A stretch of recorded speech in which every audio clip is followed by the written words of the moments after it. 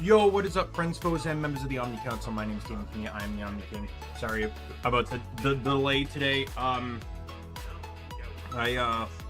really had to go to the bathroom, which is why I got pushed back to 2:15, and then I was trying to just quickly finish up my food because, as I've said before, I cannot eat during the stream because it's all on camera. Exactly where you are, the part of my desk the camera is pointing at is where I keep my food. So I don't actually have any room on my desk right now for food. And because everything's white, I don't want to damage anything. So it's like when I have, like, I had some Chef Boyardee last night, for example, right? After the stream. And I literally just held the tub. Like, I didn't want it to fucking touch the desk in the risk of it staining anything. Because I don't want, obviously I don't want it on the design, but I also don't particularly want it on the base either, because it'll look bad. But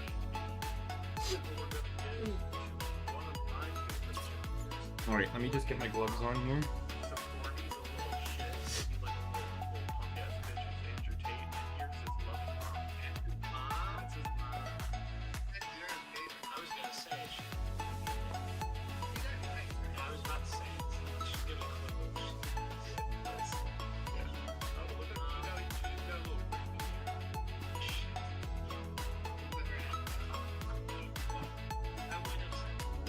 Alright, sorry, got my gloves on. Oh, is this video picking up? I completely forgot to pause it while I was doing this.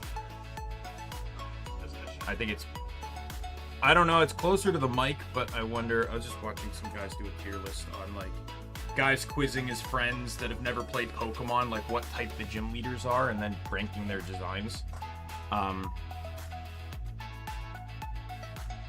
I don't know, the audio pickup on my mic, it's closer to my mic, but the audio pickup was, I'm gonna shut out the video specifically. Since it might have been from Razzie Days, I'm gonna give them a subscribe to. Razzie Days, guessing gym leaders' types based on their character design is what it's called.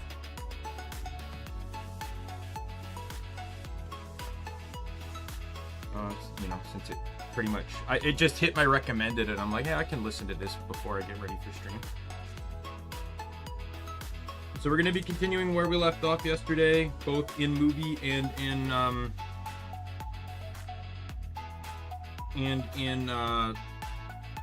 ditching. We're going to the next set of words, which is Skyrim streams, and then hopefully maybe able to start the blue block of Cum Zone.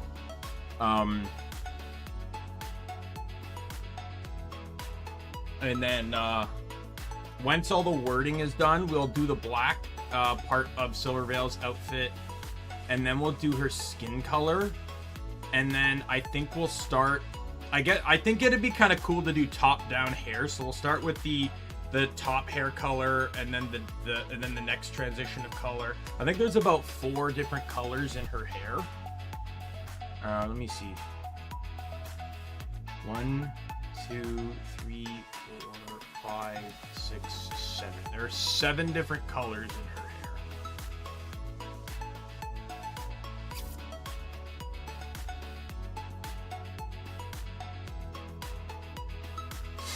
Some of these are gonna, I didn't realize that there were some odd colors sticking out in some weird places.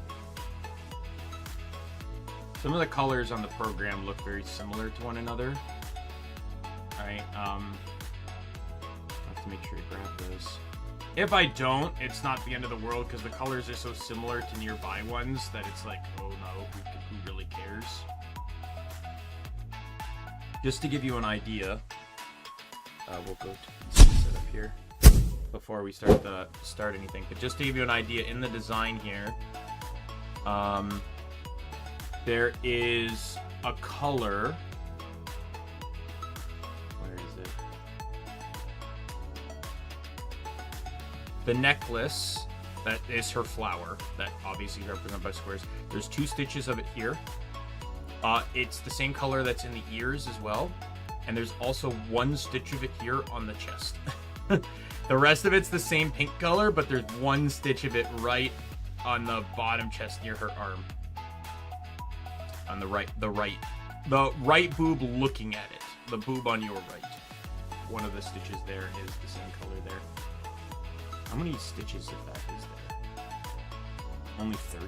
That doesn't look like 30 to me. 1, 2, 3, 7.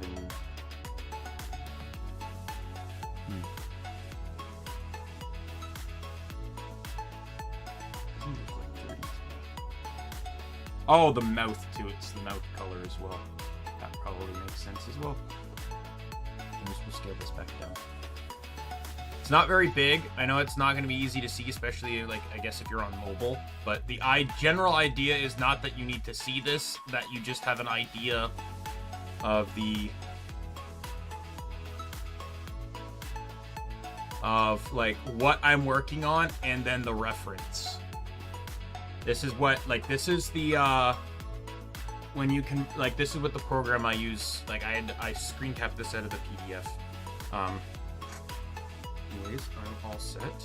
By the way, I realized something really dumb yesterday. Remember how I was complaining about how, like, the screw here keeps coming loose? And it makes it hard to balance this thing. You know, I realized that I could just turn this and instead of constantly trying to keep it like this, I could just put it like this. Like, there's nothing stopping me from doing that. So I'm just kind of an idiot. Anyways, so we'll turn off the BGM. I've already got the movie title up. I got the movie ready here, so we're just gonna start Hoopa. Oh, let me get the cross-stitching stream started. It's gonna disappear for a second. 3, 2, 1. Boom, and it's back up. All right, we're recording now. Okay, 1, 2, 3.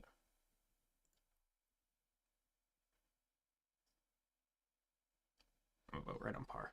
All right, so we are starting Skyrim. So I don't really know much about this outside. There's a shit ton of legendaries in it, but I do know that this is a fucking like I've just heard that this is a crazy movie. How long is it? It's about the same length as the other ones.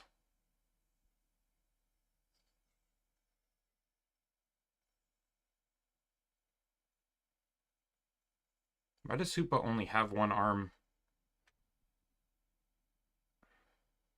Where's its other 5 arms?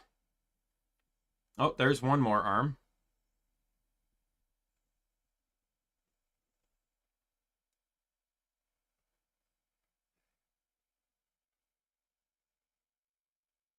Oh, Primal Groudon. I knew the Primals are in here and Mega Rayquaza. Oh, is that just Groudon? Hey, Groudon finally appears in a movie as itself. At Kyogre.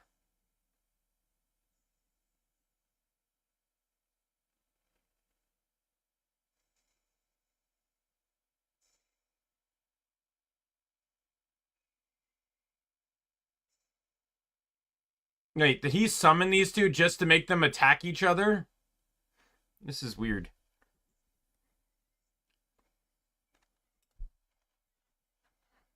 Hoopa does sound ridiculously OP. Zekrom and Reshiram. Regigigas? What? Why is Regigigas with Zekrom and Reshiram? Or are they standing off against it?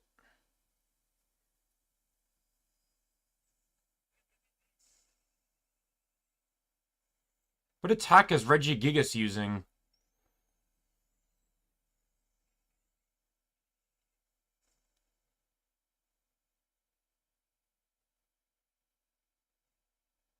Alright, let's get the first stitch in. So we're going 1 over and 2 up from the top of the A. So it should be this one right here. Yes.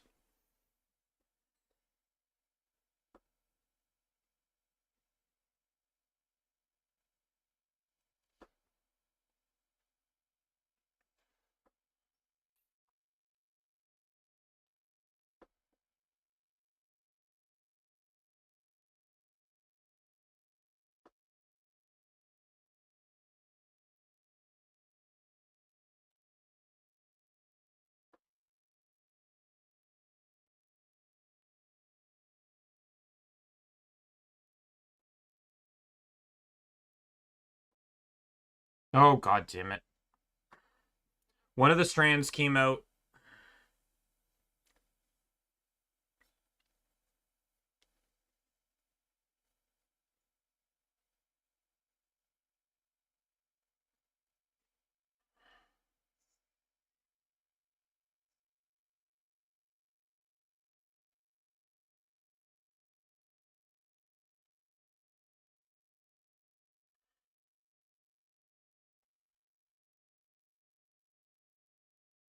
God damn it. I hate when this happens. Something with the fabric causes it to look like that it's not diagonal.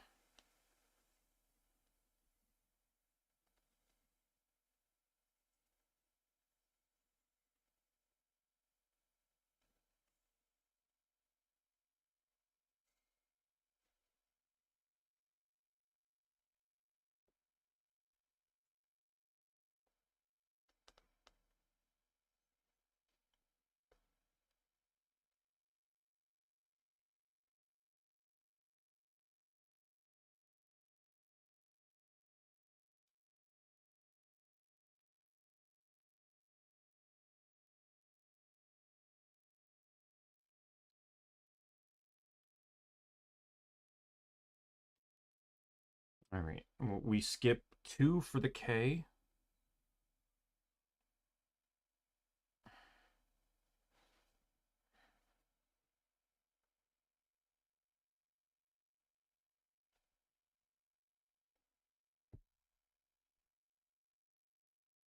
And then we skip 4 for the other part of the K.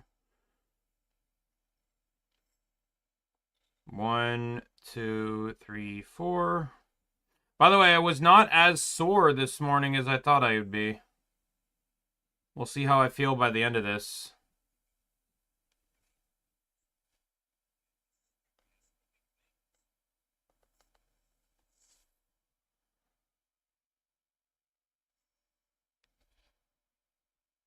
And then we skip 2 for the Y.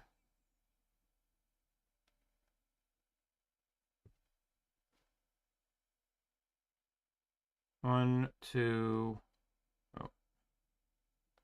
One, two.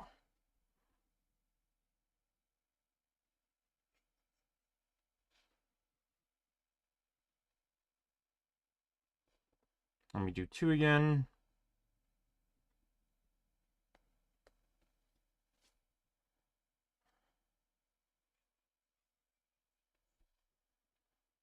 Considering the Are You Wholesome and bottom of the speech bubble took me 10 hours to do, I'm very curious as to where this is going to take me. 3, 4. How long this is going to take me. Hopefully we'll keep up a good pace, though.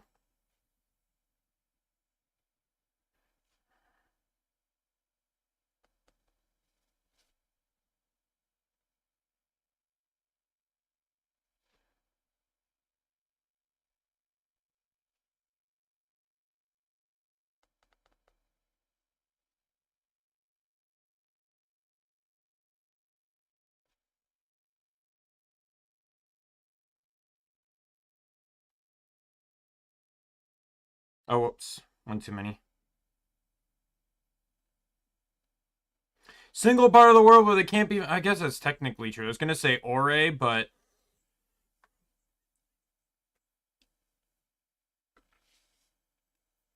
well, if we talk about, like, legendary or, like, trainer, any Pokemon at all, including trainer, then technically Ore still counts. So my guess is there's going to be an evil guy that wants to unbind Hoopa for power. Not realizing that Hoopa's not going to listen to him. Seems about right, right?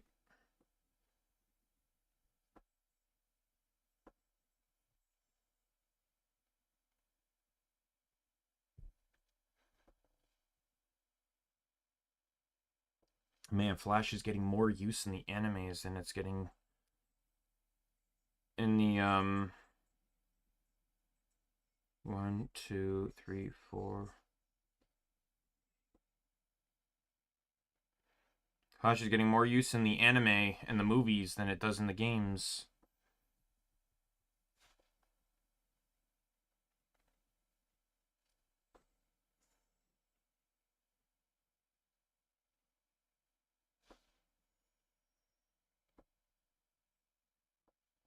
Hey, someone made a mistake. If only we could have foreseen this.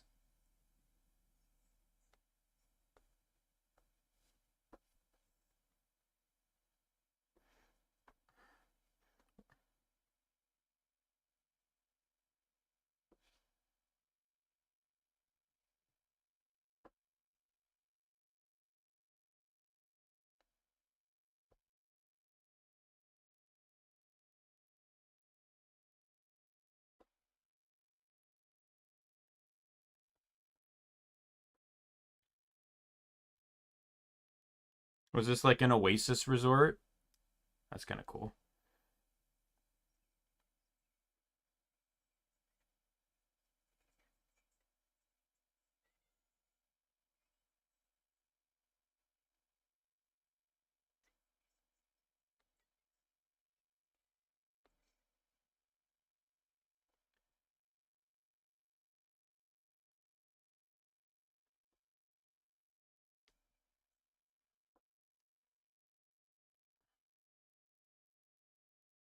Oh, it's an actual Pokemon Center. Looked like a resort.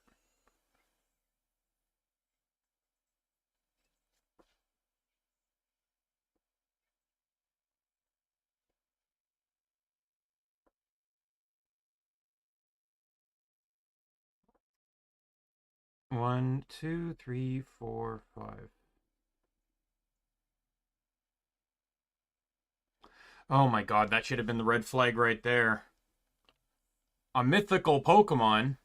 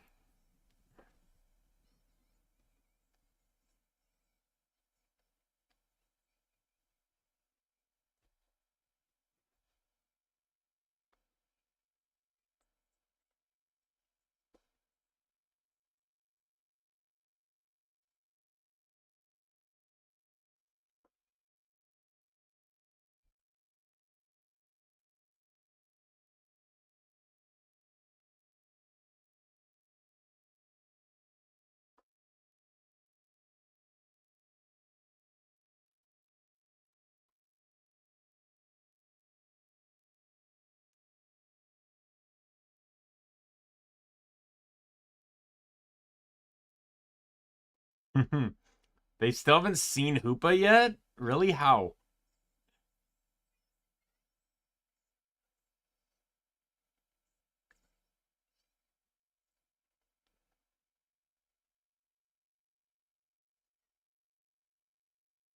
Five.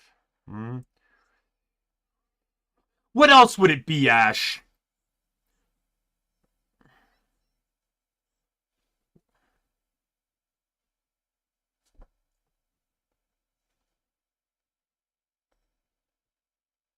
What else would it be? Hoopa, are you a Pokemon? No, it's a dog.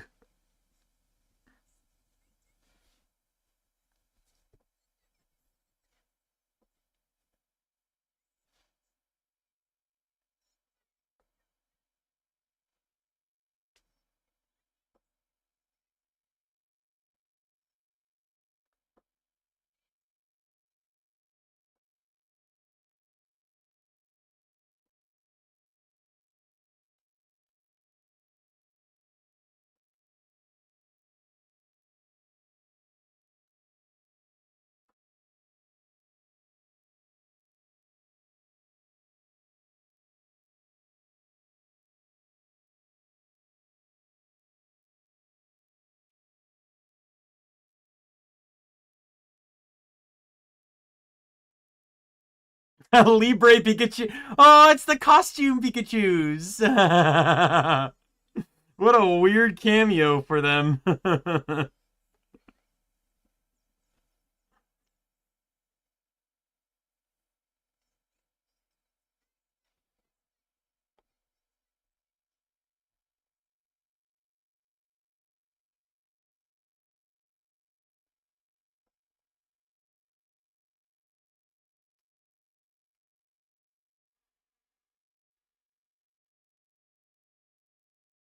One of those Pikachus has to have, like, let's be real here. One of those Pikachus has to have Lightning Rod to prevent that, right? Like, all these Pikachus, one of them has to have a hidden ability.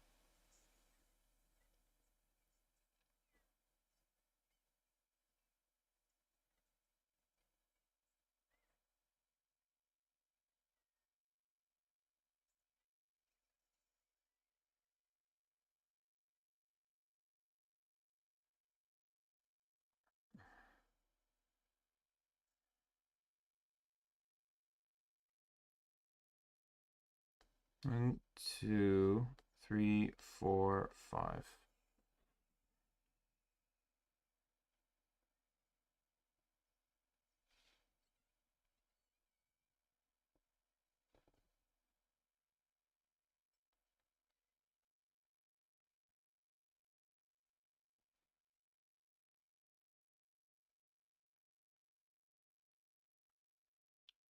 Right, and this is the T. Oh, fuck, come on.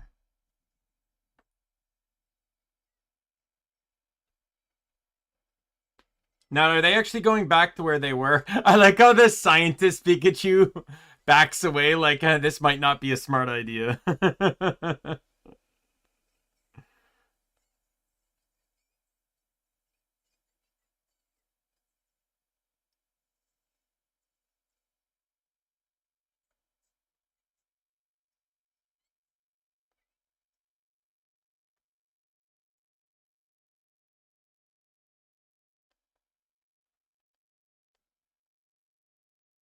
4, 5.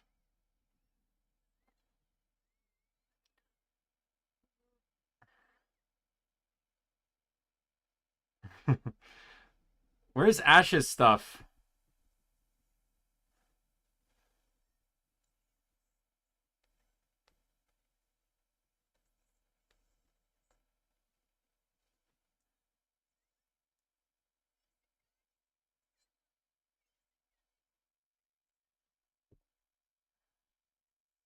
I still say I like Serena's old design. Or at least I like the long hair. I don't like her short hair. Maybe if they restylized it instead of cutting it, I would have liked it. But because I like the outfit. The old outfit was a bit basic, but like, I don't know. It works. I just liked her long hair better. But I don't think the long hair in it itself would have worked well with... oh, there we go. Hoopa grabbed this stuff. I don't think Hoopa would have worked... I... Oh, no, that's not going to be good. That's not going to be good. That's not going to be good.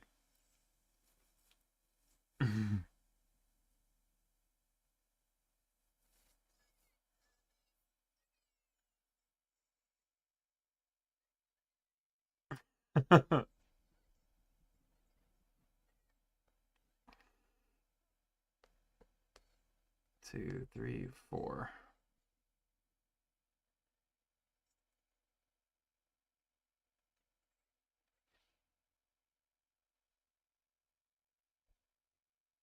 And this one's a 3-stitch.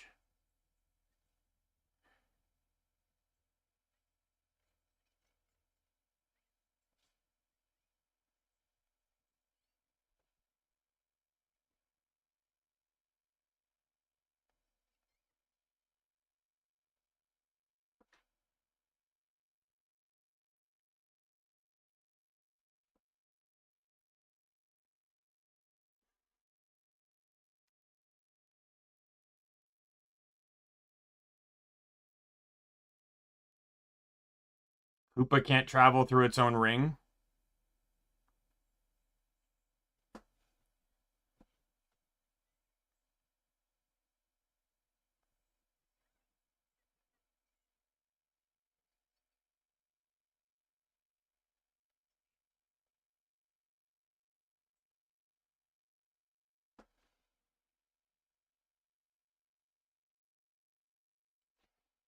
Does it really matter? I highly doubt you're going to be involved or associated with their own plot.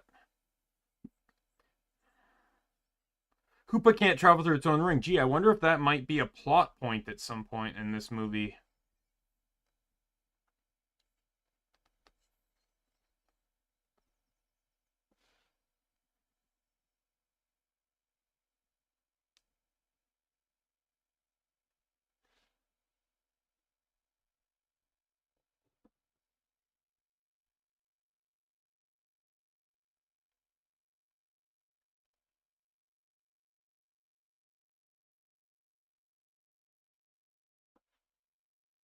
Come on.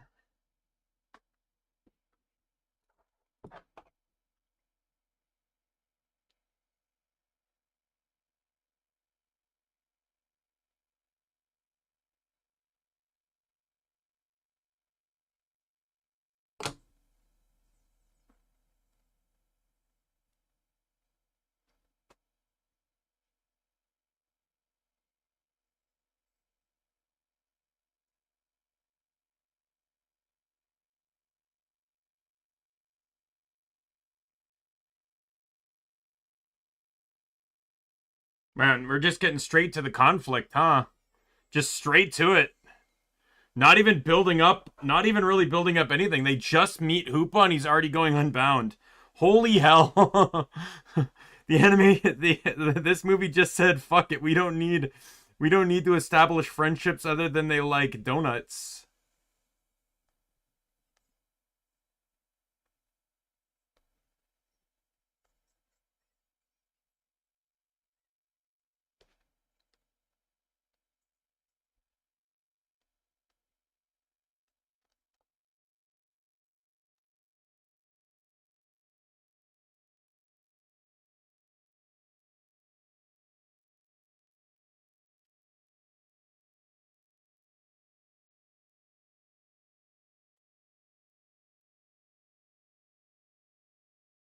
Wait, did they want to?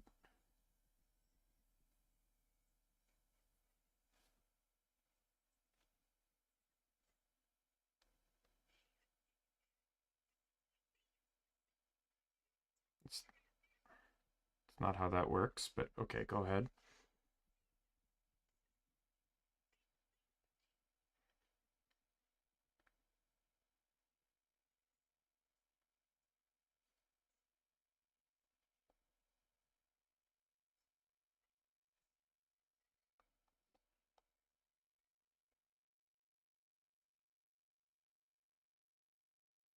Oh, there's a dead shop owner.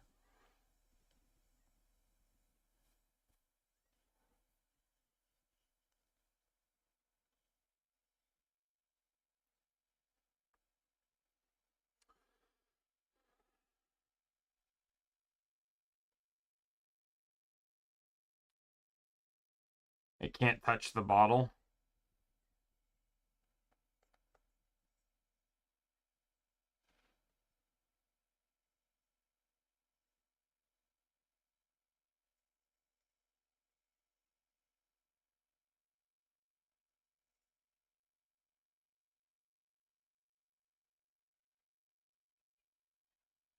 Yes, because that will work on a solid No shot.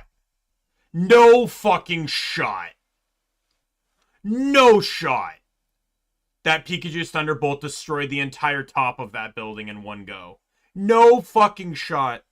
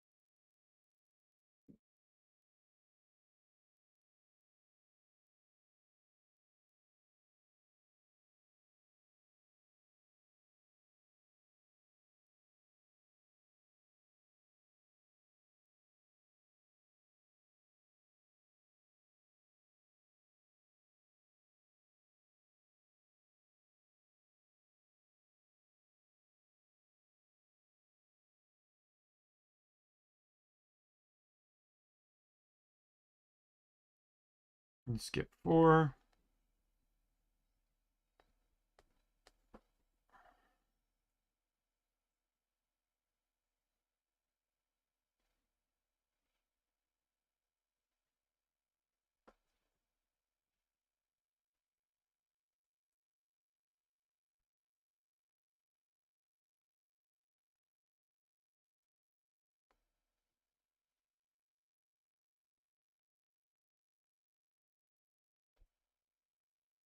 You're just gonna use your arm?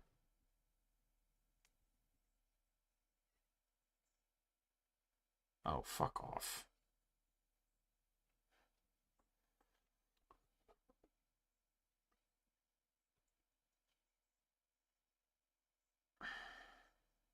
Before it blows up.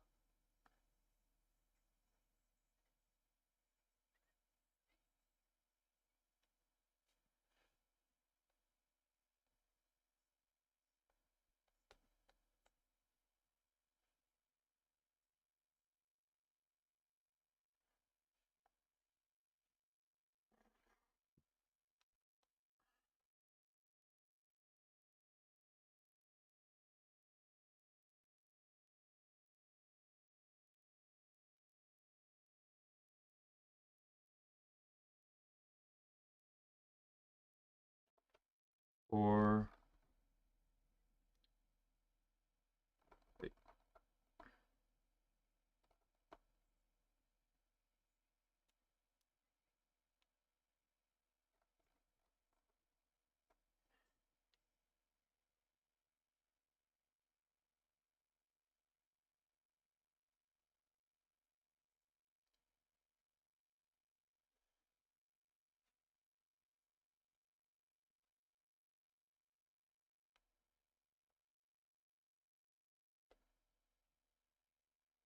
Okay.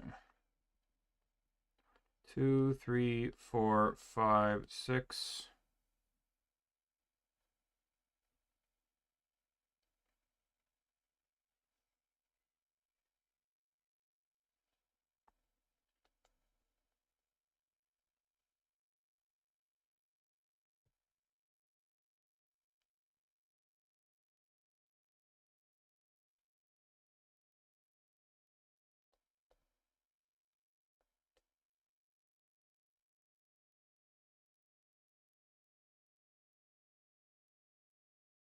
Oops.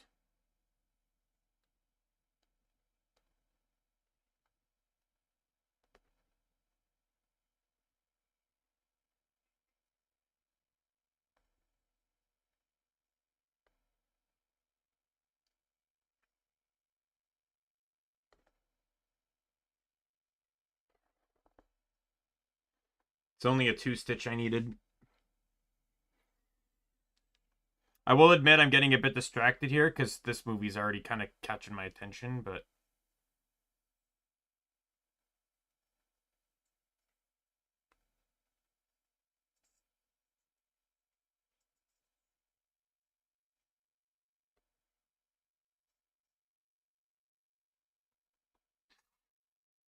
Skip 2.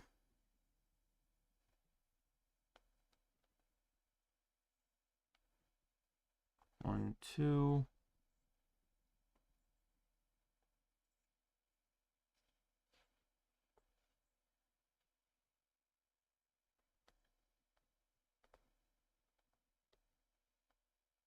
It's kind of interesting though, because at the very least, unlike just hearing a story, this movie actually straight up shows the threat that's going to occur later.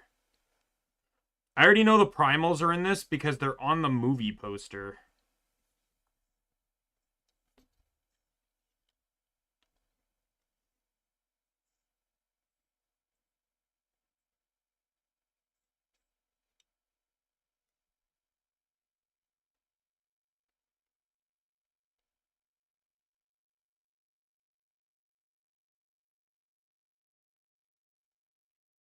Oh, Arceus? Yeah, me and Arceus are buddies. Can you, no? I don't know what you come into my room and start eating and licking, Merlin, but stop it.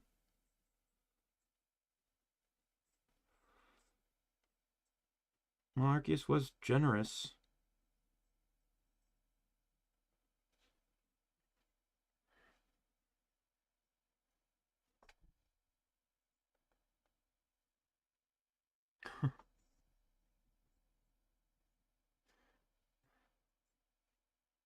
Yeah, I saved Arceus from, I helped stop Arceus from leveling the world in an unbridled rage. Granted, with that happening, I'm pretty sure it would have actually no, I think it would have awakened at the same time just without the anger, right?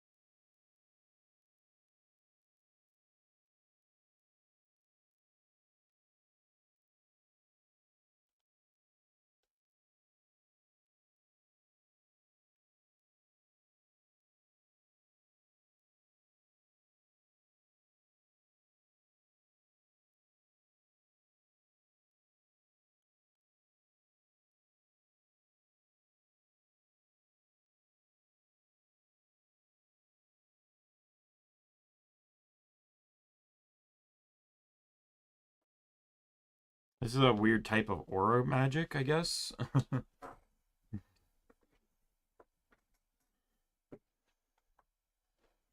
By the way, these letters are also 9 high, too.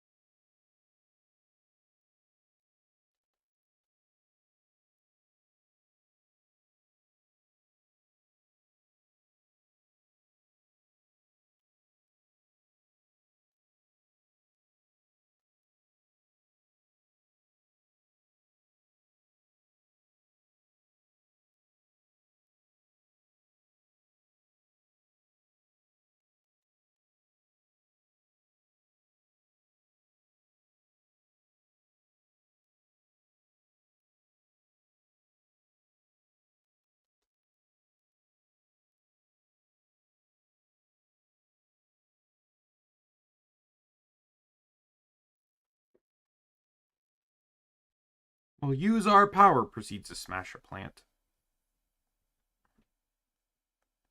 Made it almost seem like he was going to use that magic or whatever.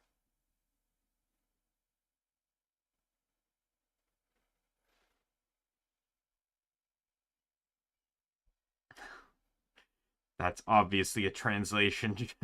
Hungry, hungry Hoopa. 100% the translators threw that in.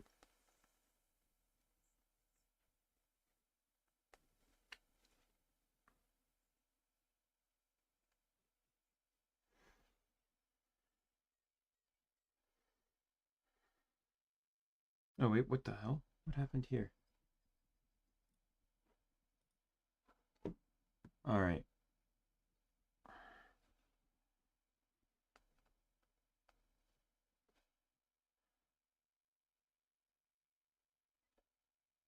Is that Serena? It's VA that's voicing this girl, too. It sounds familiar.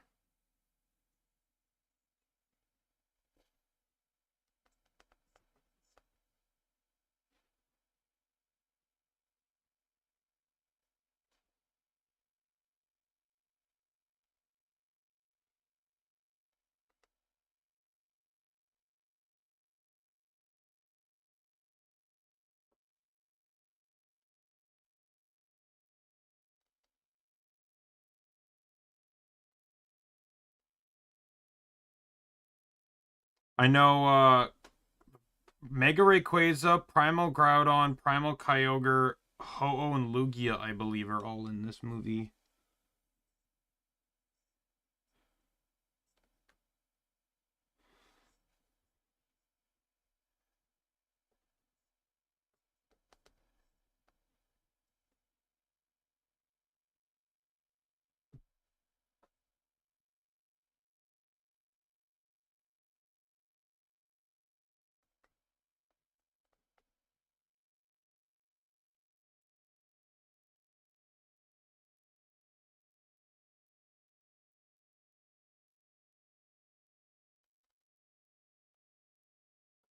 So Team Rocket is the actual instigators of the plot this time.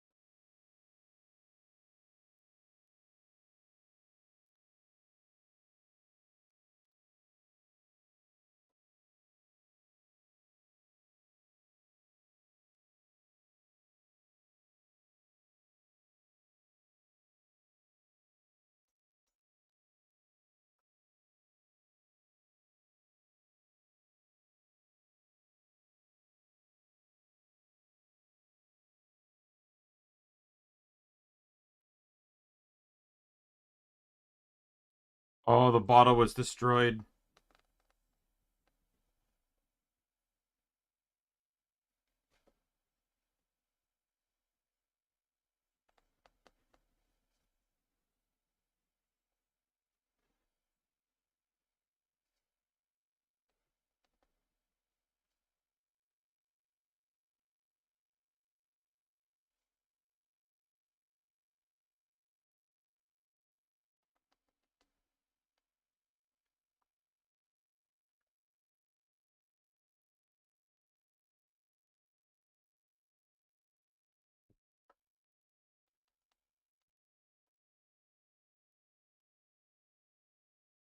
By the way, when the Pokemon movies end, I've already said that I'm going to go to reincarnated as a slime.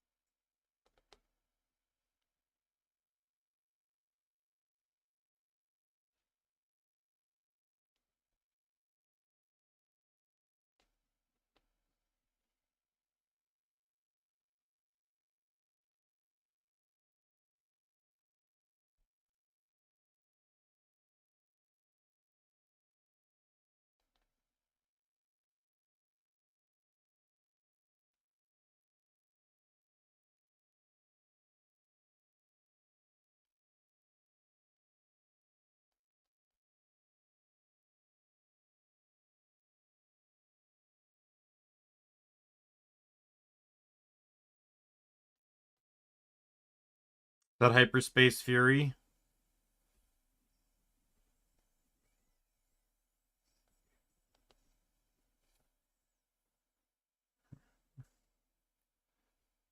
You kidding me? This is an anime with a legendary. Are you telling me that it's a normal Pokemon's going to be able to counter it?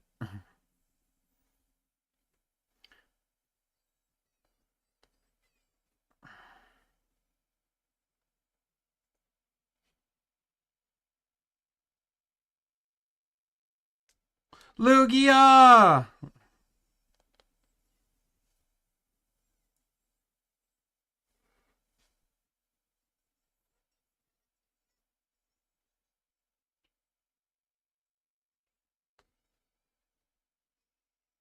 Would have been cool if it was the actual Lugia that Ash was friends with, and it responded. Like, of course, Ash. Good to see you again.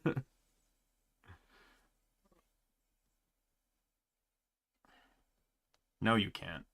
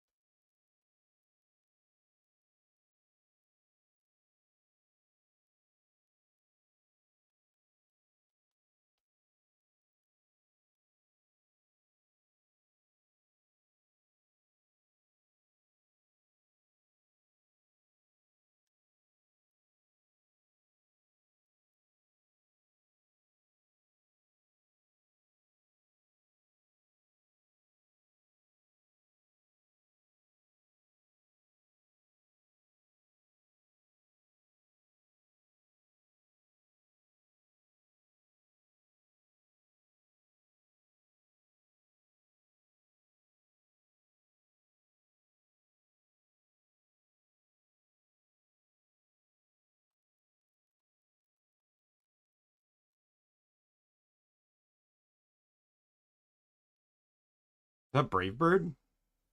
I didn't know Lugia could learn Brave Bird. Alright, I'm not going to make it all the way through with this strip here.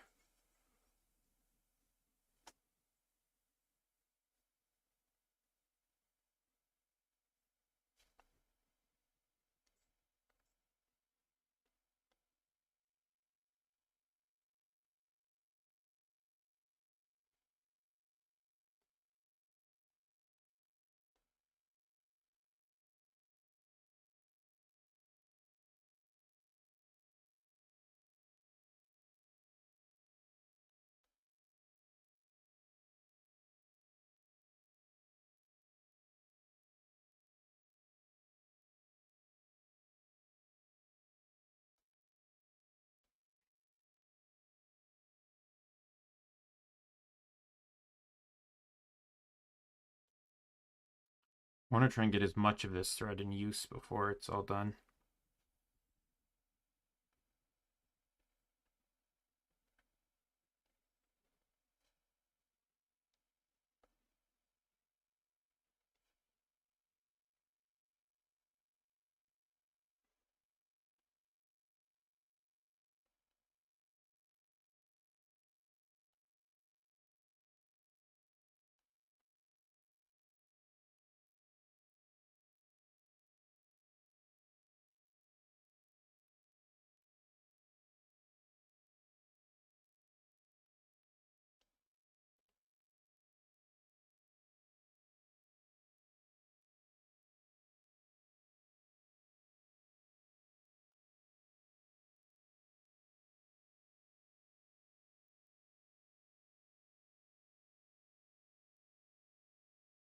Another brave. Why not just use Aeroblast?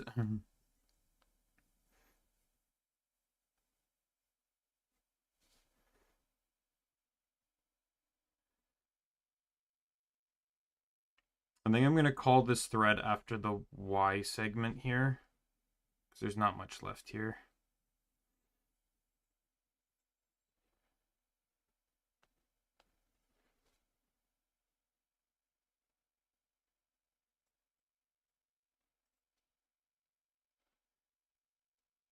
Okay. Let me just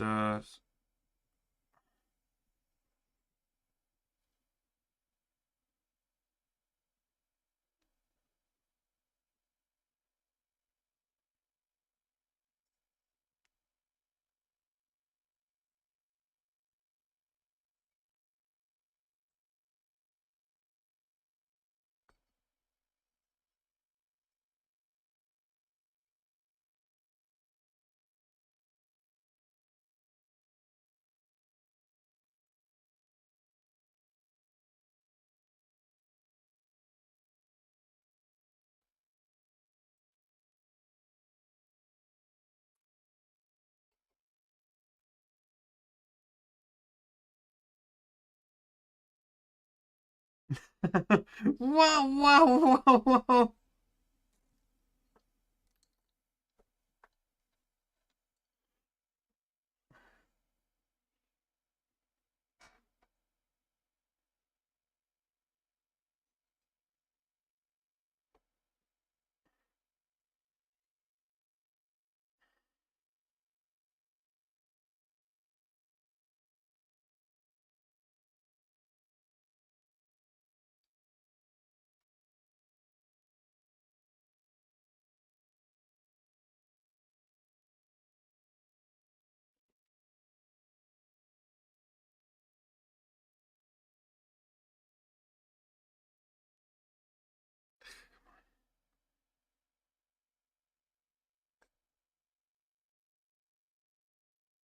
Come on.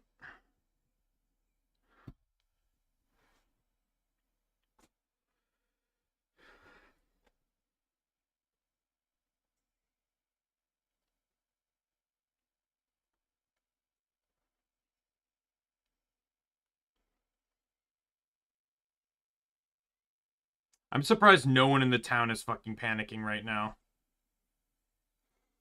We just saw a guy walk by with a bloody briefcase, just casually.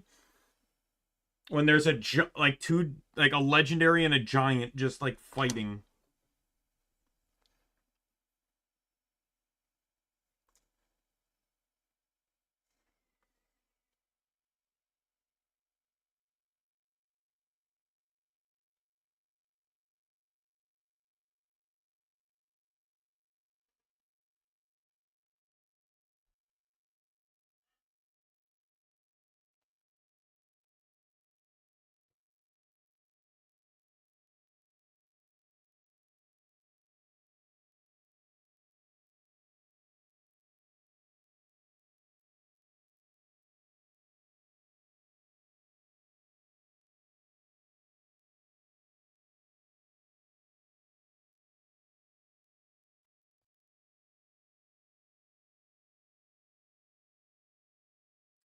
Ladios!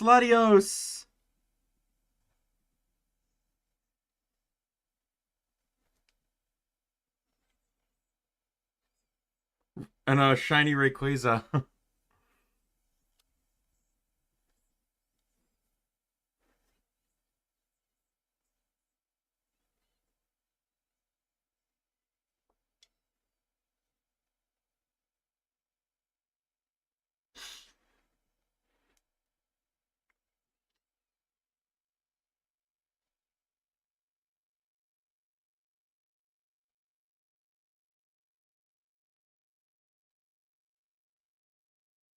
Do the Latiases Mega Evolve too?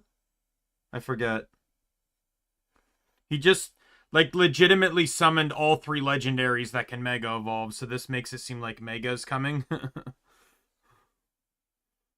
Well, we already saw the Deontay one, right? So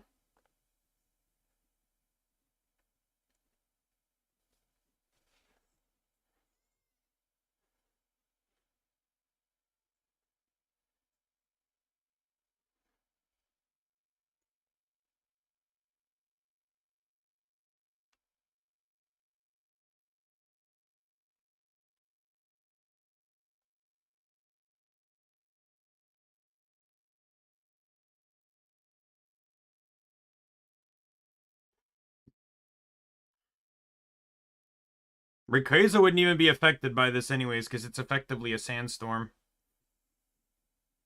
Are you serious? I'm caught on the clamp?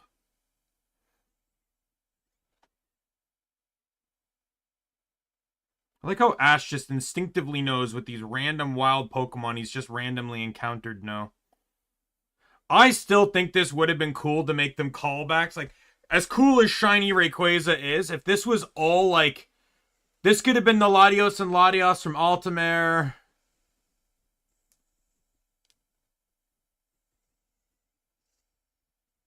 Wait, what? Which Hoopa is summoning those? Kyurem? Primal Groudon? Primal Kyogre? Oh no. Their eyes are red, so it tells me that Hoopa summoned them.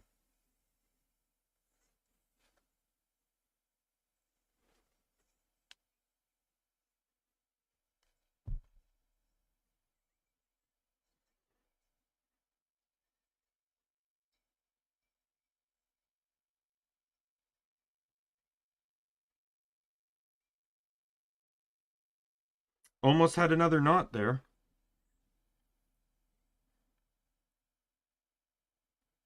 I thought Ho-Oh appeared in this one.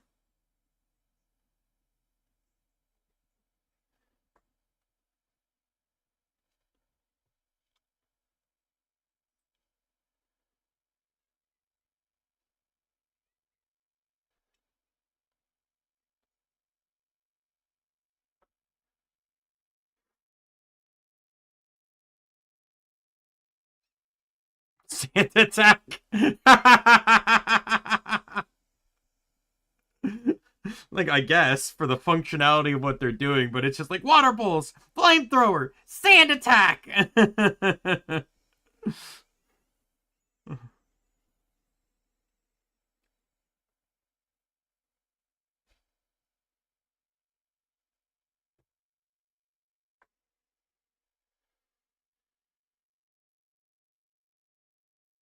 Yeah, no shot. No fucking shot. No shot. No shot at all. No fucking shot. Oh, they're mega evolving? Here we go.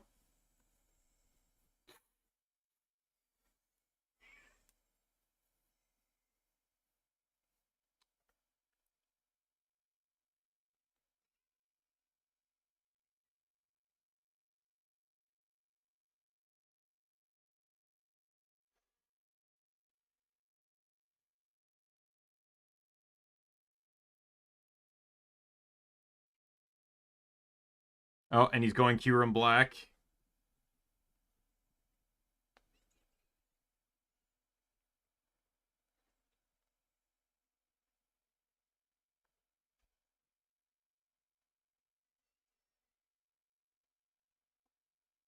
Man, it's kind of crazy that they have a Pokemon that can manipulate time, and he's not manipulating time. Holy shit, I feel bad for all those people that just died in that apartment complex. Man, you watch these as an adult and you come to realize the literal amount of casualties that are happening in these fights. Like, oh my god, there's no shot all these buildings are empty. Like, no fucking shot they're empty. These are people dying. Like, this is thousands of deaths. No fucking shot. Oh, Dragon Descent, which is a flying type move despite its name. It really, I don't like that it's called Dragon Descent. I don't hate that it's flying type because it matches what Rayquaza is known for, which is being the guardian of the sky. Uh, but I do. Oh wow! As long as Wobbuffet can live, it can counter that.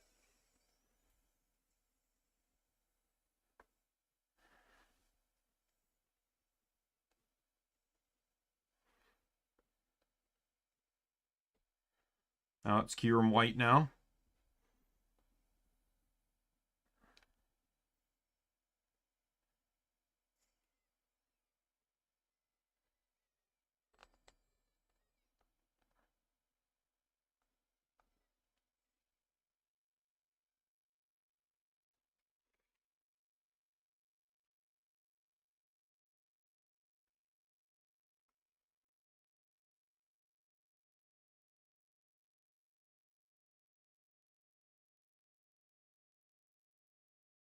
Yeah, Kyurem's.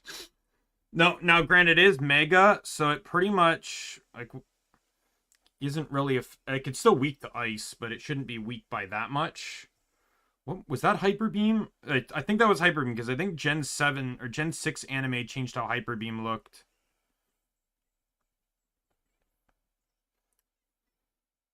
Now people are evacuating. Great.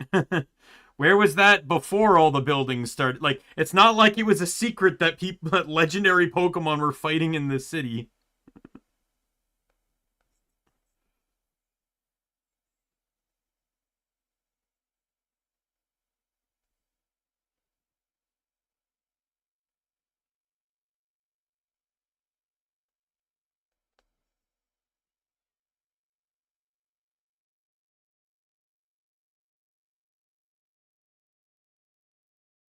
Oh, that really didn't work out well for. There's some friendly fire going on.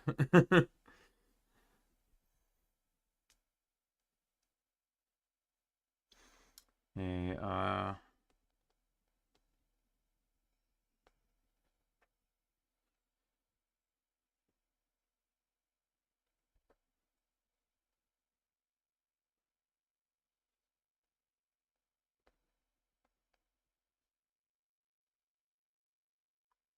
come on. Don't do this to me. You're gonna make the X look bad.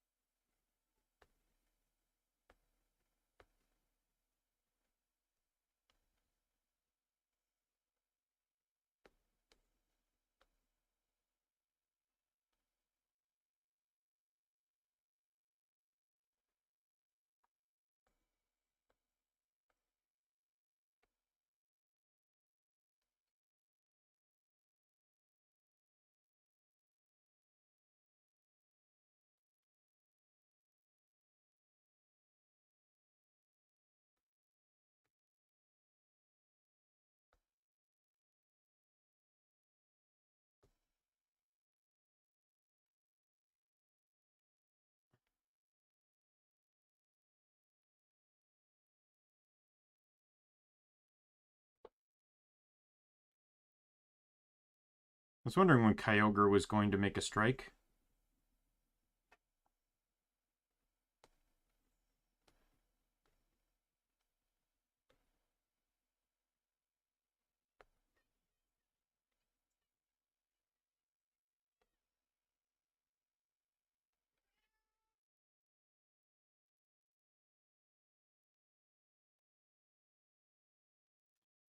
Gonna have to pull out the stitch.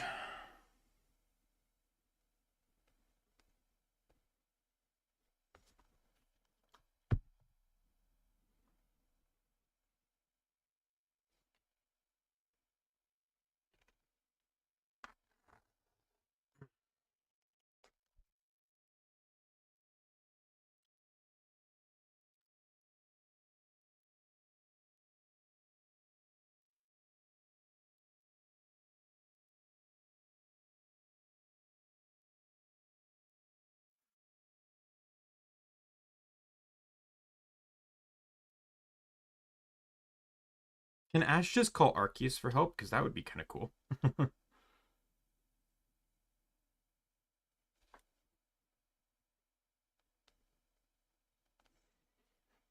Again, this would have been a really cool movie if they made it kind of a callback, because it is the second last movie of this Ash.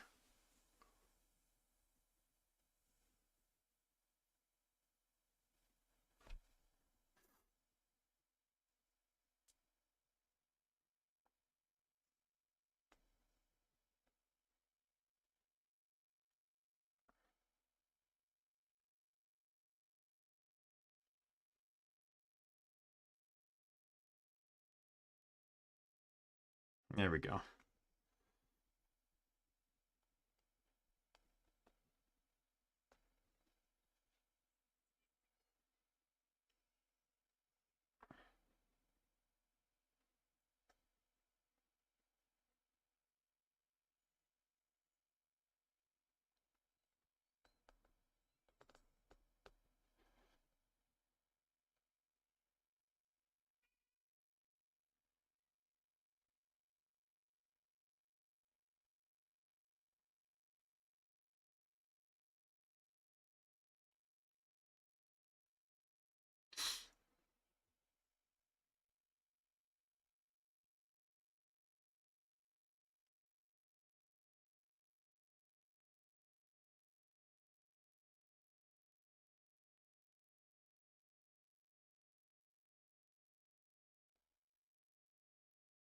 All right, so it's 2 before and ends 1 after.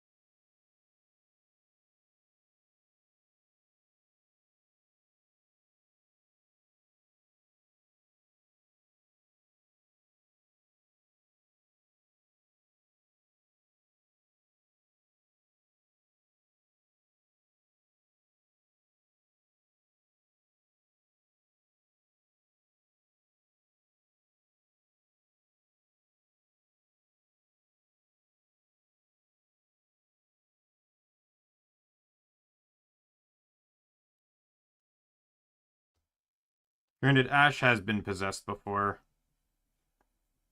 back in Battle Frontier.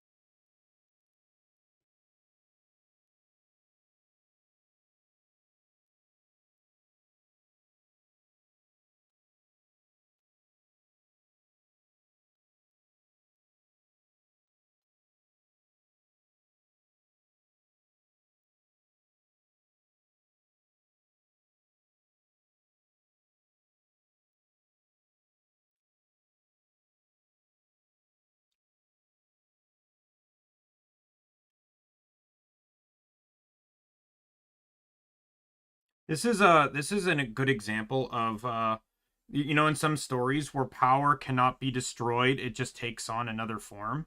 This is actually a really good example of that. That some power is just too strong to permanently destroy.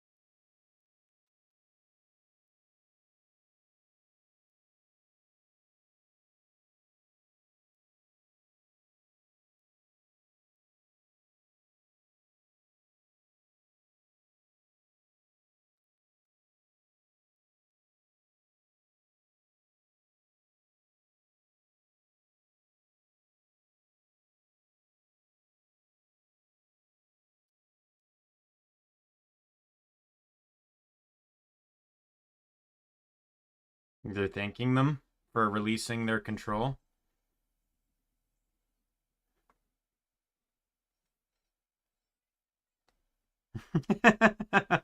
That's funny. That's funny.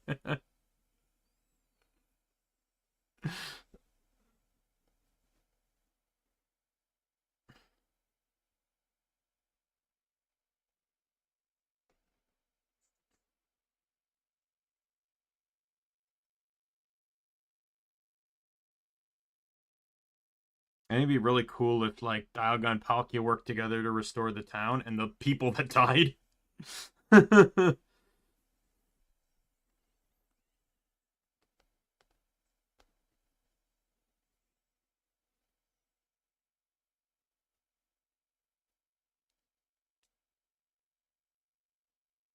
What?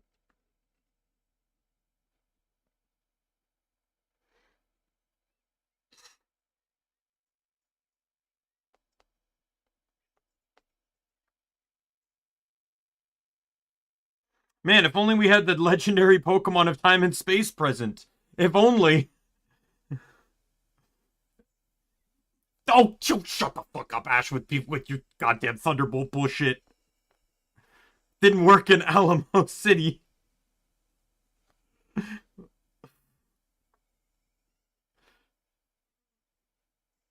Oh, even okay, there we go. Even Palkia can't do anything.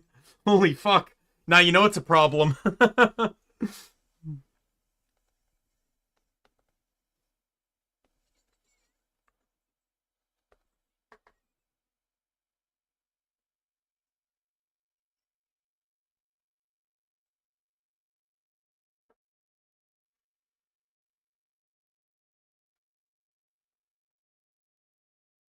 When time and space can't fix a temporal space rift, that's kind of crazy.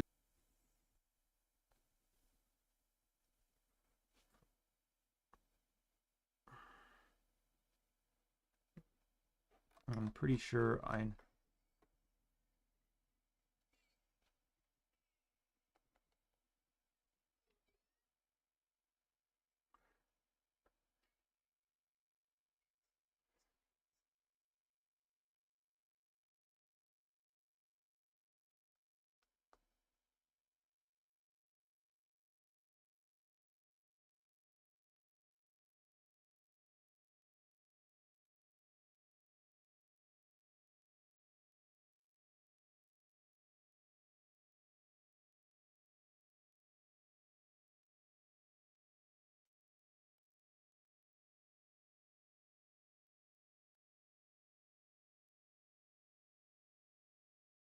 I do like though that the hippopotas scene shown in the beginning of the movie was actually like a hint to an actual plot point and not just like random. That's kind of funny to me.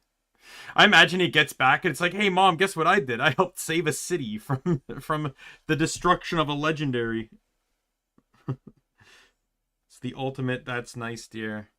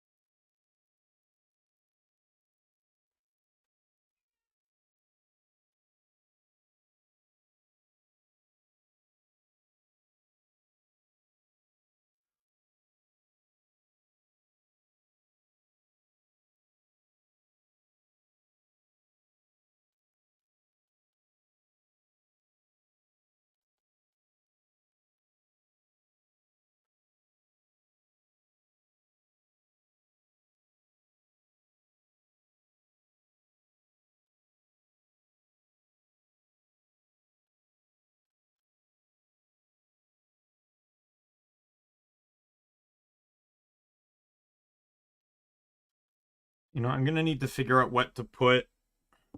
Oh no, I got a knot. Oh well. The knot seems to be pretty secured, and it's way too far back for me to fix. When I go back over, you can see the knot right there on the bottom there.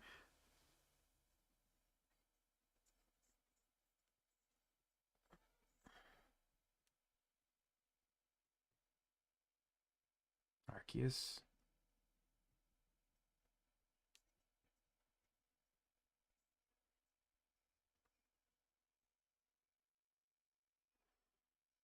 When I go back on the next one, I'll make sure to try and stitch over that to latch it in.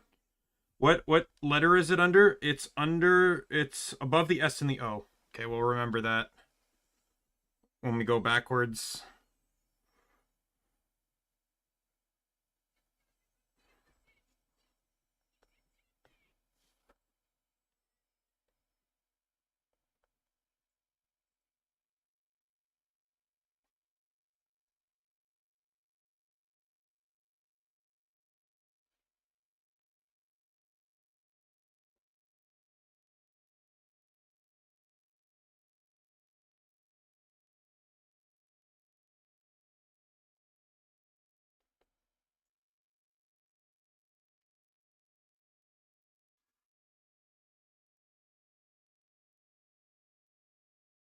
By the way, last night I hopped into Guild or to Genshin again to pull for Chiori. Got Chiori pretty early on. Um, then started pulling for her C1 because that's what I was aiming for. I saved up for it and everything. Failed the 50-50 on her C1. Got Ito because it's the Inazuma uh Chronicle Wish banner. So if you fail, you can get any of the 5 stars that are on that banner. So I didn't have Ito, so I'm not upset about that because it just means that I can use Ito. I could actually do a Mono Geo team if I wanted to. Because it's that team's like Ito, Noel, Goro, and either it can be the last slot can either be Zhongli, Albedo, or Yunjin. So I have Yunjin in use right now, but she doesn't hurt because they're all scaled by defense, but you basically main Ito until you use Ito and his burst, and when Ito's burst ends, you switch to Noel's burst, and you just kind of flip-flop them. It's Arceus!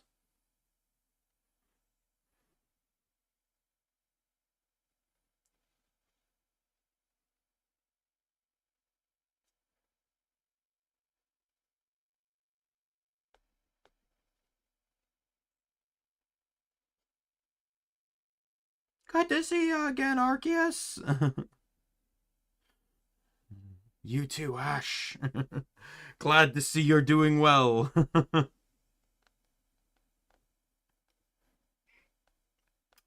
You know, I'm just gonna say, like, I know, like, couldn't couldn't like Palkia help out sending back Groudon and Rayquaza or Groudon and Kyogre to where they actually were from?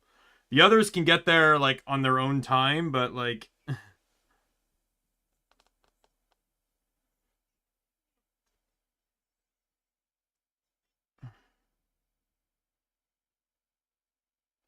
it's interesting that Team Rocket like actually was the cause of the plot this time.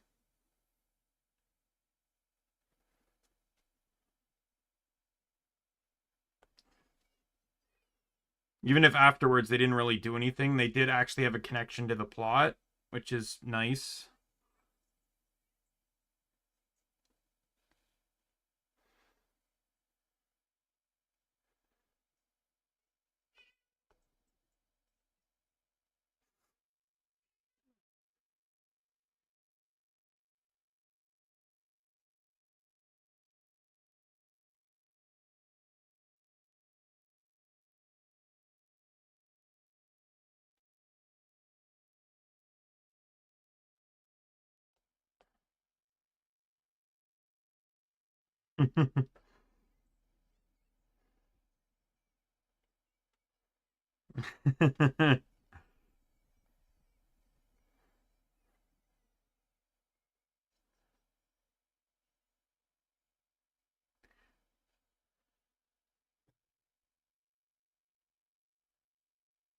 I kind of like this because it really showed like the responsibilities of the power that Hoopa had. Like it enjoyed its power, got lost in that power, and then learned the responsibilities behind it. All right, movie's done. Let me finish. The needle came out of the string, so we can switch to the next one. The Volcanion movie. Admittingly, I think Volcanion's a fucking awesome Pokemon. I know next to nothing about it, so I'm actually kind of excited about this. It to me it felt like one of those legendaries that kind of just this one, and like in Sun and Moon it was Zora. Like I just felt like they never got the attention that a lot of other like mythicals got.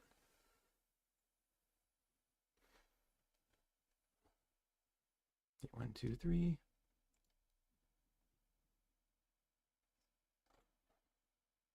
I'm getting better at the timing. The timer you're seeing on screen has a little bit of a delay to it. So oh my god, come on.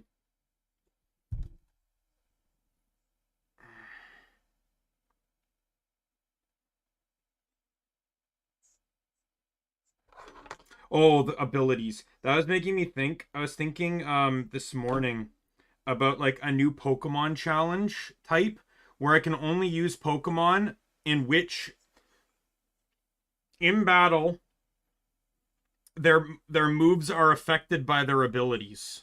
Like all of their moves, or at least some of their moves. Like I have to be able to use them in battle under the condition of their ability. Within reason. Like I was saying, like I can use my starter, but because it has like, for example, Blaze on Torchic, but I can only use fire moves. Doesn't I'm gonna give off the leeway that I don't have to be in Blaze for it to work, but I have to allow for Blaze to work if it can. Right? Gen 3 is no joke the hardest to figure out. Once you hit Gen 4, though, it gets super easy. If I played Emerald, I already checked outside of starter. The first Pokemon you can pick, or that actually, well, you got Beautifly with Swarm, but you'd need a bug move. The next Pokemon is legitimately Marill in Emerald, and in non-Emerald, you don't even have an option. But you can't use water moves with Marill. You got huge power, so every move has to be physical. And it doesn't have to be offensive, too. Like, if I wanted to run a Prankster Mon, I can use all non-offensive moves. Like, if I wanted to run, say, in, like, Gen 5, a Prankster Whimsicott, I could do that. Run, like, Leech Seed, Toxic, Protect.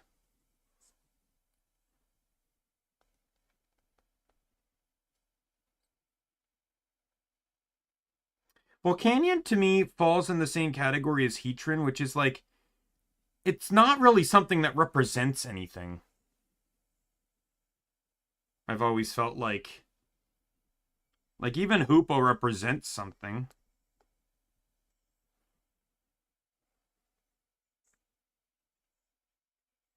Hoopa is chaos.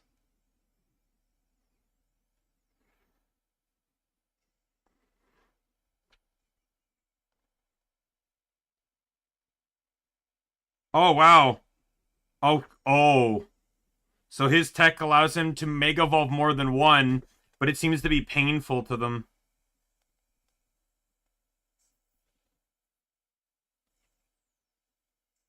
Oof. So it's sort of like Dark Mega Evolution, it seems.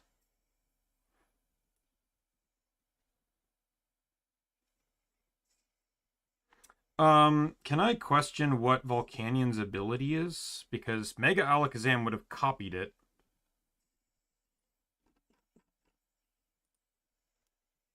That would have been neutral, just so you know, freeze dry.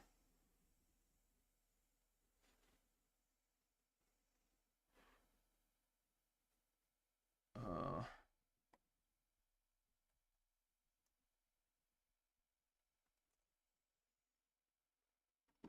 ability is Water Absorb, so he wouldn't have been able to use water on Alakazam. Which is fine anyways, because I just would have started pumping out fire moves, in all honesty. What with Glalie being weak to fire.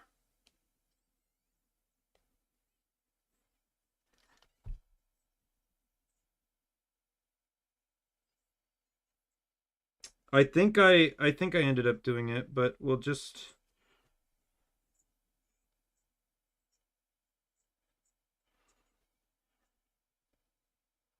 okay, we'll just make sure that that pulls down. We're good. Yeah, no joke, I did not feel that knot. Most knots you can feel. I did not feel that one. Needle is in the glove.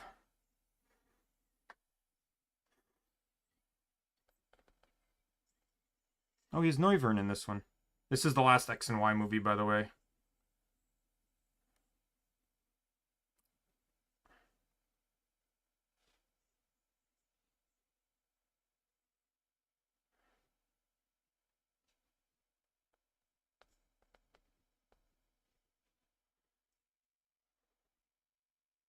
That until this guitar kicked in, that did not. It sounded like they were playing two different songs on the speaker system. Like they got the lyrics and the instrumental mixed up. Yeah, I don't really like that Sun and Moon didn't really have any movies.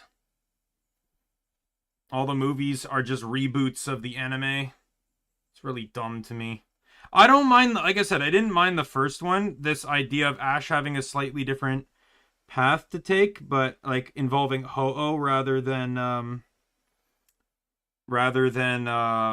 Pokemon Master, but I really wish they didn't continue on that.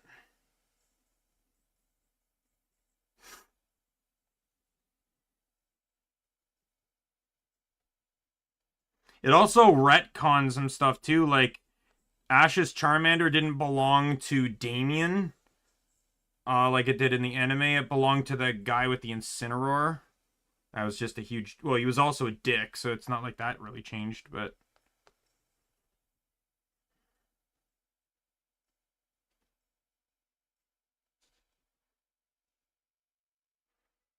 And it also seemed like a very weird way to include Ho-Oh. Not Ho-Oh, sorry.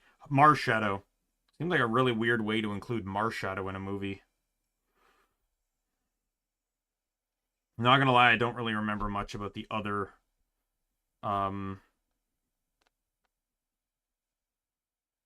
what the other follow-up movies were. I just remember there's the Ho-Oh and Marshadow one.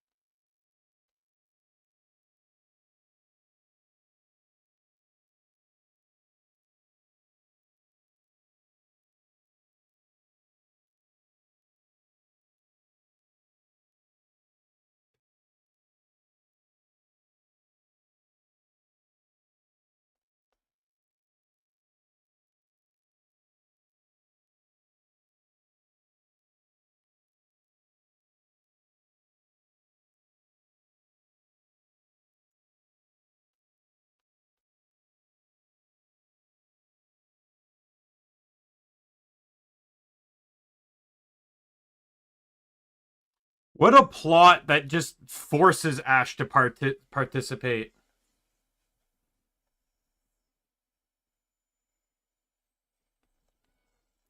They got sick and tired of Ash just choosing to help. They had to have a plot point that made Ash help.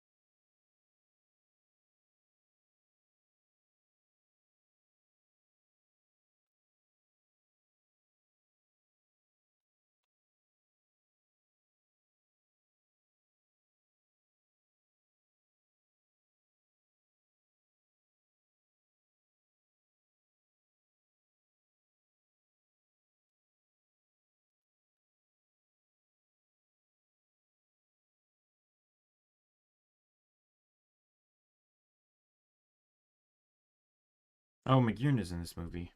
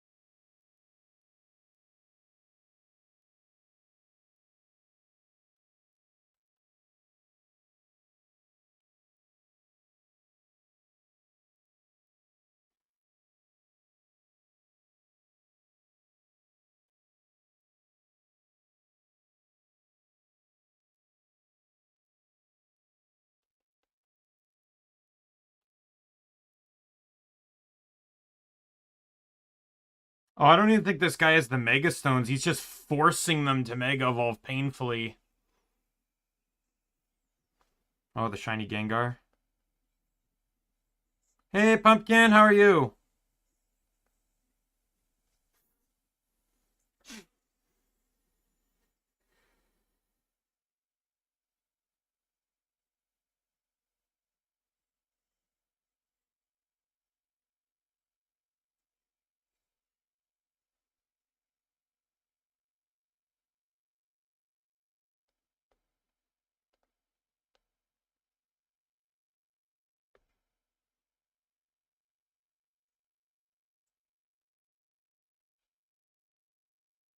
I do not do stream requests, just so you know.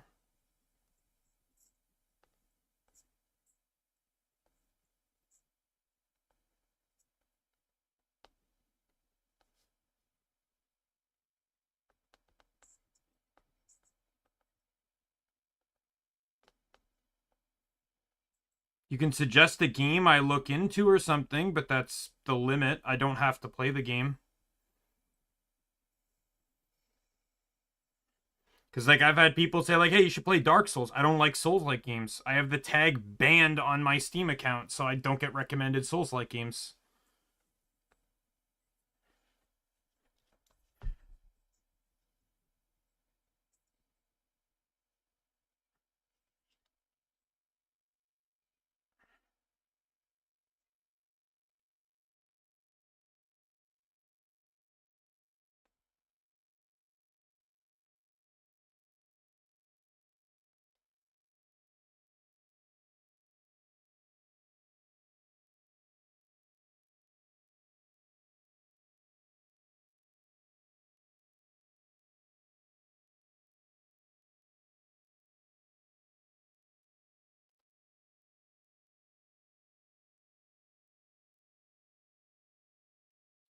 Until the Sun and Moon anime comes out.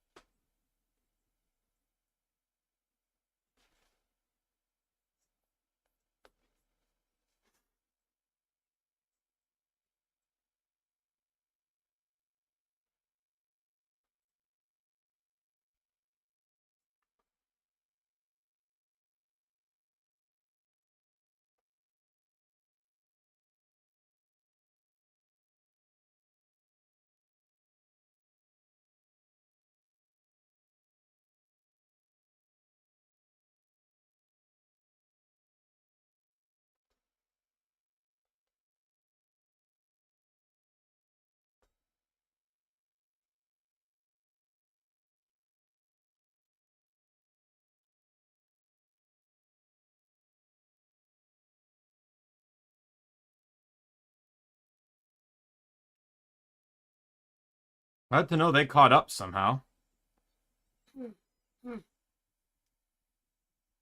Man, it's a good thing Ash had a lot of his Pokemon out of Pokeball.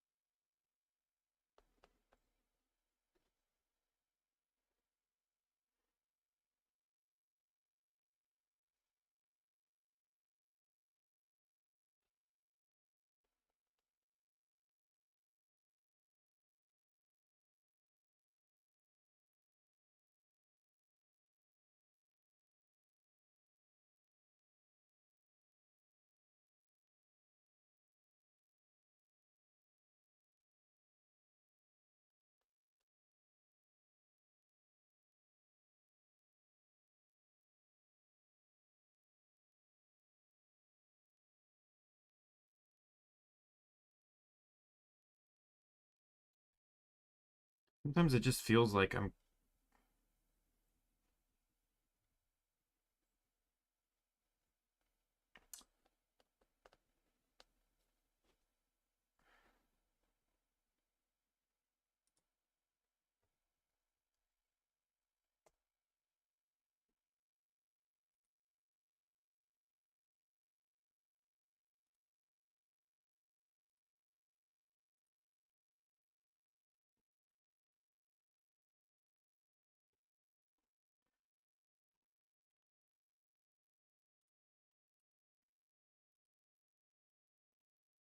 Ultra Kill doesn't look bad. I'll add it to my wish list. I don't really have, like, I have a lot of games I want to play right now that I already own, but I will happily add Ultra Kill to my wish list. Maybe get it when it's on sale.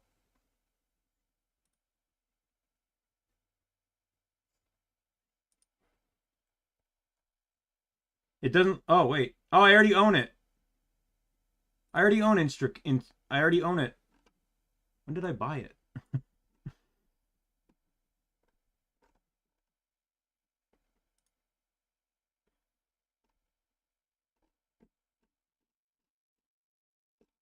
Does it say when I bought it?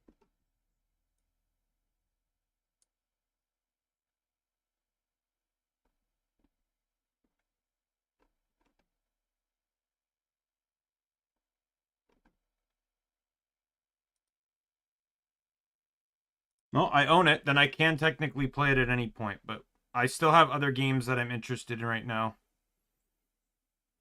I'm pretty sure, Pumpkin, I wouldn't be surprised if you were the one that requested I play it a while ago, which is why I bought it. Because I don't think that would have been a game I bought naturally.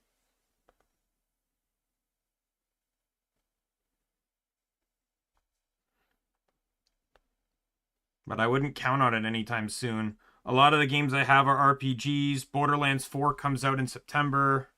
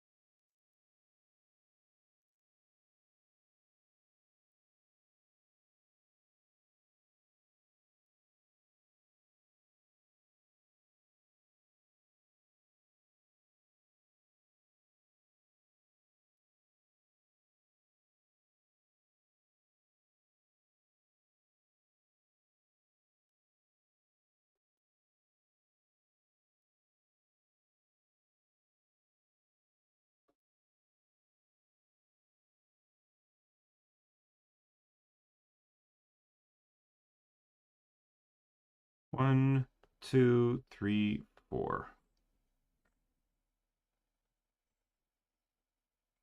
Also goes to show you how much you care. Pretty sure you came in, said that, and then left.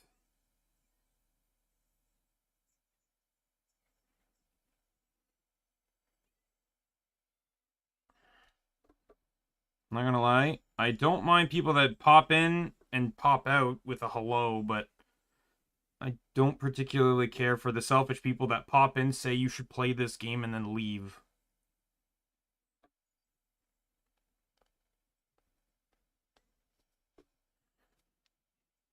It comes off the same as all those artists on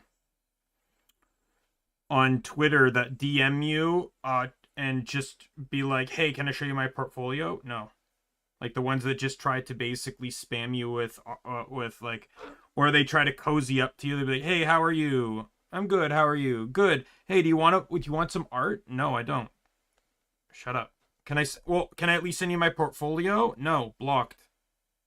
I've even had some people that are so fucking brain dead at it. I'd be like I always try to give some people the benefit of the doubt if they seem kind. This is why I don't generally follow artists on Twitter, because you follow one and then they DM you with art. But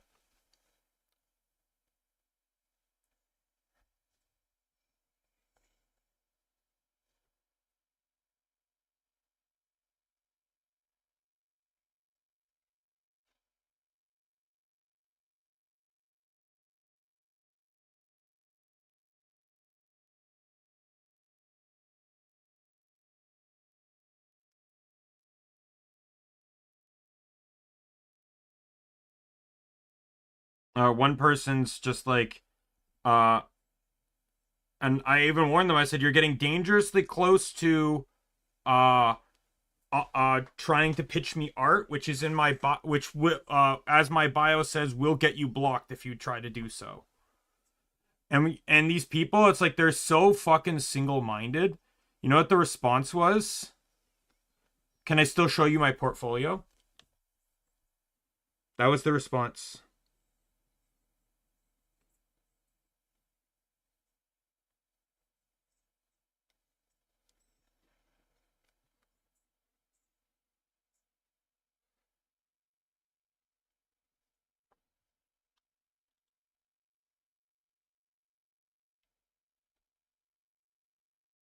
And it's just, yeah. I remember even on stream, I got into an argument with one person that just kept trying to. I forget whether it was Dark Souls or Elden Ring or whatever, but they literally, like, for 5 minutes just kept trying to convince me to play. It's like, oh, you don't know until you try it. Oh, it's such a good game. Like, oh, you can learn how to get better at the game, and like, just like every time I said no, they kept trying to come up with some other way of trying to make me play the game. But considering I recognize the username Pumpkin, and Ultra Kill is not something I remember, like a game I probably would have seeked out on my own. I'm like 99% sure that I probably I'm 99% sure I bought it because you requested it already and then immediately forgot.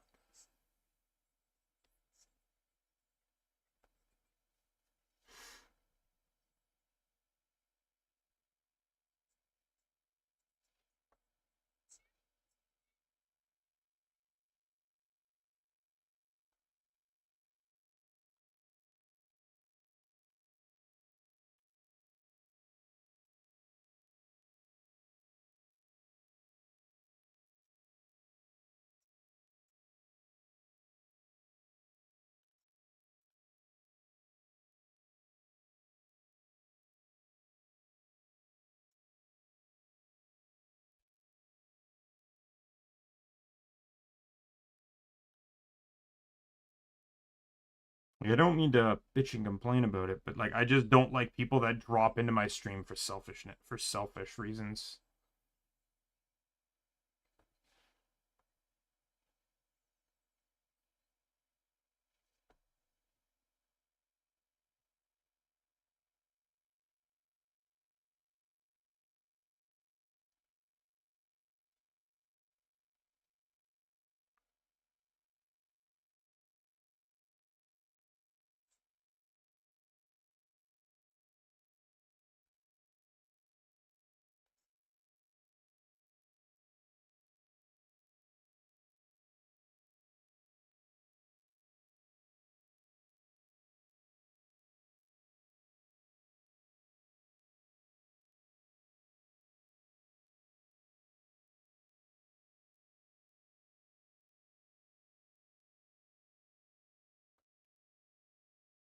Oh, whoops.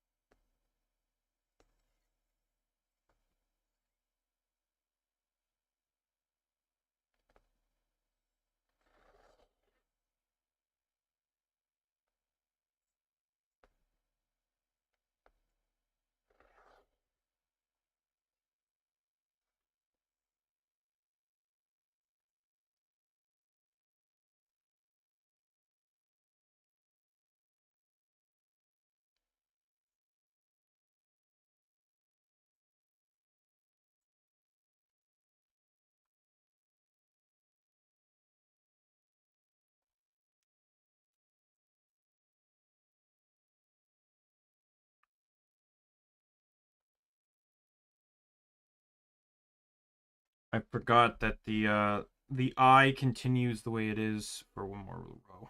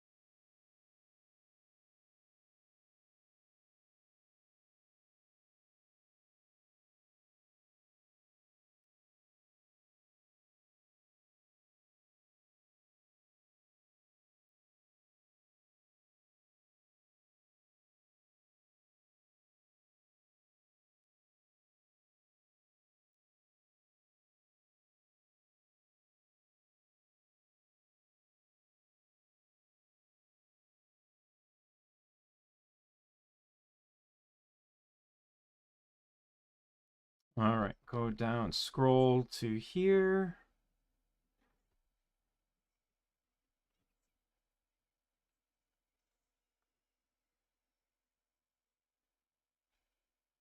I don't believe Heracross dodging would have made sense since Mega Heracross is actually slower than normal Heracross.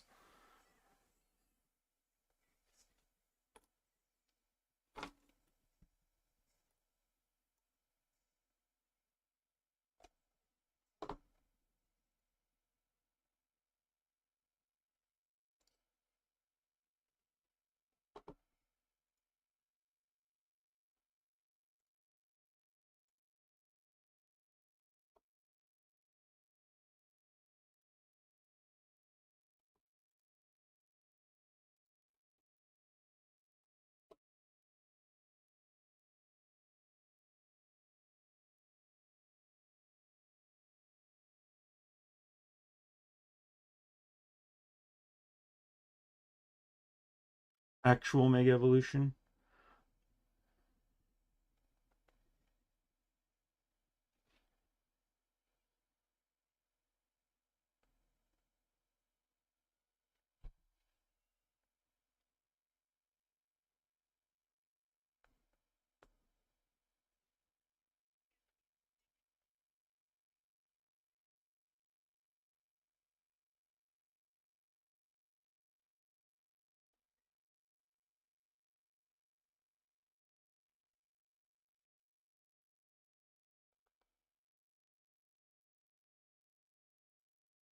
I'm gonna say right now, second last row is gonna be the hardest one here. It's gonna be the longest one, I think. The most stitches.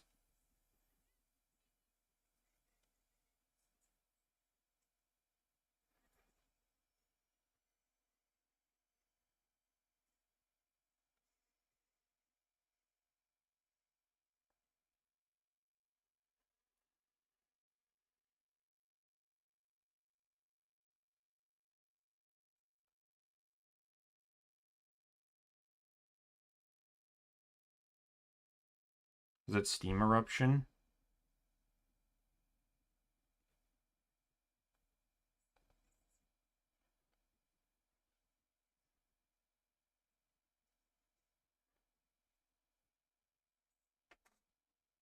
Is it? Is it Awesome Ash? I started too soon. It's supposed to start... This R is supposed to start in an indent.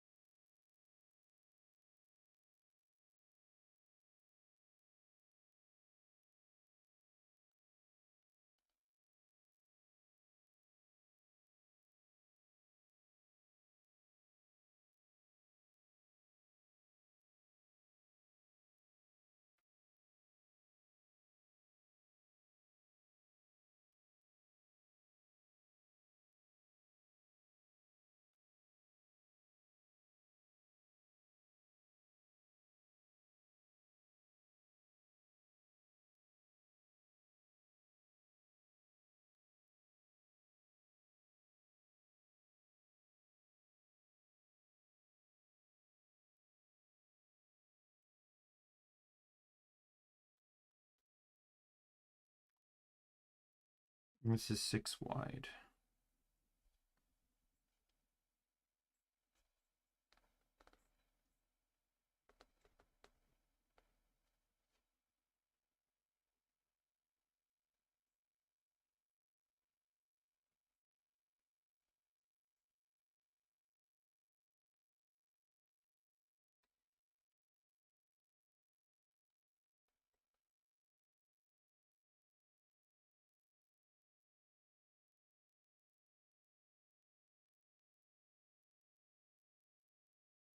Okay, and now we're done there. We skip to the E, which is actually going to be an easy stitch. 2.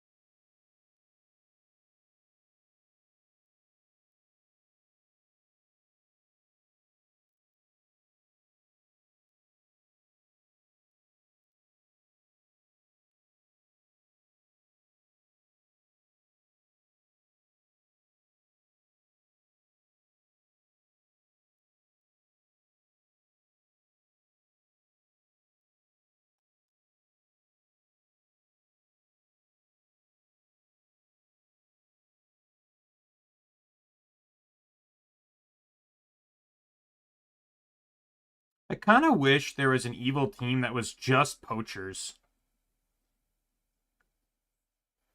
Like instead of these like world dominating ones, like can we not just have like I think fucking like I don't necessarily Team Galactic was bad, but can we not just have like fucking Hunter J as like a main villain in a game? Like I guess the closest we're gonna get is Cypher, you know, stealing Pokemon to make Shadow Pokemon with.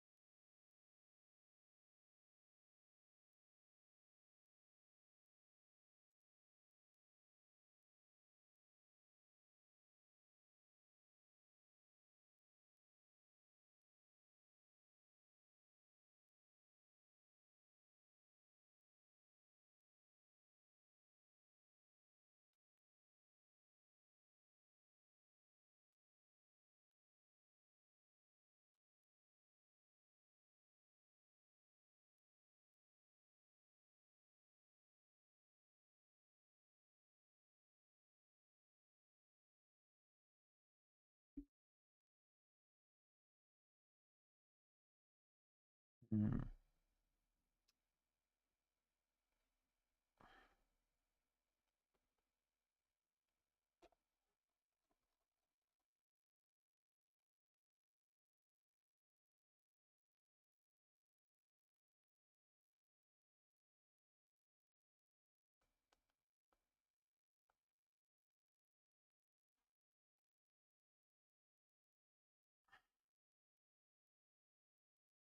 It almost just sounds like background instrumental music.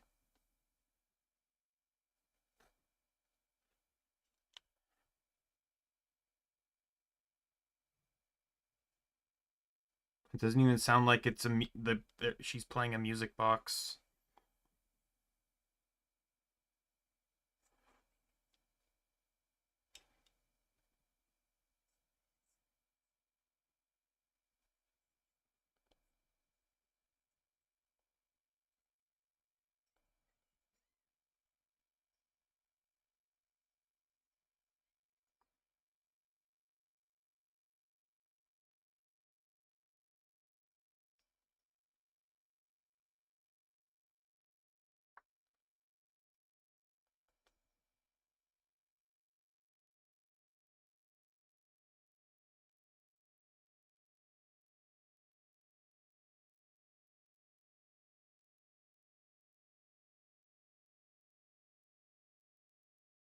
How does that show anything?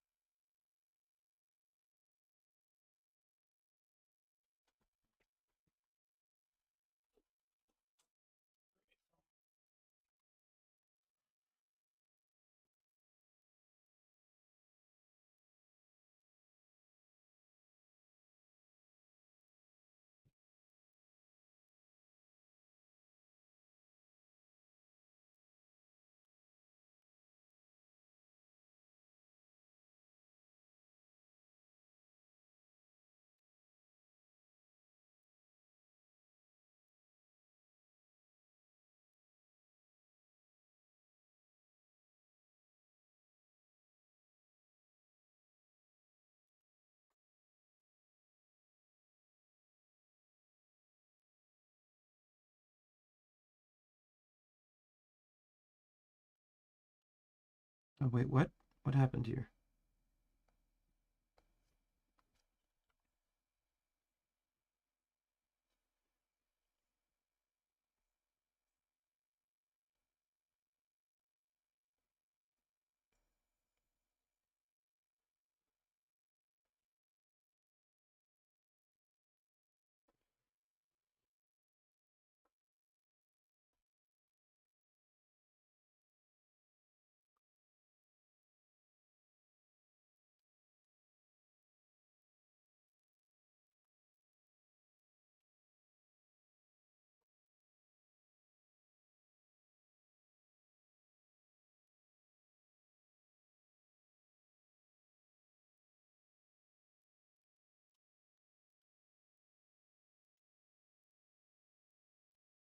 I think I put the stitch in the wrong spot there.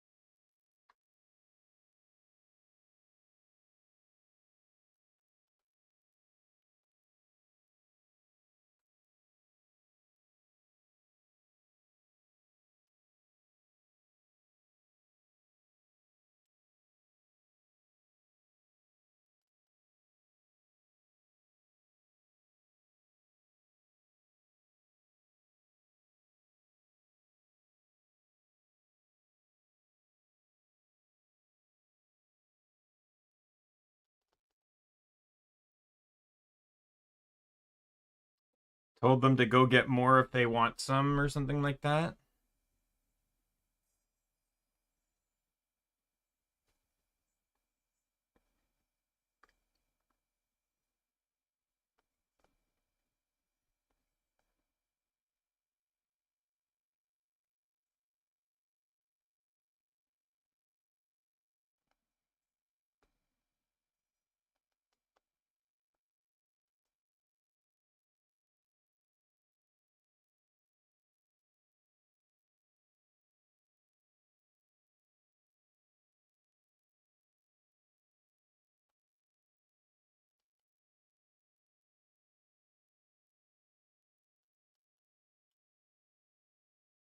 Come on, where's the...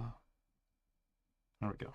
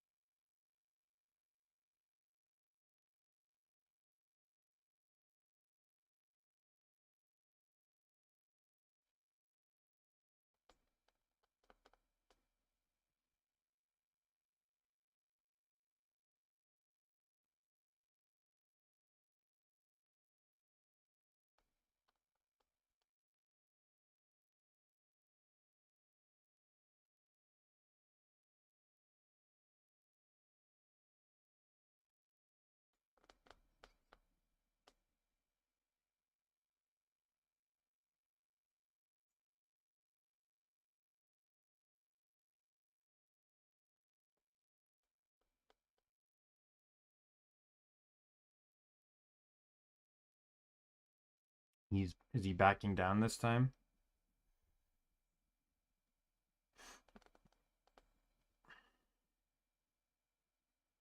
Oh, squishy.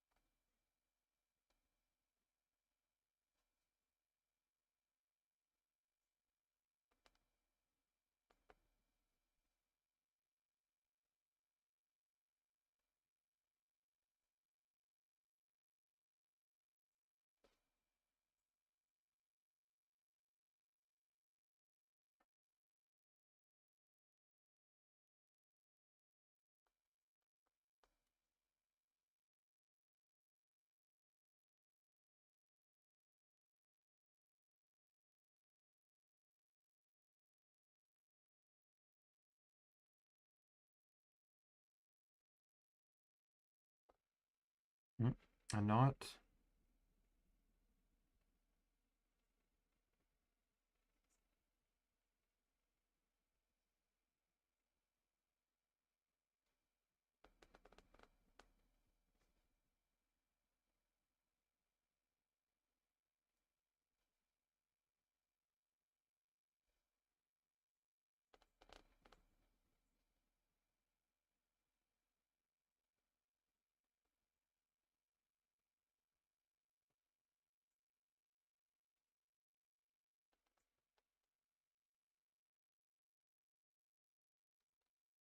That's completely untrue.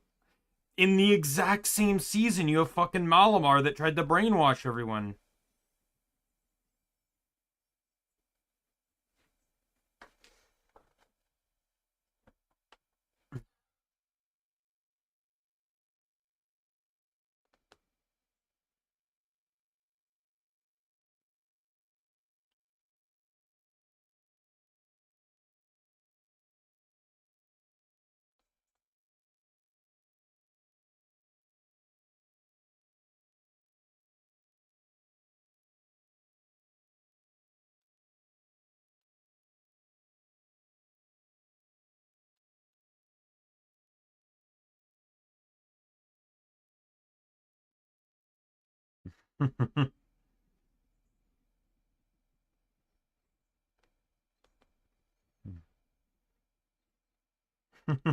Gulpin just takes half the plate.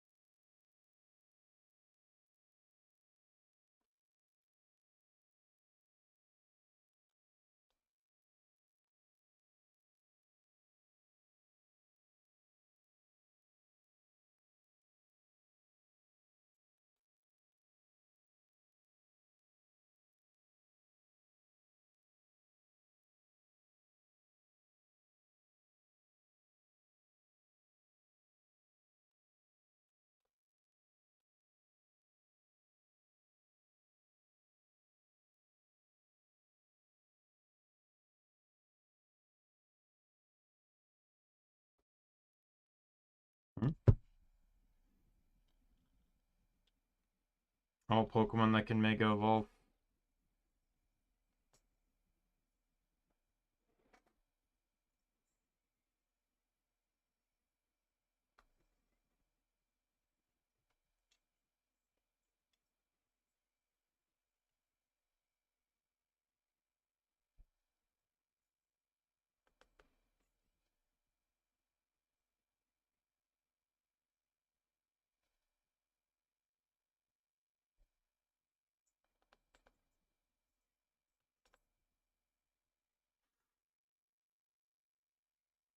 Electric Terrain doesn't do damage.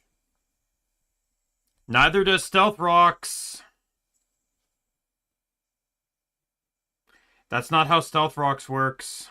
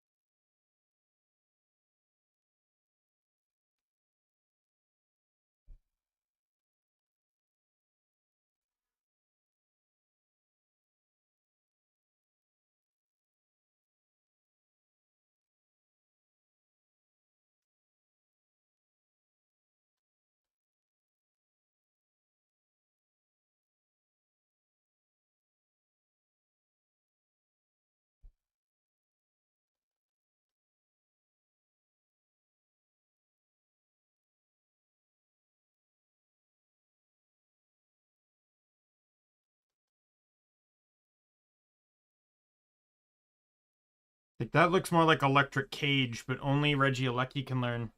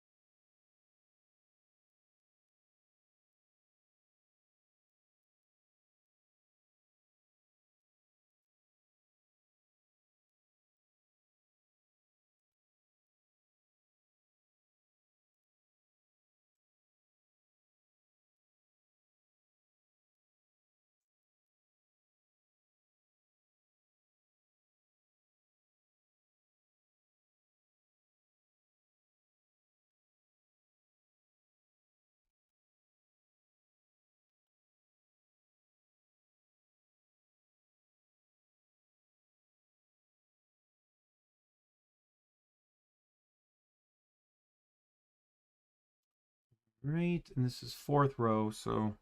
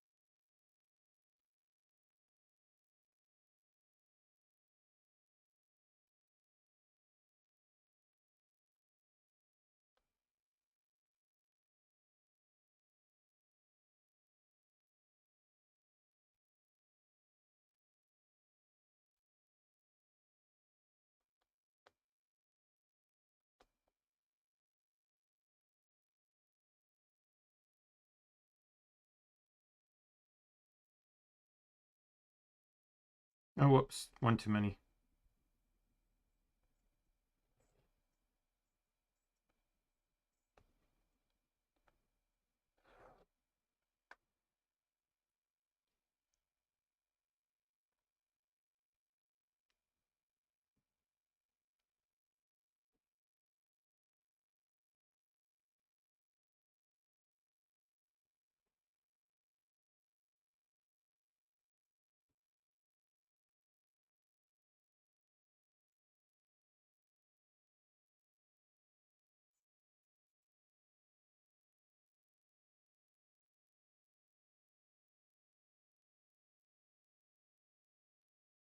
Why wasn't Meow thrown out? Or was that just a mistake made?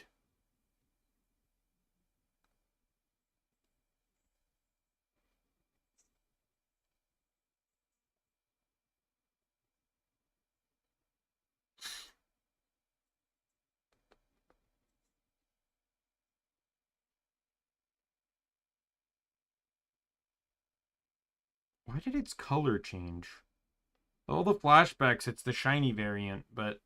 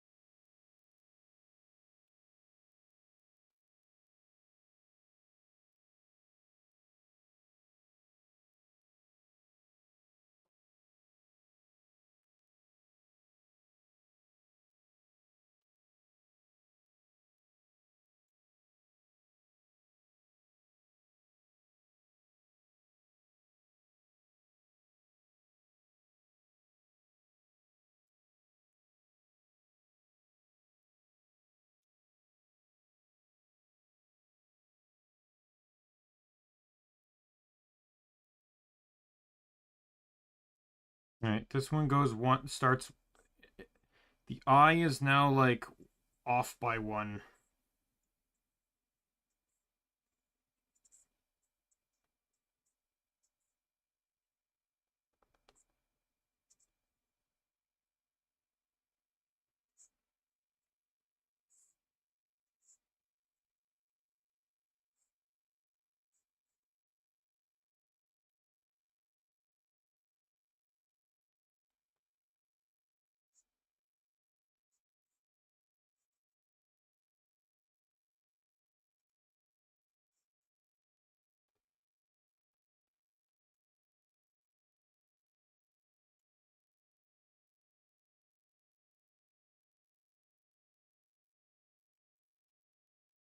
Or skip one.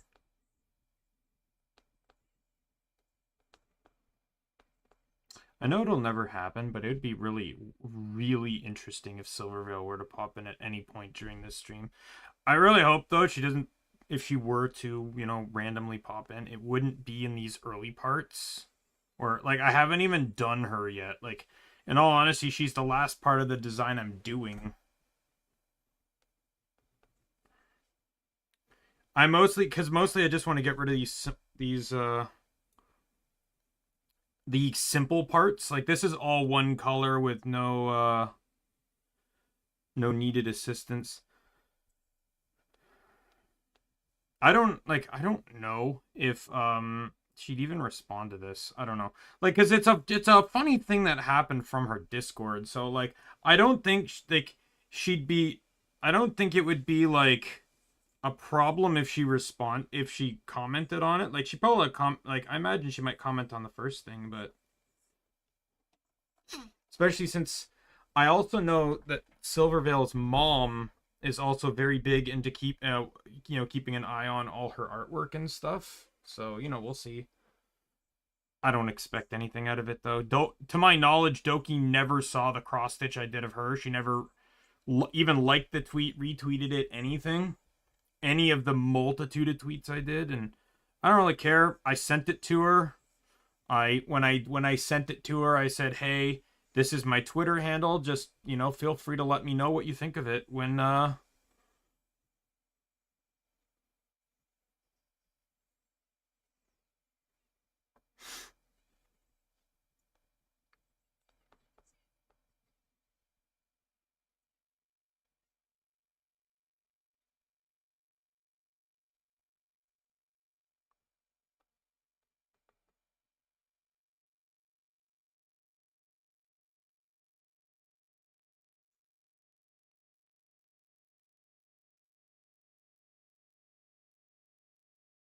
why did the chat disconnect? Oh, just a YouTube hiccup.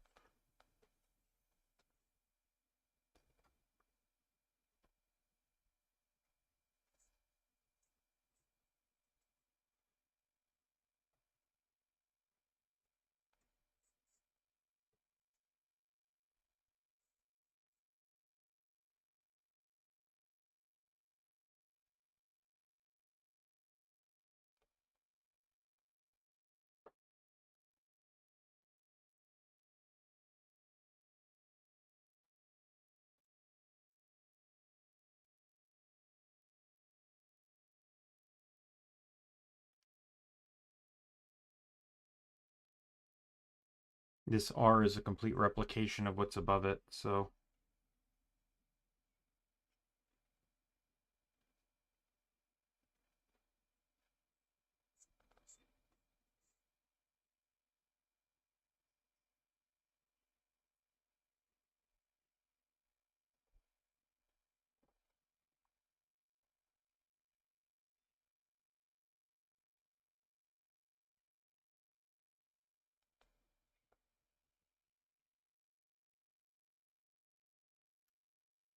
it's interesting that they developed tech to allow Sharpedo to battle above land. This is like the first time we see this. Let me see Sharpedo. I want to see Sharpedo. Or can Sharpedo just naturally levitate on land? It's never been shown in the anime.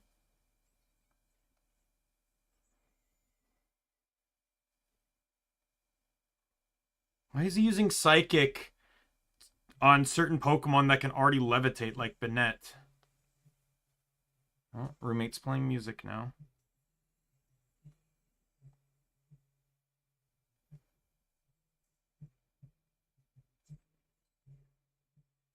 It is a Wednesday, sadly. I'm honestly shocked that on Monday he didn't play anything.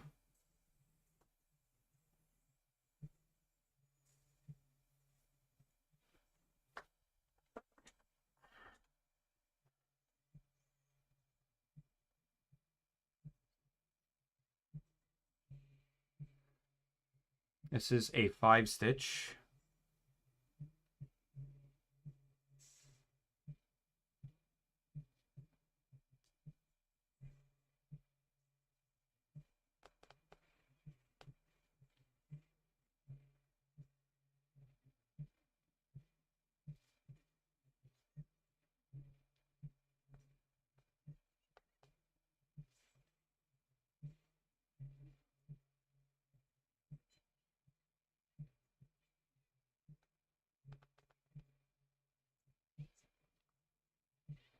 Oh, Battle Bond.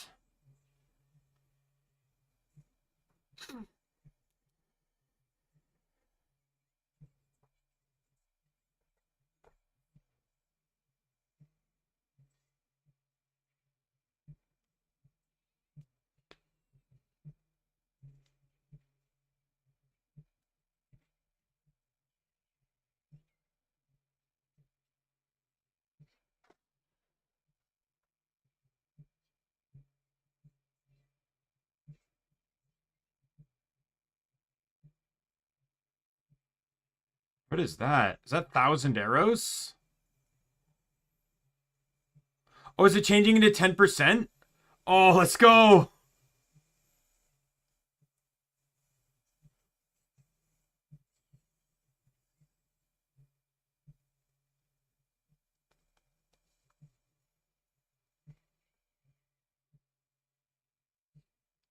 Yeah, the part of the A here is an exact copy of the A.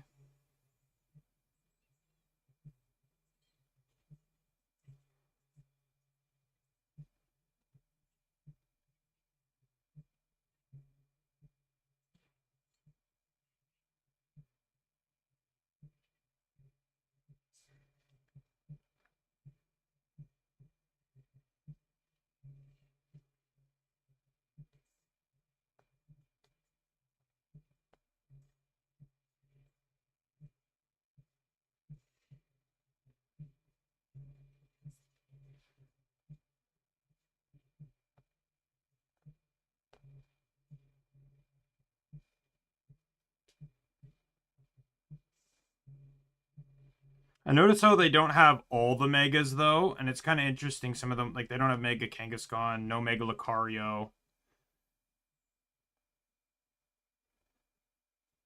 I imagine either because of like the child or maybe Aura, they react poorly to the Mega Wave energy.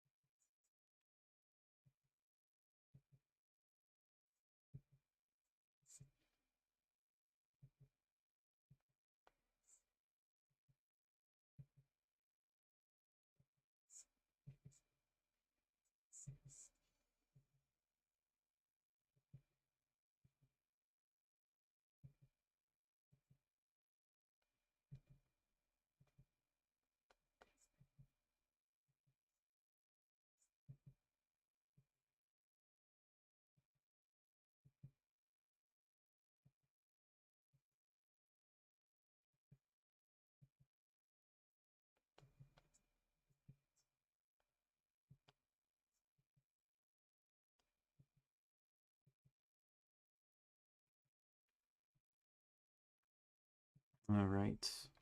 Need to scroll. So there's one more stitch, and then we skip one and go to two.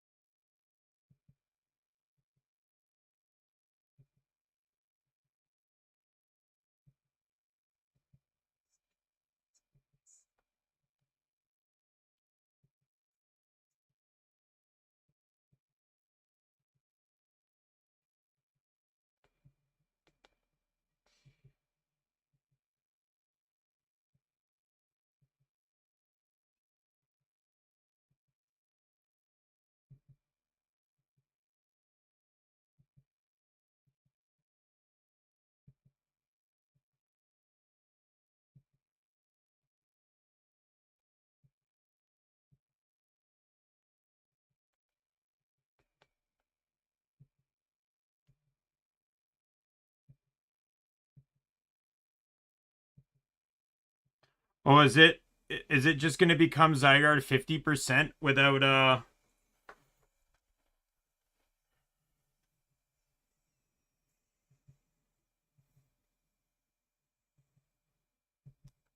Oh, it's gonna be complete form, but no one's gonna see it? That's fucking badass.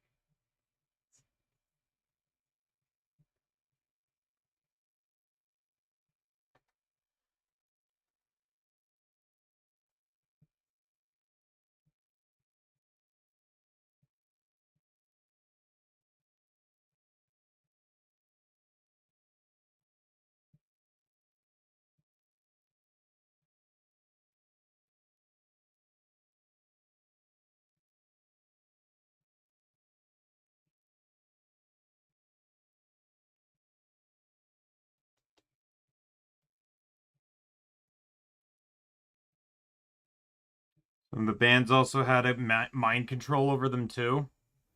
So without that, not only can they not Mega Evolve, but they also won't. They also will no longer obey either. Yeah, like they're like, where are we?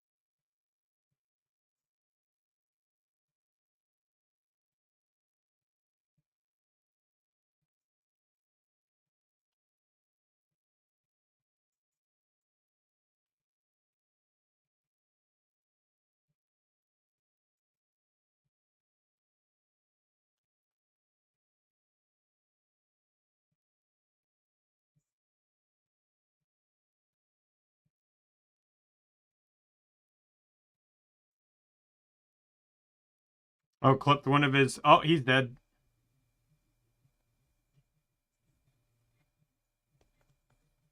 Clipped one of his jetpack propels. Alakazam bringing them. Oh no,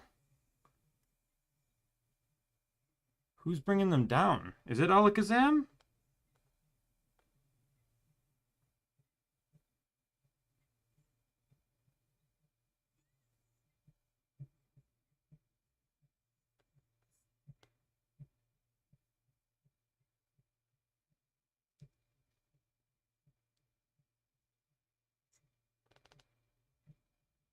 I know a lot of people in the Discord laughed at this though,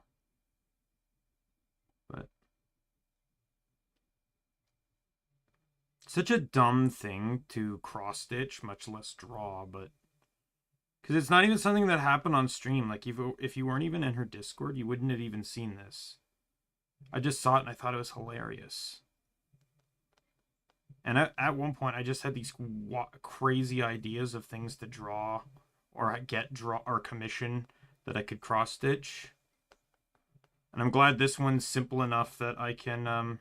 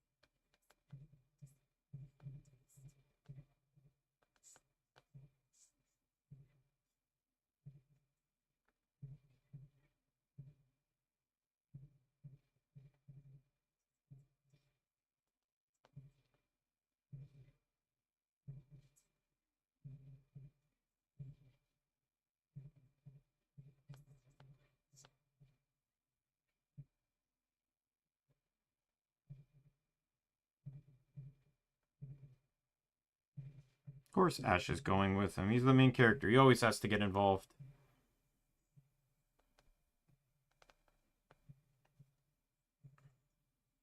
I don't have much left on this thread. I'm not going to finish the row. Oh, whoops. I think I'm just going to call it there.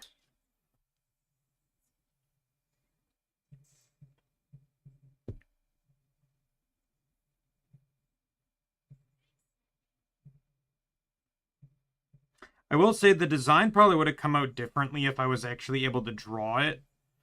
But since I was using mouse and keyboard with Photoshop, like instead of an actual like drawing tablet and stuff.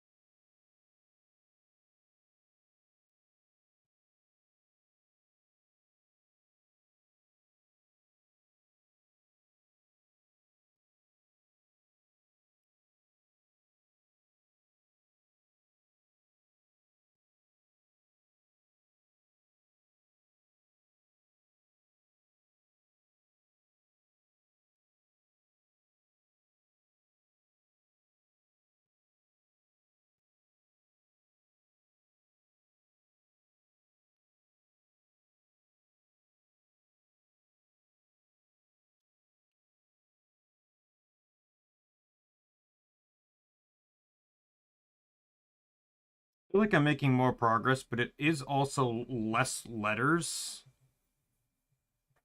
God damn it. Longer thread this time.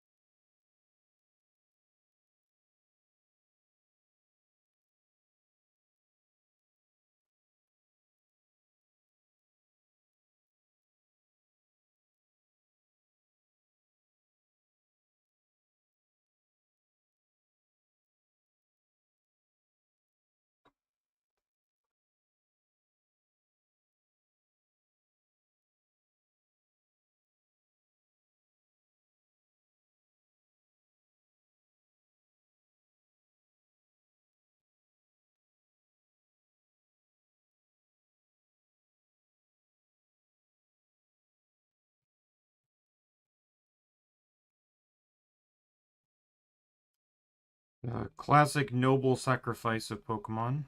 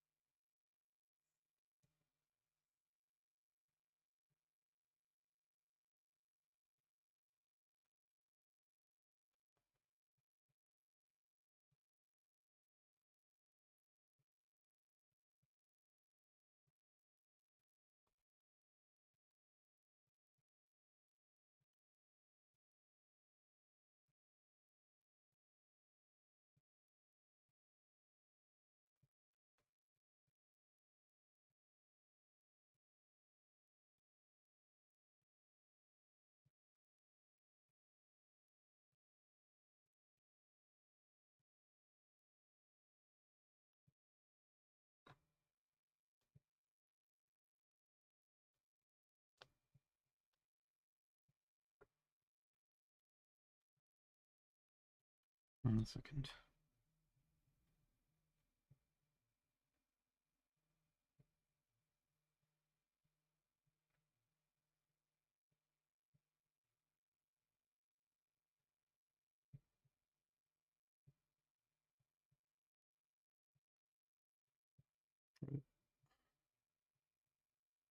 Okay.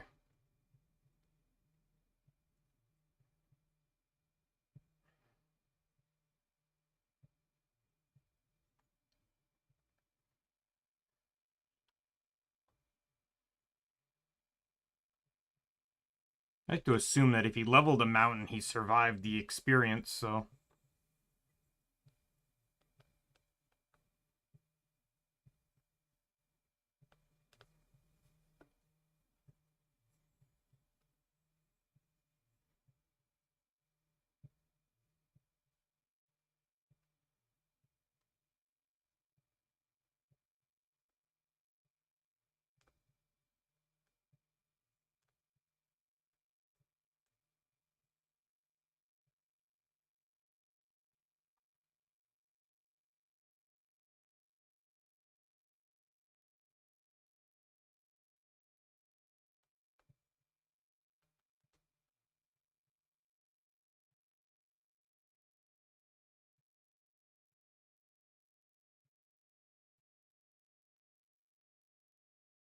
I'm already on row 4, and I'm still in the second movie.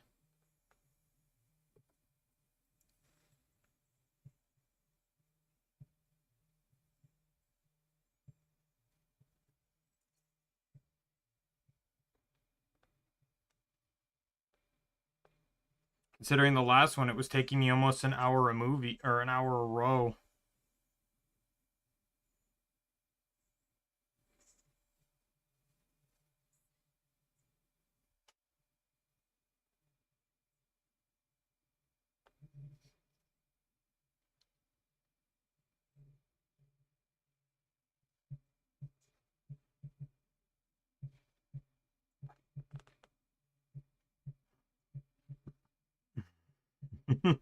Just go with it.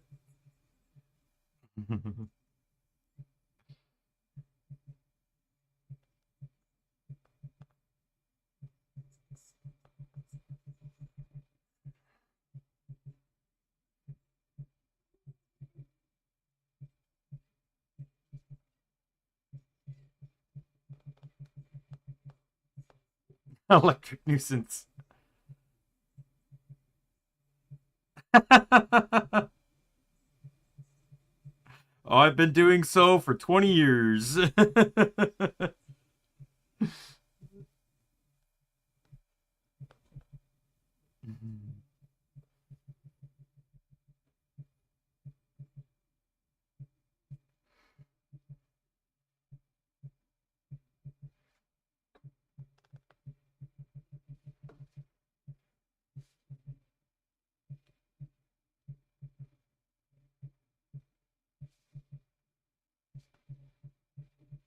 Credits time, just in time for me to finish the row.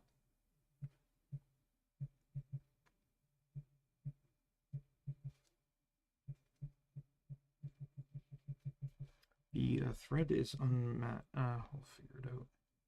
Thread's unaligned again, as you can see.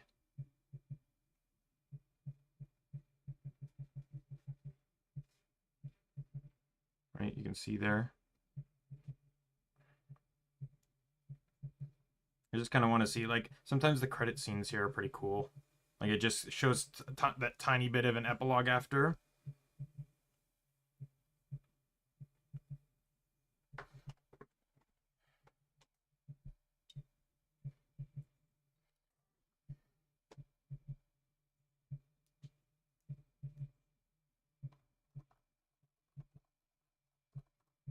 Okay, next is row 5. So we start at the very end here.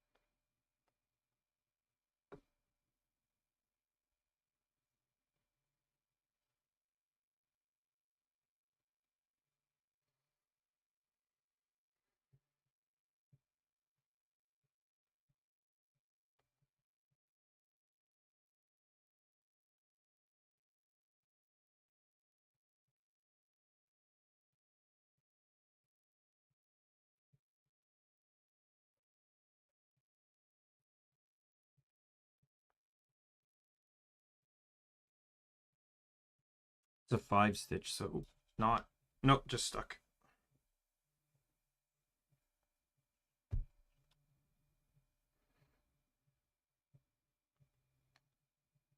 This is the last stitch.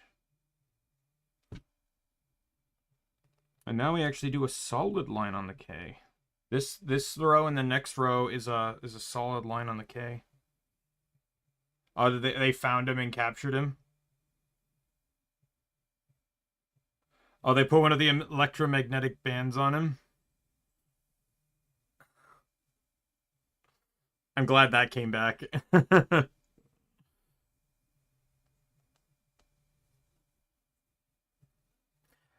I didn't see... I'm actually curious, because I imagine it's going to fade out on Ash and gang walking away. I just wanted to see, like... Did it show the Gardevoir catching him?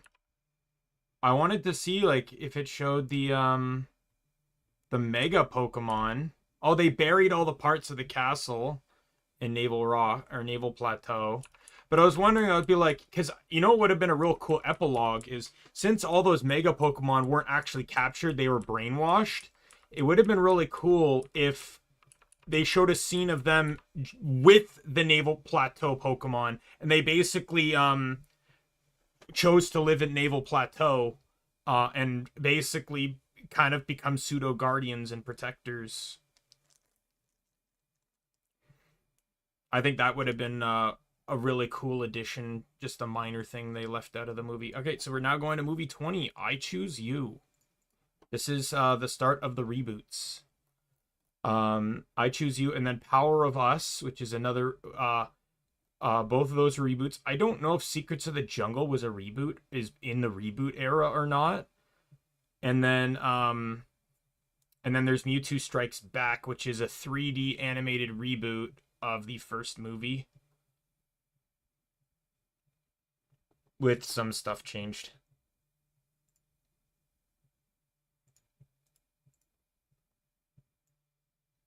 So yeah, so we only got 4 movies left.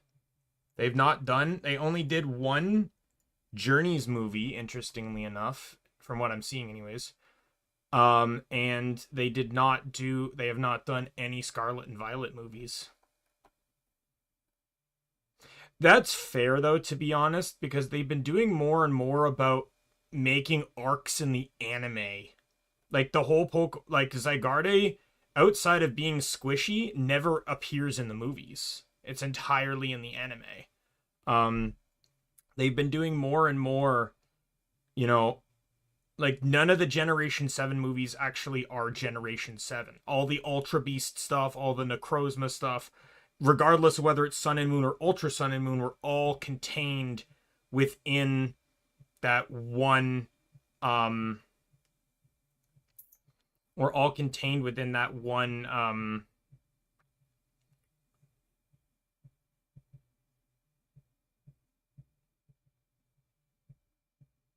were all contained within the one series. Even the arc of the Pokemon League arc, like, all of this was included in the series. So they've been, and I guess you could say they've been writing it better so that it didn't need to be included. But Journeys, I felt like it was nice for the callbacks, but it was also just a mess because it didn't include a lot of Sword and Shield stuff. Like, you did have your Sword and Shield plot, but, like, Ash never challenged the League there, you know, in a region where the League was big. But then again, Ash being a champion now, I guess it kind of makes sense that he couldn't just go and challenge. Like, it would feel weird if you just went to challenge a new League. Anyway. So yeah, all I know about this one is it features Ho-Oh, Marshadow. They changed who Charmander's original trainer was, and the plot point is that after the whole Spearow debacle with Ash, Ho-Oh drops a feather, which Ash picks up, and his goal as a trainer is to now find Ho-Oh instead of becoming a Pokemon Master. That's all I really know. And I know that the Charmander's old trainer has an Incineroar. That's pretty much what I know. Ash also travels alone in this. Despite the friends he makes, he travels alone. or more or less. Like I think the friends he has also have their reasons for finding Ho-Oh, but they're not like traveling together. I think they just met along the way, kind of thing.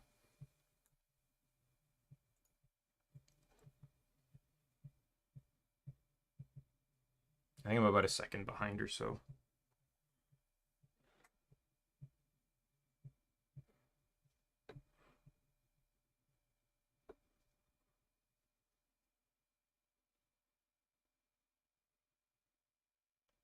Oh god damn it! I have to pull that out.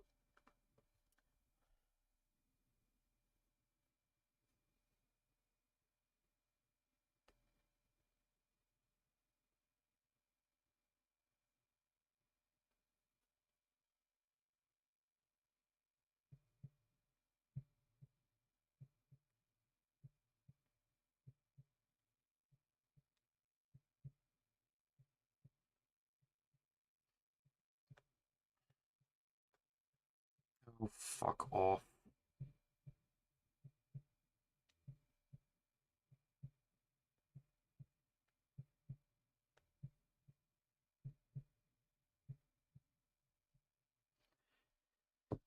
I did something and it's affecting the.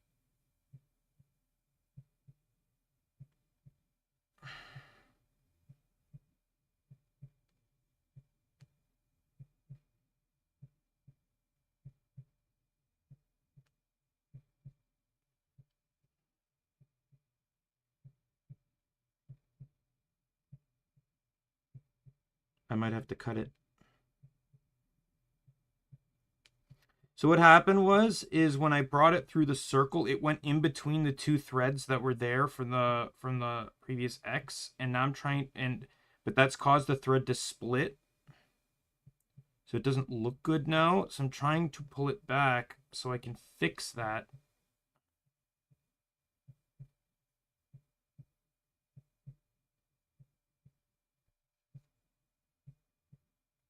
Oh yeah.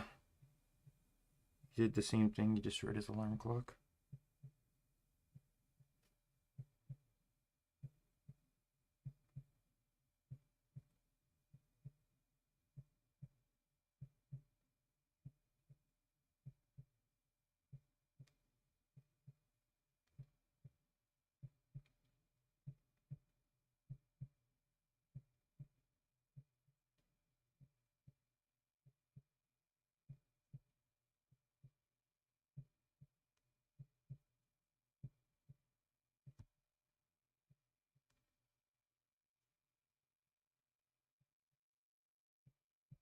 Here we go.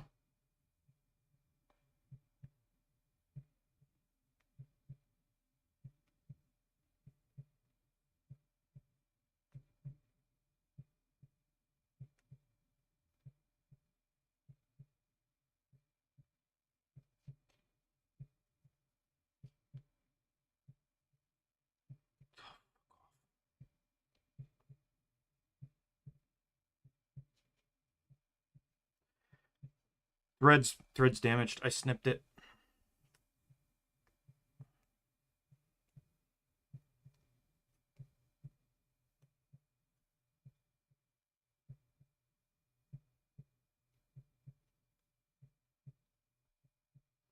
Okay, this is all Professor Oak's fault, really.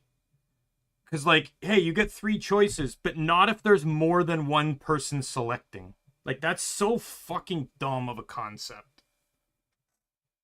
Granted, it does technically happen in the games too, where your rival always picks alongside you, but.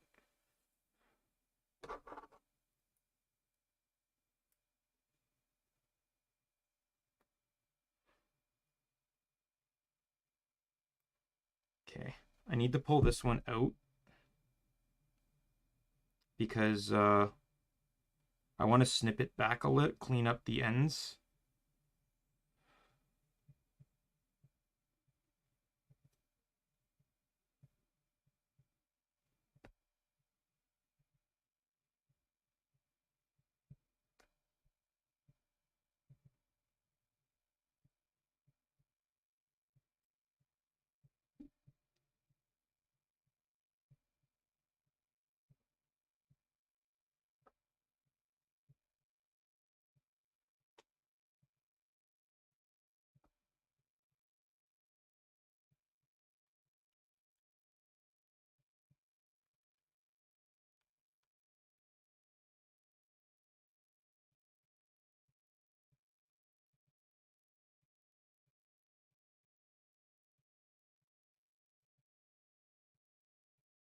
Also, I don't know how Professor Oak would go, oh, that's right, Ash, you were the fourth person. It's like, he was going out with Gary, who's his grandson. There's no way he wouldn't have known it was Ash.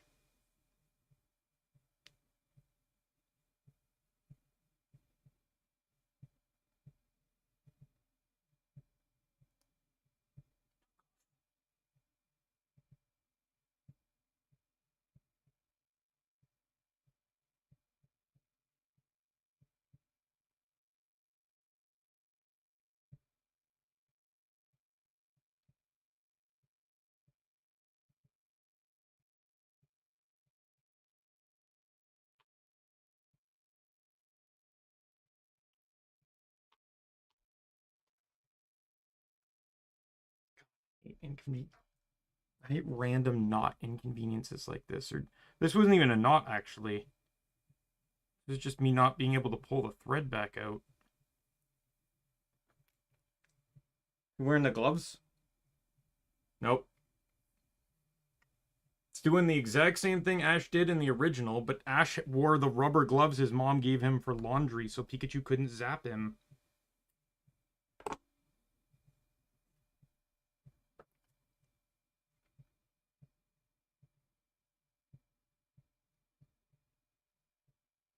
Oh, it's a Pidgey this time.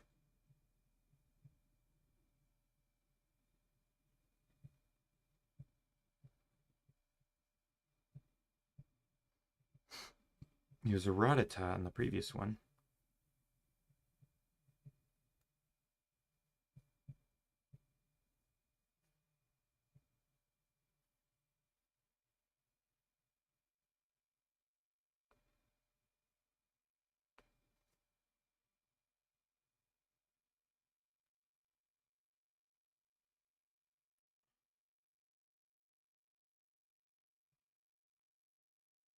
There we go.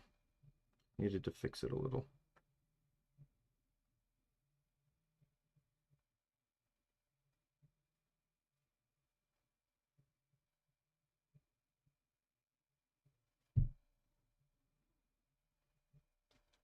Oops.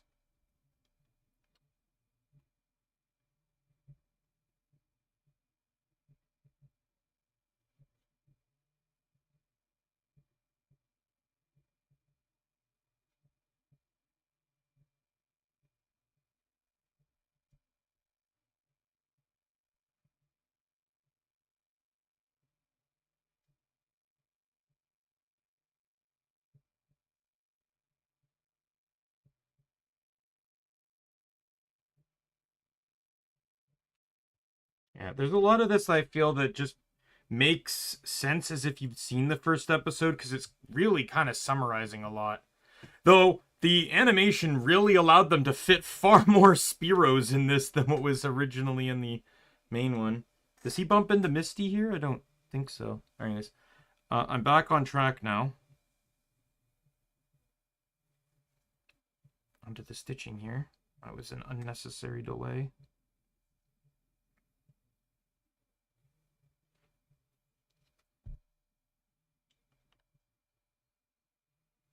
Oh, he doesn't run into Misty. I wonder if the Ash in this timeline doesn't have the history of destroying friends' bikes. Like he did with Misty, May, and Dawn.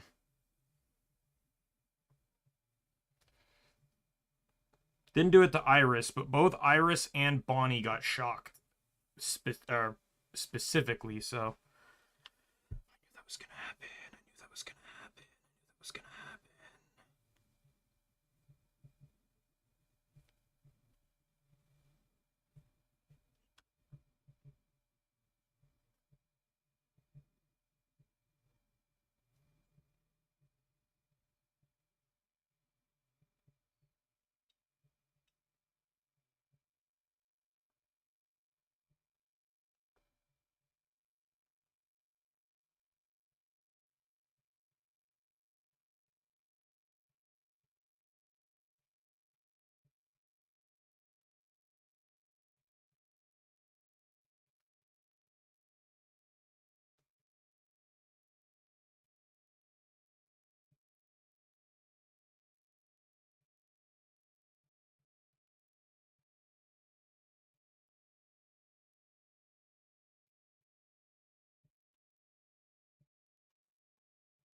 That's like probably 5 times the Spearows they animated back in the 90s.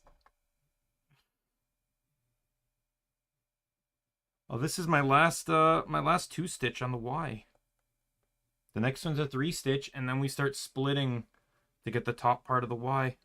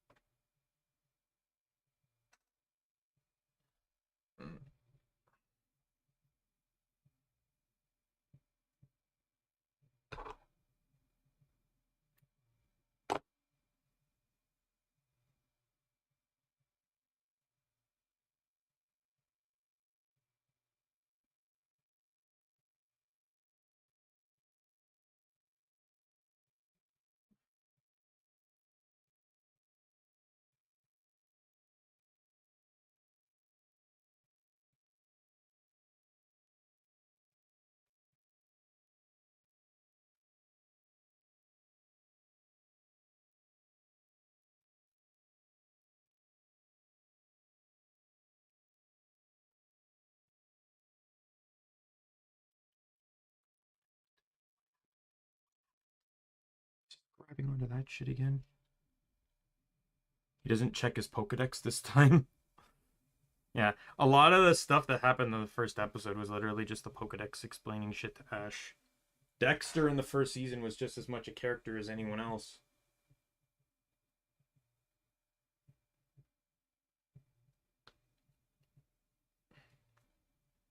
So it's the difference between not meeting Misty and getting that feather.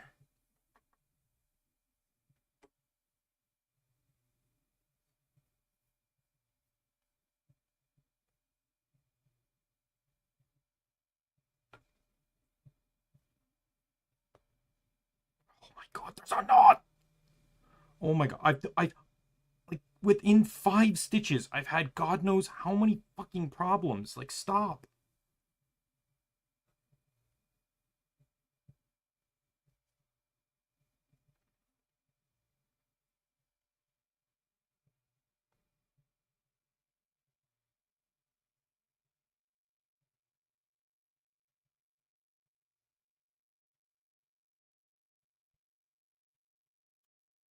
You know, there's a lot of Pokemon in this series that I honestly think should have been caught.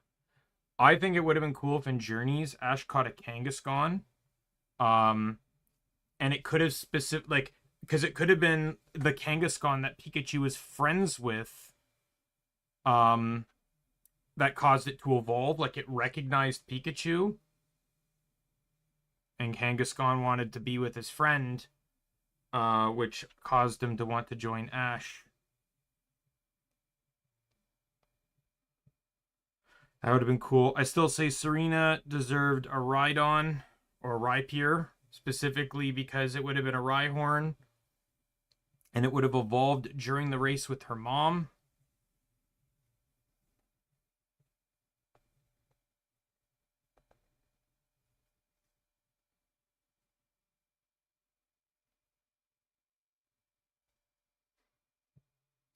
To show that Serena had evolved past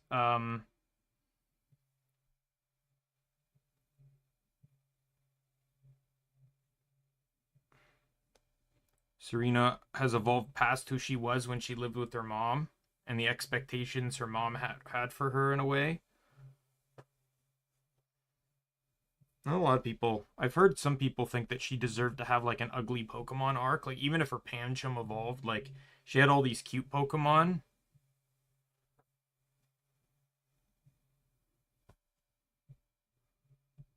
All right.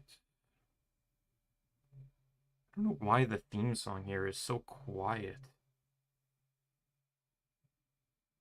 You know, if they were going to reboot this, they really should have done the remix, but they should have gotten Jason Page to do it.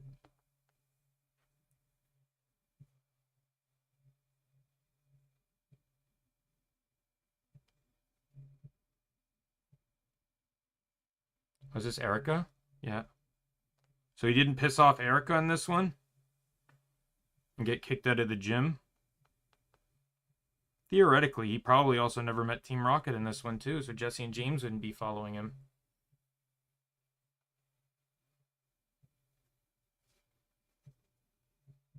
And he also beat Erica fair and square without setting the gym on fire. Not that that was his fault, but...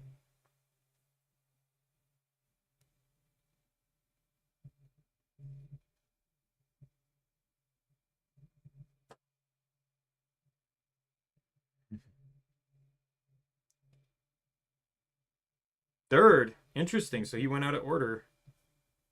Or at least out of the order of the main one. I'm assuming he still fought... I'm sure that I wasn't really paying attention to the montage that was going on. But I'm sure he fought Brock and Misty.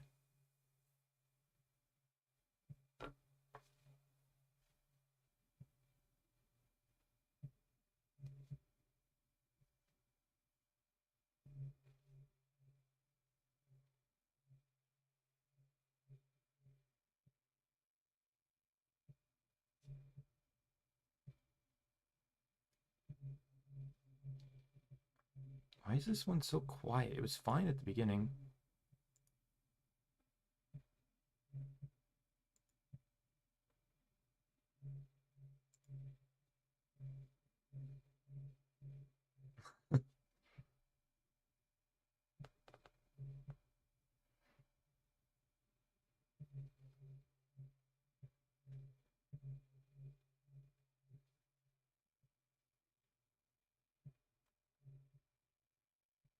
Oh, here's Team Rocket.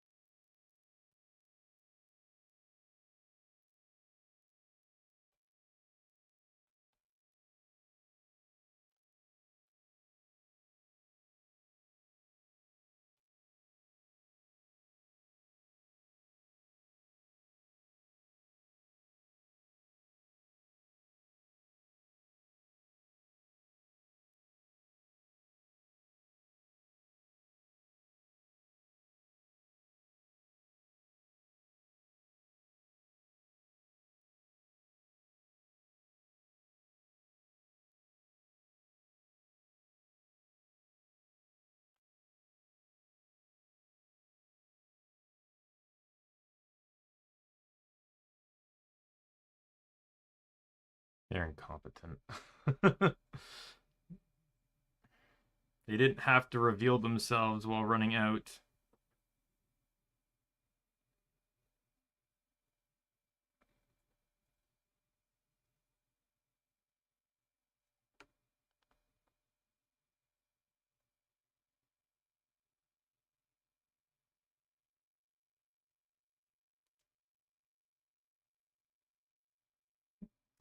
It's OG Piplup.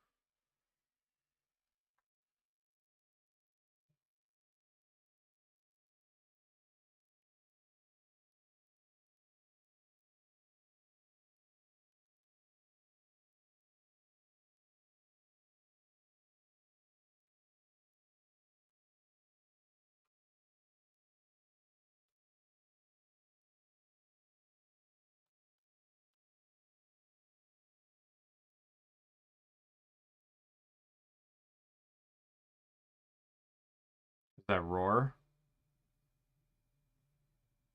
Can't imagine it was anything else. He knocked them back.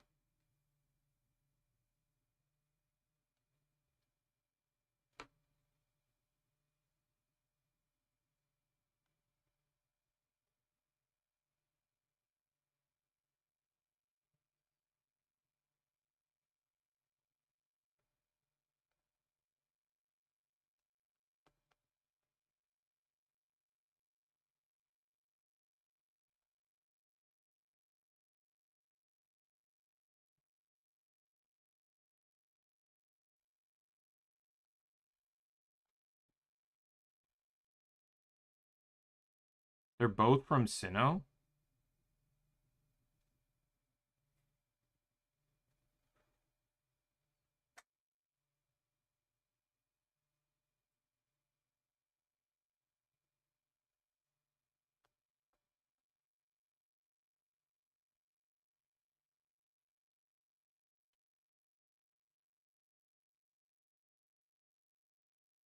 Yes, start with the not very effective move. And his Pikachu already knows Iron Tail and not 3 seasons in. Ash had to be specifically taught Iron Tail by another trainer in Hoenn to counter Roxanne. Because Ash didn't bring any of his new Pokemon.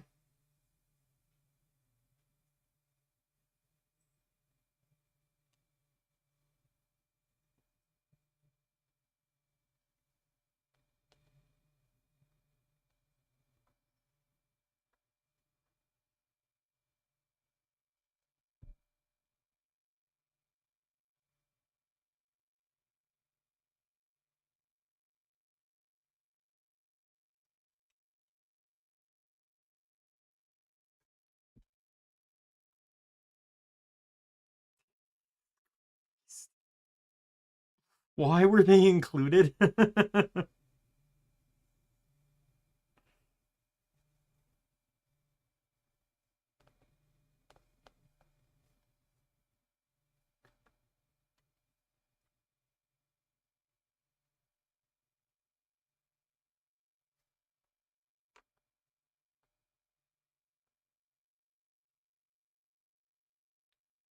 on, come on.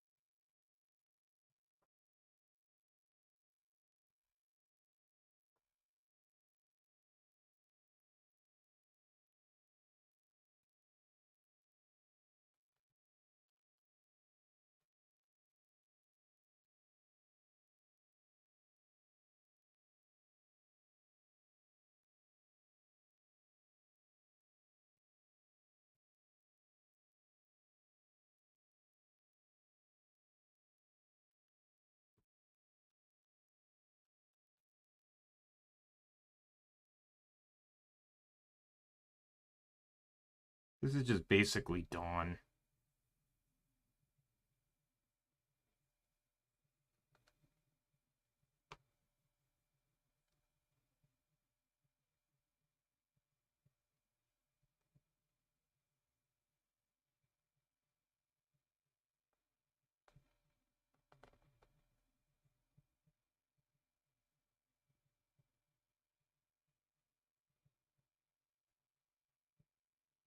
I shouldn't even have Charmander to face Erica.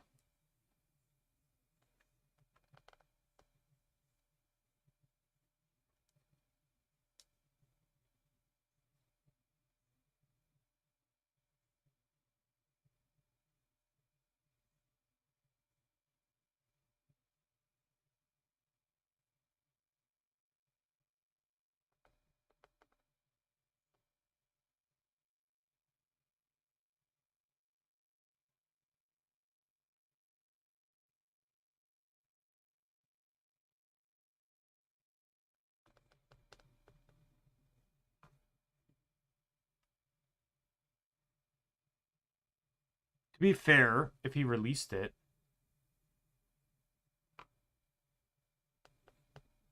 To be perfectly honest, he lost all liability of the Pokemon when he released it. He's not technically in the wrong, per se.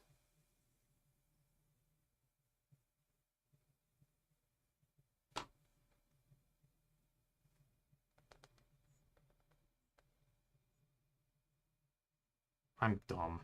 I just started Xing this, and I wasn't even done the row. Oh well.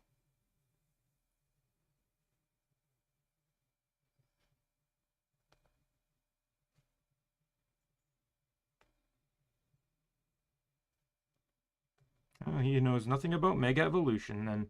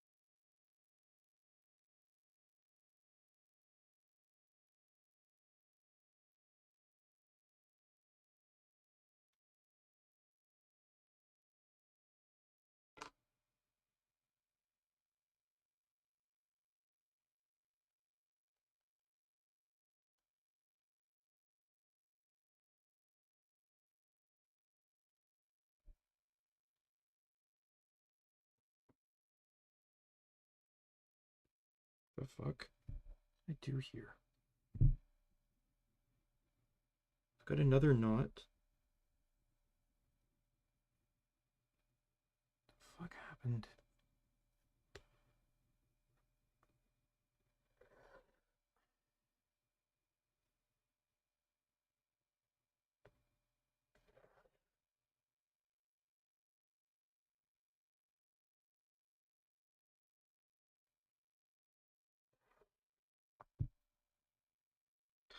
God.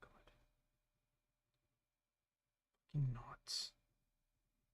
Please do not tell me I'm going to have to cut the cord again.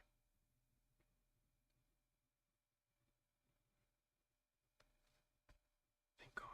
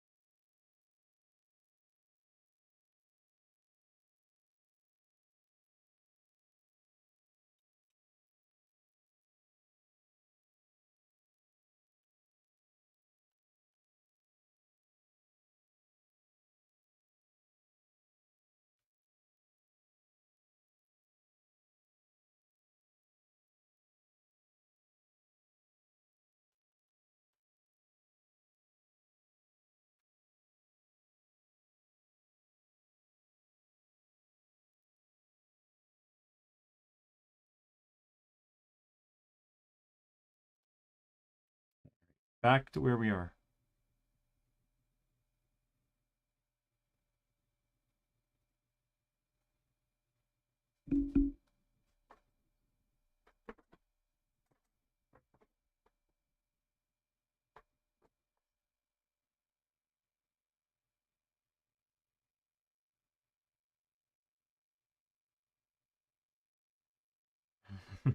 Yeah, try and tell a Lucario no. It's some of the most loyal Pokemon out there.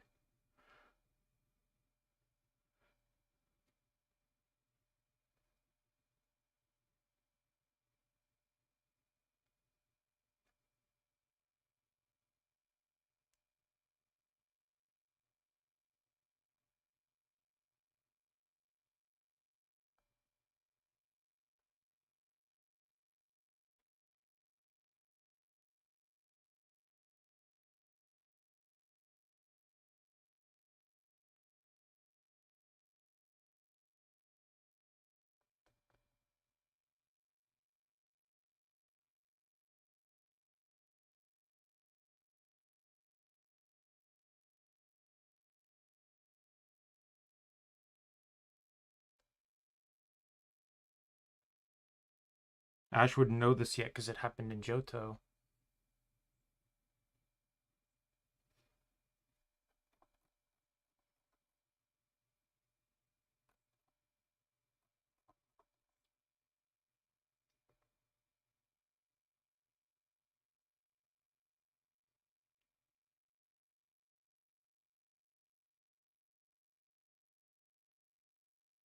One, two, three, four, five. 1, 2, 3, 4, 5.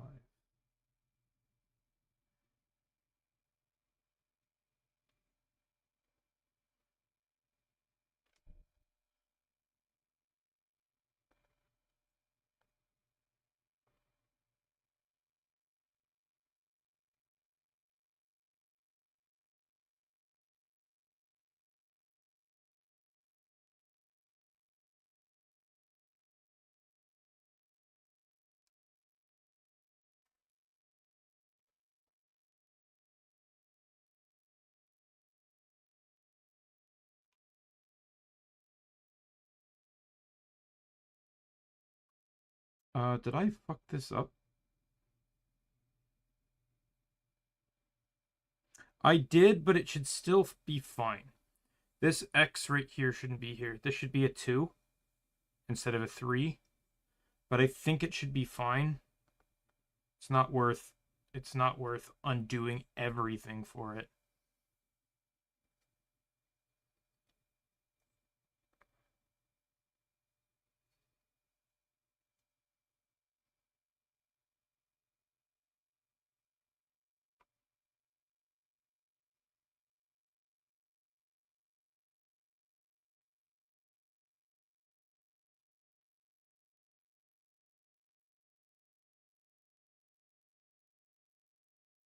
It might look awkward, but it's going to be my little flair.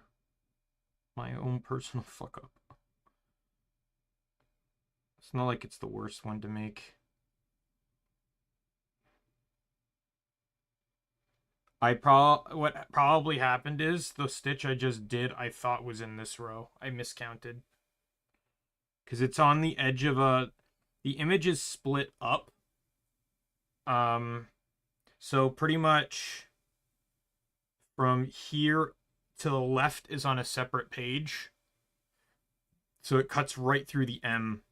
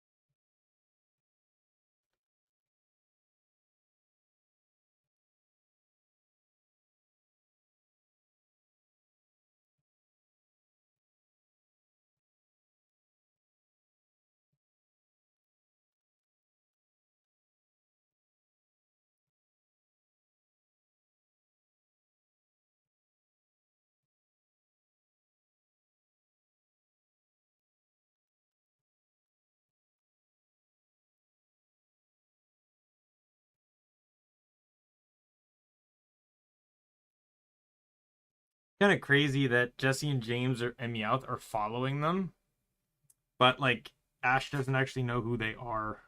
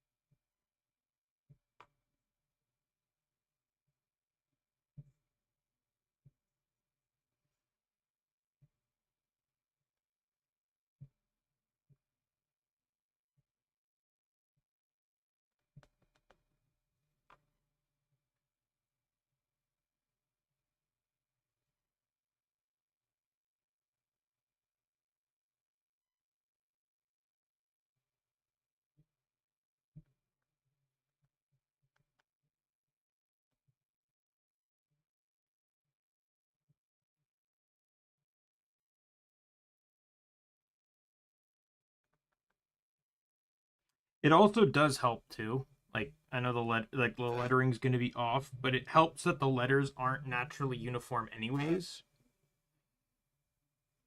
Like I specifically picked a font that was going to be wonky in the first place.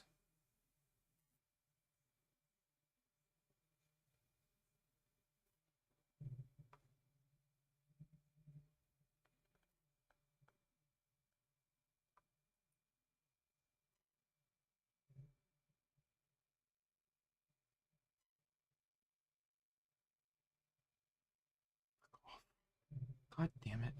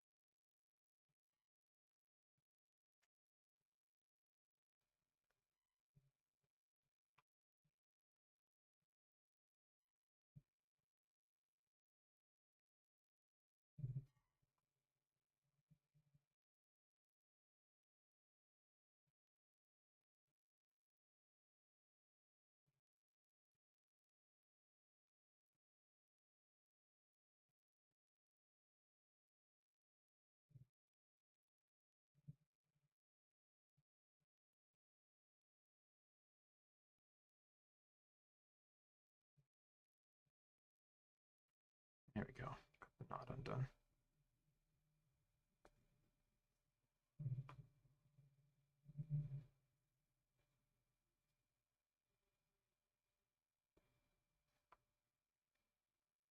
That's where Charmander evolves.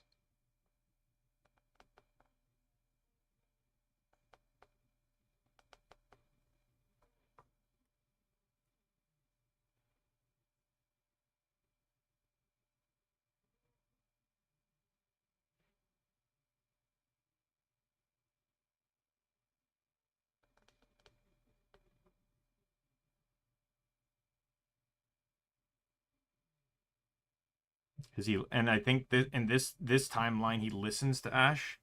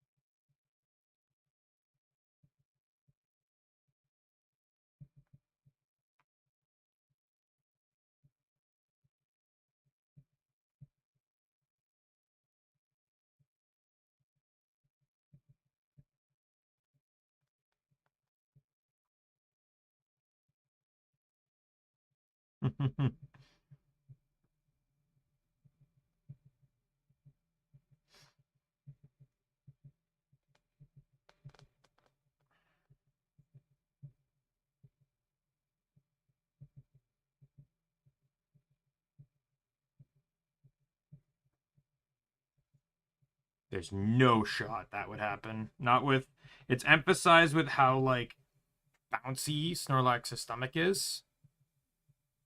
It would absolutely not be able to be reflected by an Iron Tail.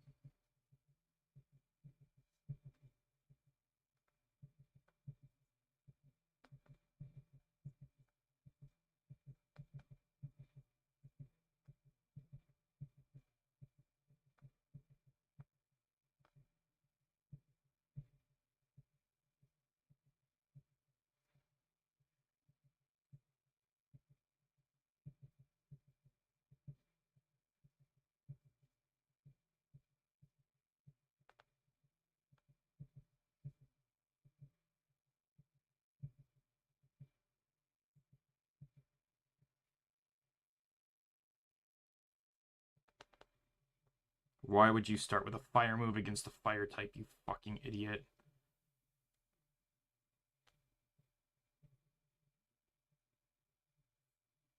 There you go. Better. Probably still not going to do much, but...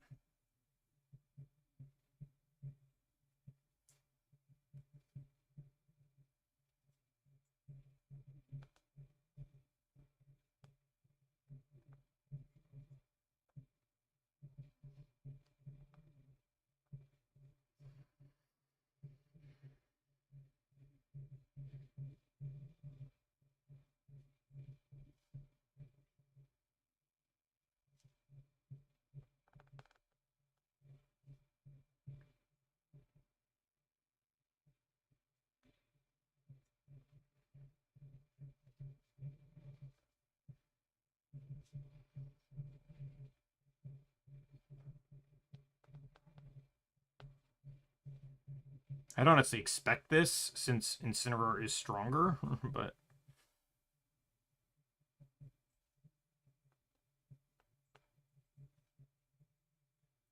Oh, Blaze.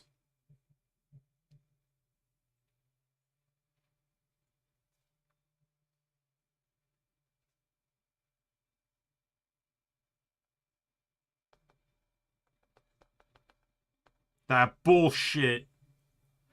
Bullshit. Bullshit. You're creating up a new rule?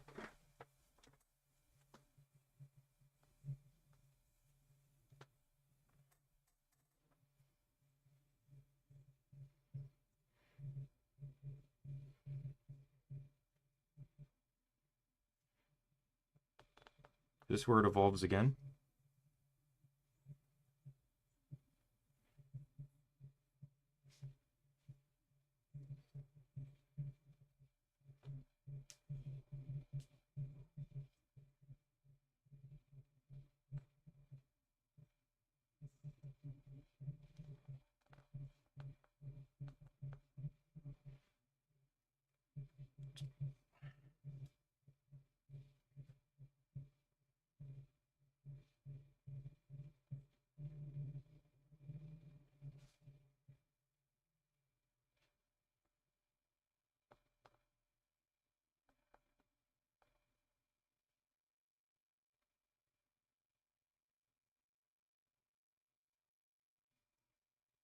I don't know, Ash has been winning perfectly fine.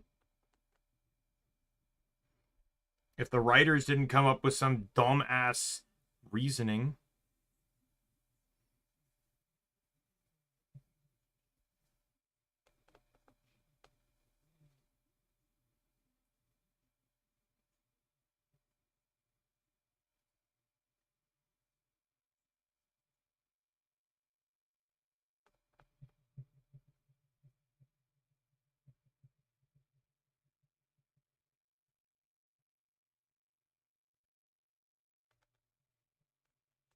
Is the same with Paul.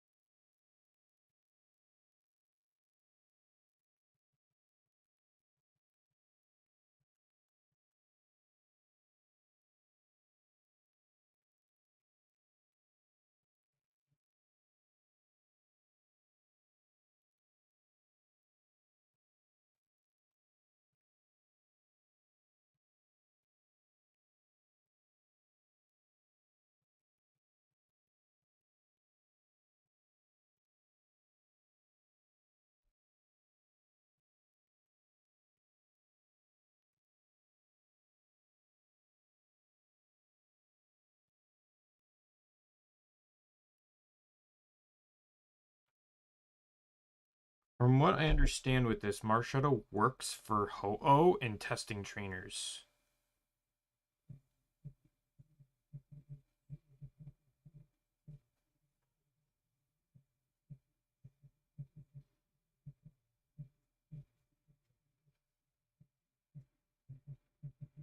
Wait, what?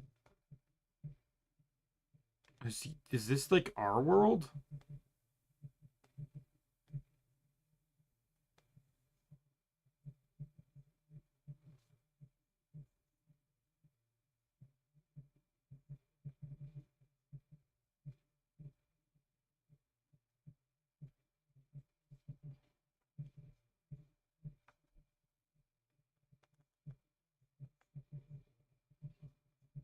Would a neat Easter egg if they threw in some of his other.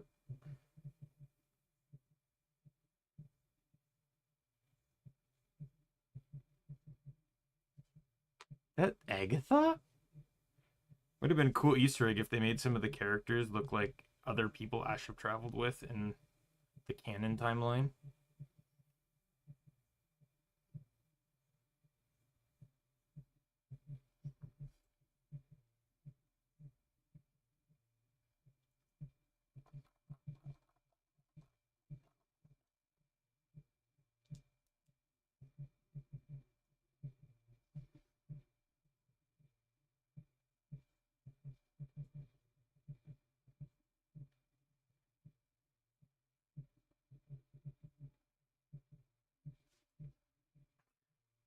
Very literal.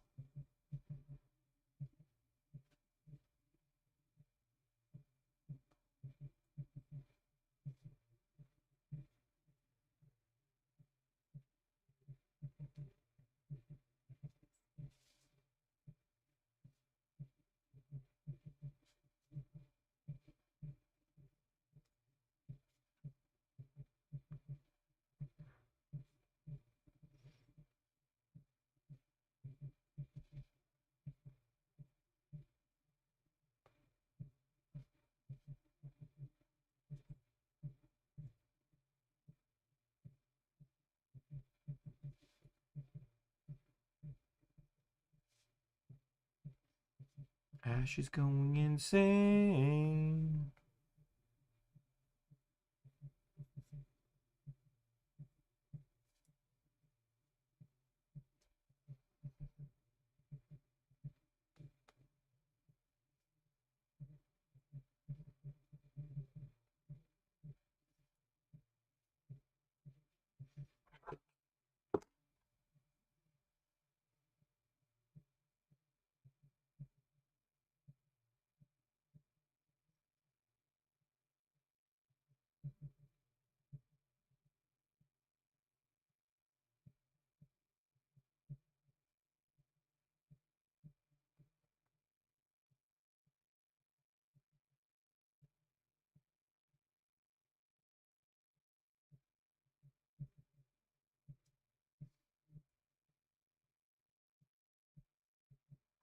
And there's one more stitch here. We finally break the straight line of the Y.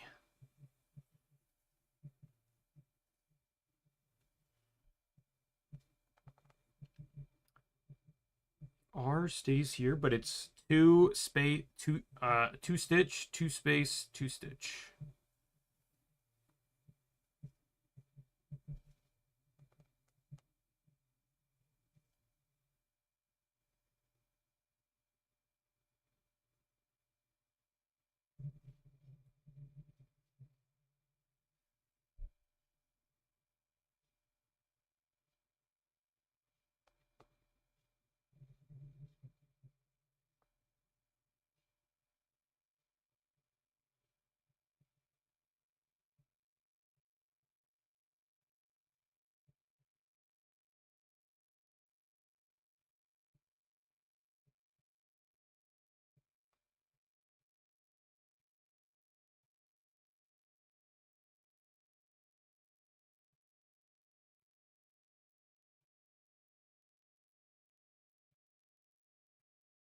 There's no trainer with a clean record.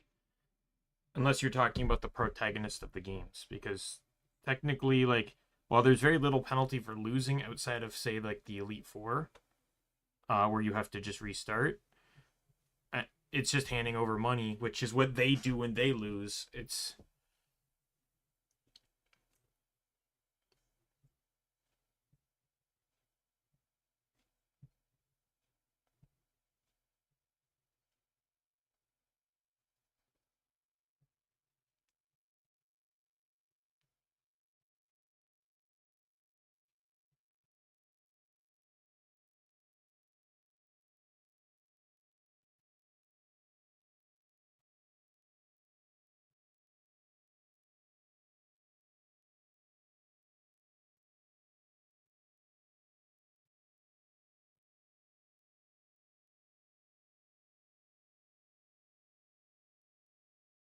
Oh, this is actually a straight shot on the M.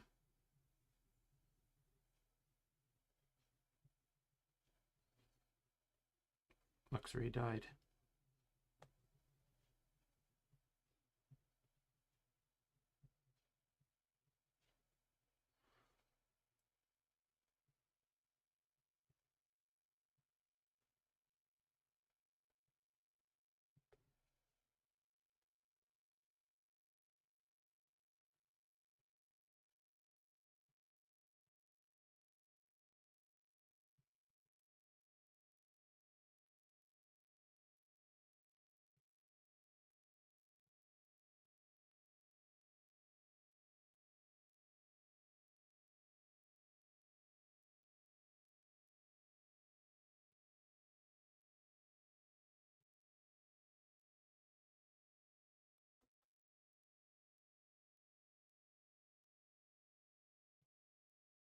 Yes, let's shock the whole forest.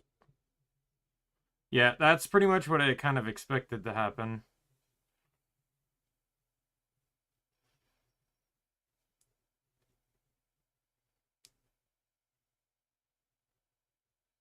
What?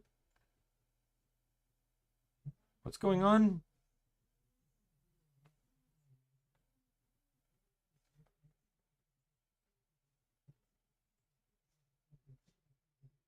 They don't actually seem angry.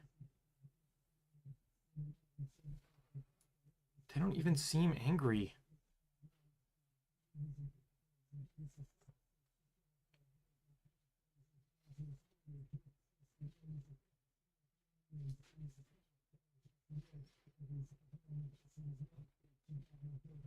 That could have been way worse.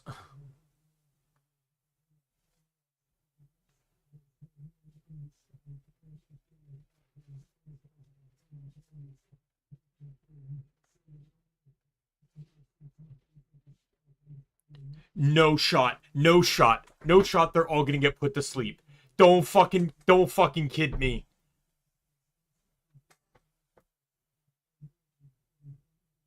No fucking shot. One of the most primary abilities Primeape has is Vital Spirit. There's no fucking shot. It's a 50-50 that it's going to have Vital Spirit. No fucking shot. Every single one of those Primapes has Anger Point. No shot. No shot. I am counting a dozen Primapes, and you're telling me they all have Anger Point? Well, they all woke up instantly, but...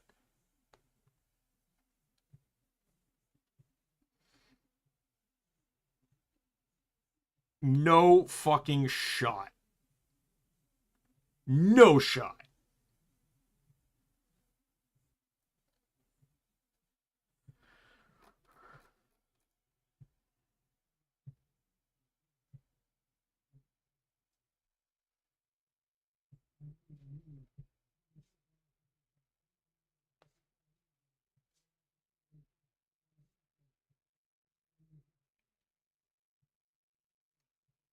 Hell, until Anger Point was even an ability, that was Primeape's only ability, was Vital Spirit.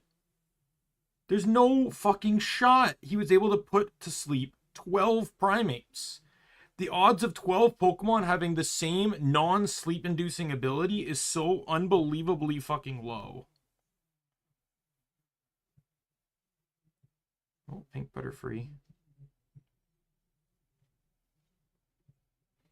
Did Ash actually go back for his Charmeleon, by the way?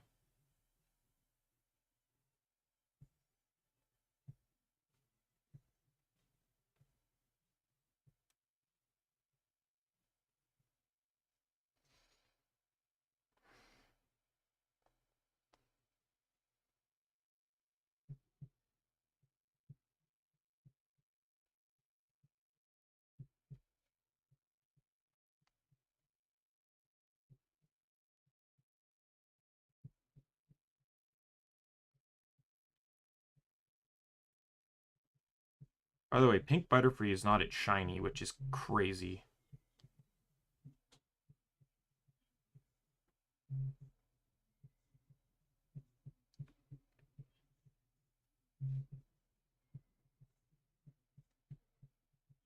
Are they including the Butterfree migration? The first episode that made fans of the anime cry?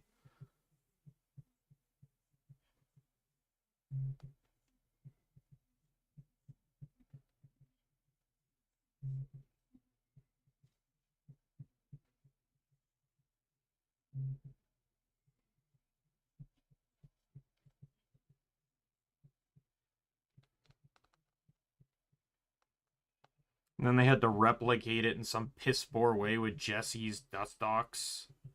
I'm not saying that was a bad episode, but it was clearly just another.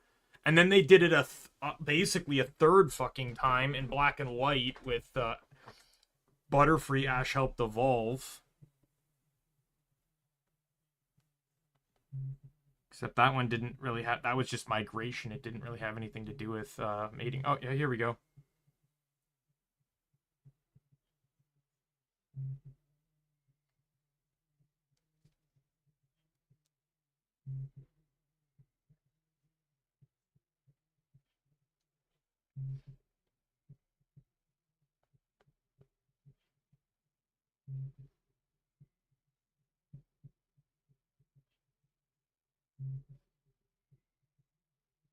I like how this one accepted him right away. Originally, it.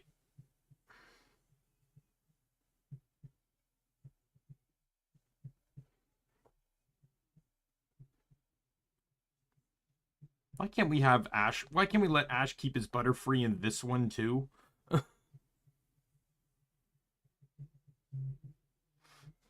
Why is there two different timelines where Ash has to lose Butterfree?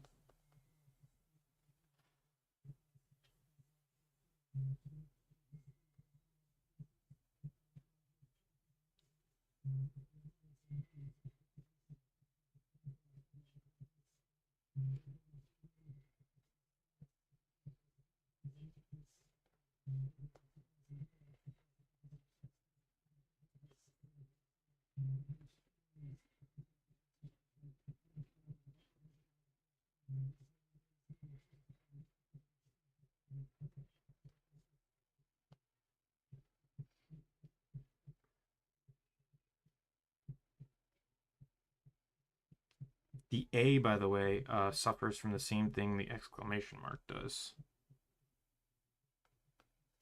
which is another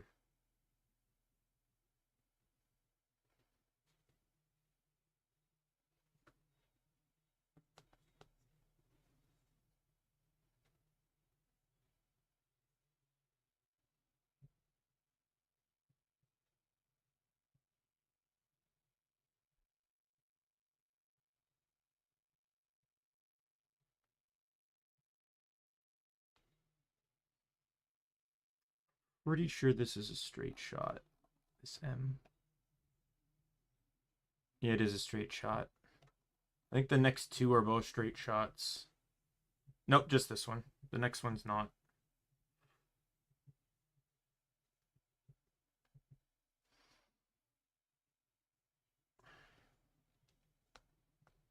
After this line, we have three more lines.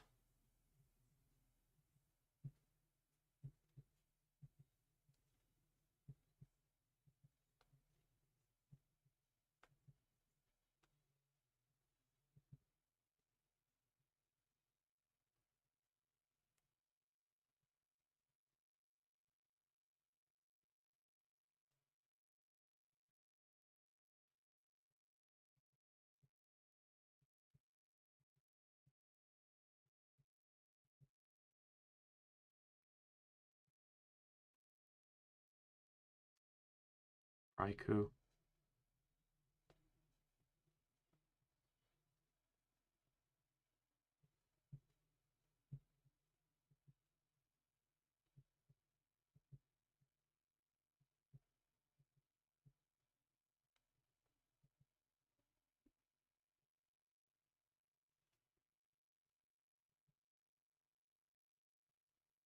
what does Mars shadow actually represent? I'm looking this up.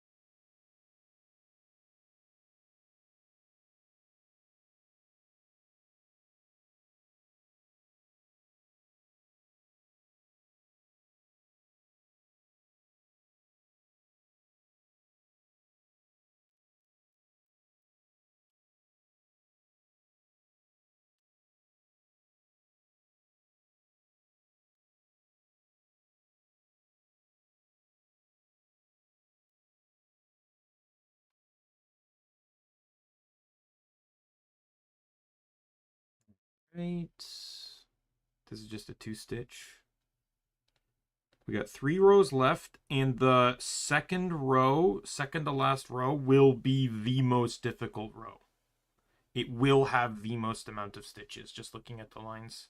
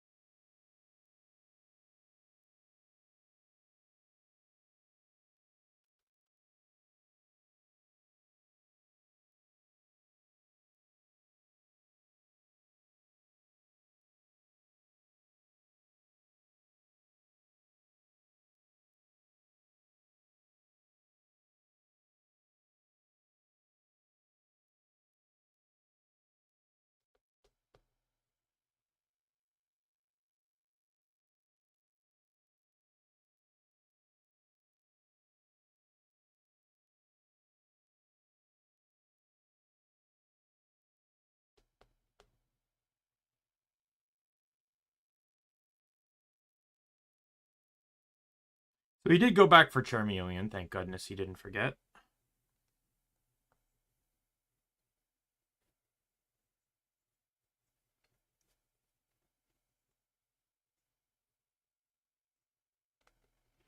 He evolves to Charizard here.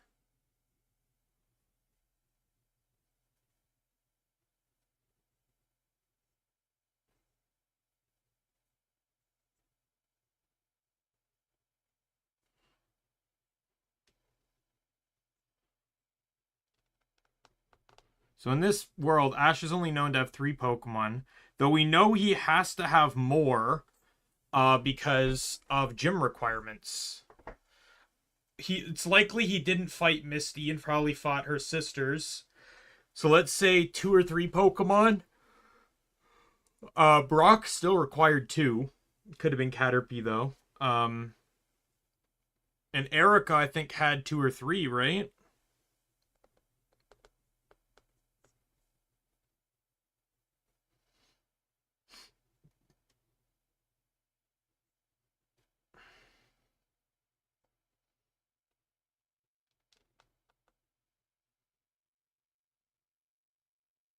You know, it's funny. Charizard evolved from Charmander to Charizard in one movie, which almost correlates incredibly well with the anime because Charizard evolved within like 3 episodes of Charmeleon.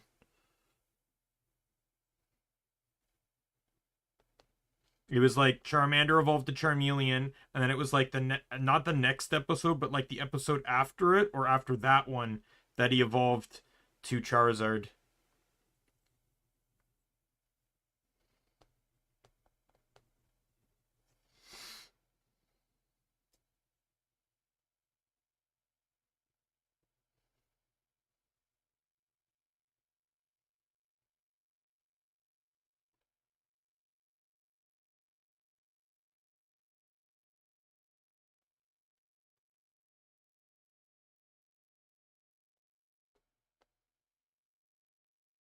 I find it hard to believe though that Cross got up here first.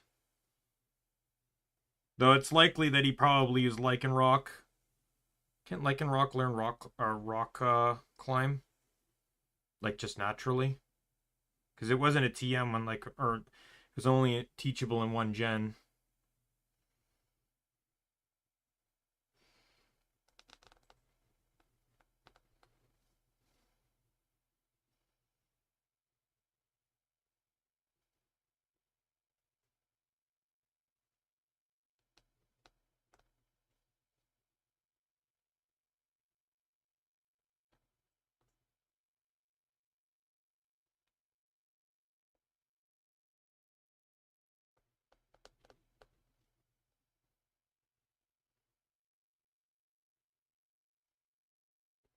He's gonna steal it from Ash.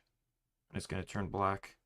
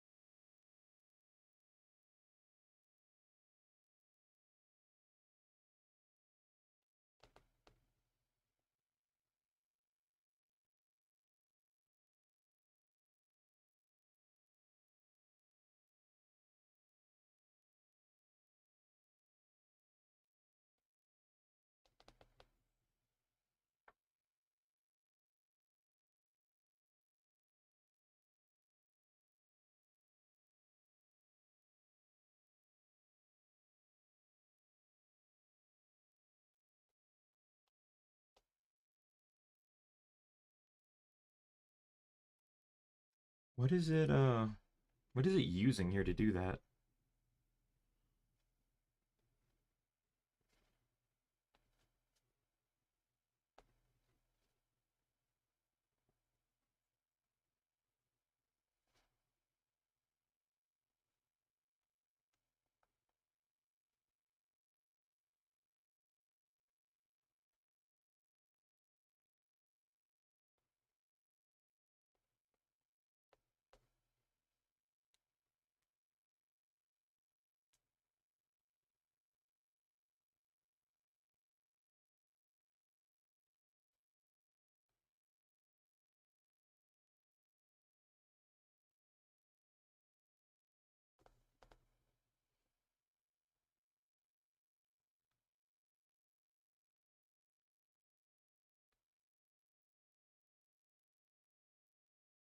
Wait, wait. Did that Rhydon just use Energy Ball? Excuse me? What the hell was that attack?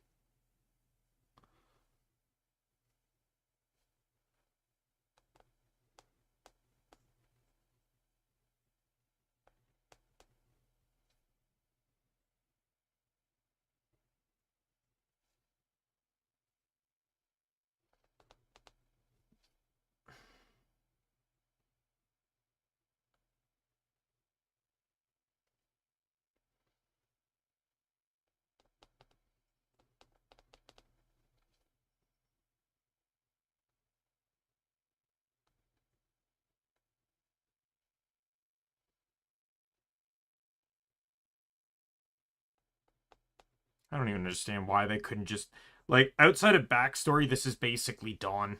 It's used almost every move that her Piplup knows: Whirlpool, uh, Drill Peck, Hydro Pump. It's all it's missing is fucking Ice Beam, and it's Dawn's Piplup.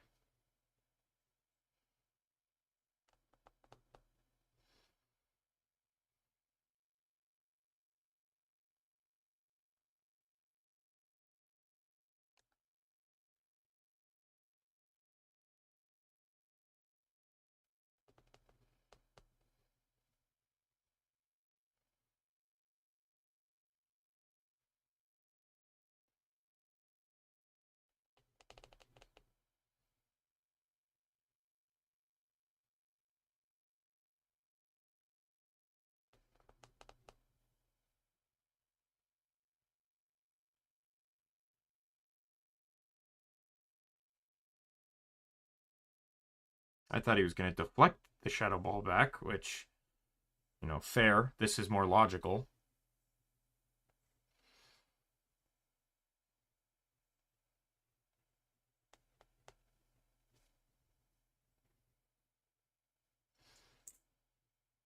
Nope. 1 second.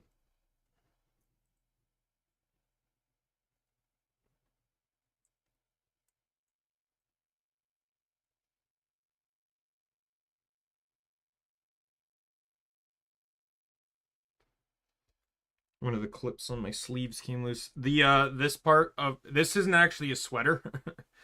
um it's the sleeves of a sweater that didn't fit me anymore, but it still works for helping cover up when my hands are on stream. Um so reason I wear it is because it has like the thumb hole in there, so they can go under the gloves without like possibly like slipping out all the time. But because the sweater doesn't fit, and I can get hot just wearing a sweater, especially like the last stream I was doing, I fucking did this during the summer. Um, yeah, I use clips though, because the first stream I did for the Doki Bird one, I didn't use the clips. I used masking tape. I had welts, blisters, whatever it was, for like a week after that. I think I even showed them on stream.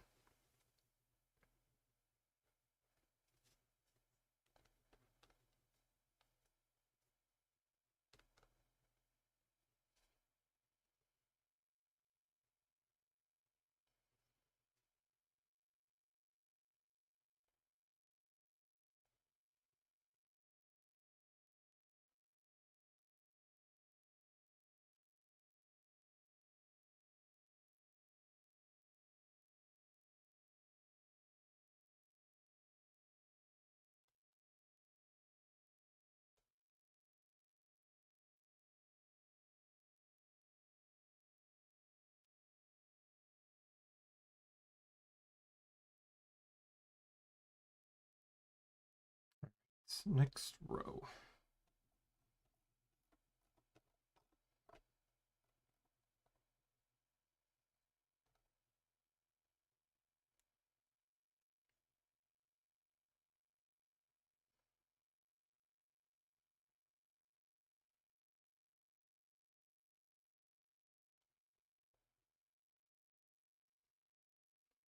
Way too many ground types here to use the method the last time.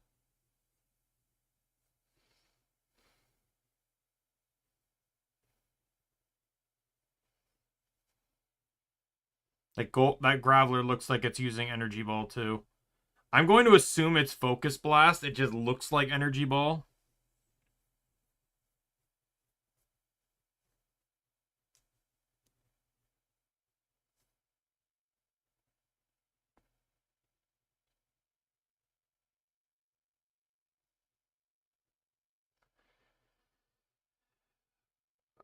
So we skip 4,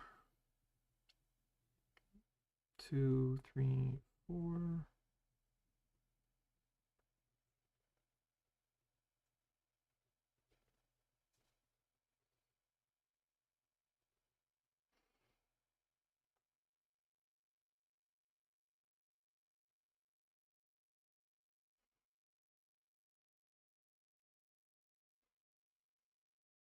They actually had to get a English Pikachu voice actress for that. Even though Pikachu is confirmed male. In more ways than one. Generally just by attitude and personality. I think also Attract a few times has confirmed Pikachu to be female. But it wasn't really until Black and White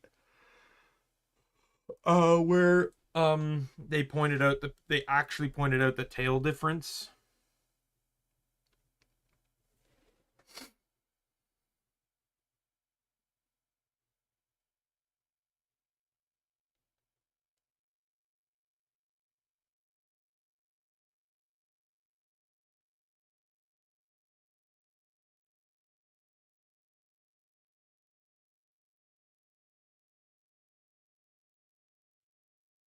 Hey, Ash is dying in this timeline too.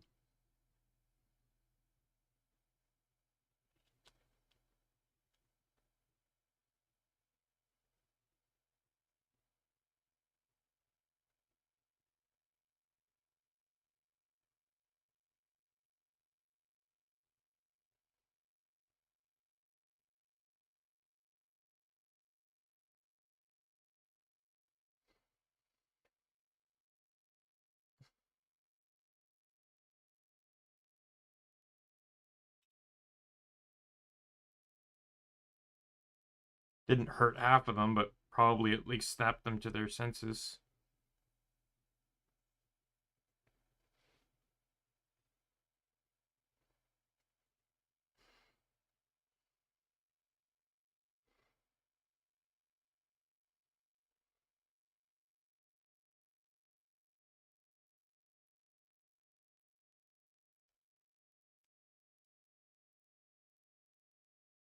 I'm tearing up, by the way. Just you know.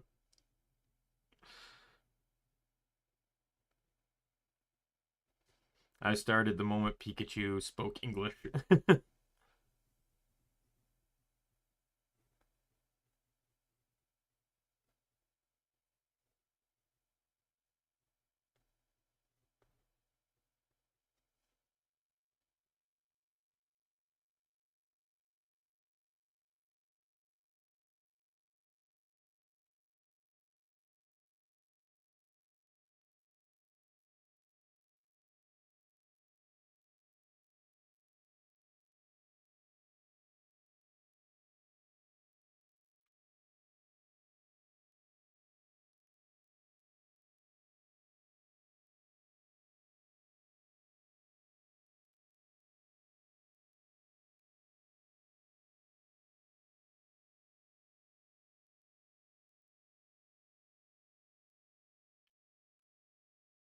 We start one out.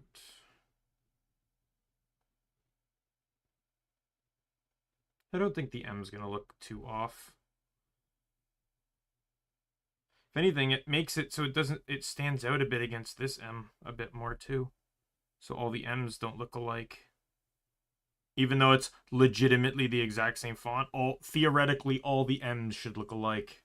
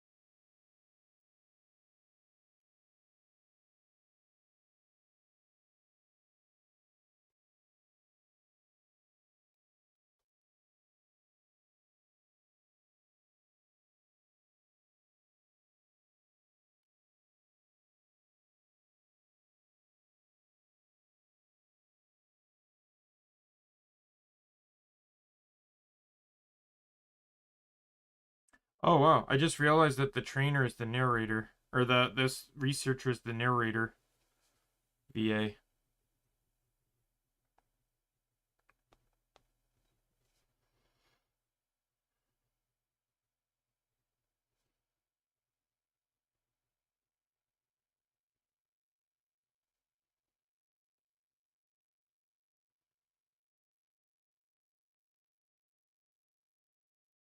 Actually kind of crazy that both M's in this sentence are cutoffs.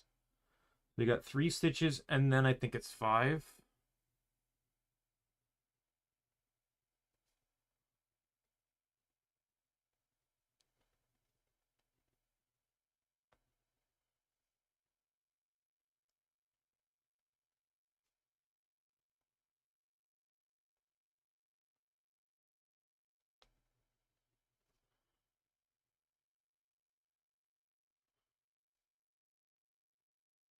This reminds me of the a lot of the fan fictions where Ash is like the chosen one. So it's like it basically explains that it kind of says that like Ash is guided by the legendaries. So like all the legendaries, Ash was meant to and destined to meet and assist all the legendaries, and in many cases, they know who he is, and they treat and some of the events are treated like challenges rather um than like actual events or whatever. But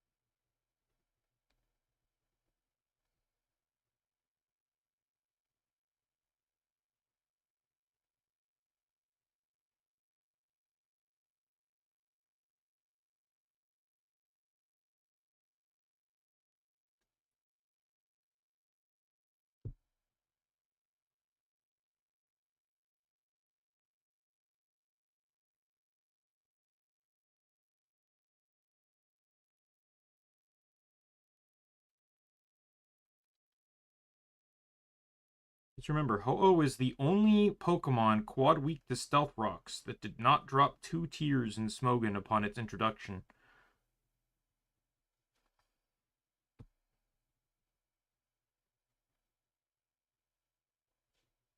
It's just a worthy thing to note. Are we just not going to see most of the battle? Ash versus Ho-Oh, or Pikachu versus Ho-Oh, and we're just, they're just gonna like conveniently not let us see most of it.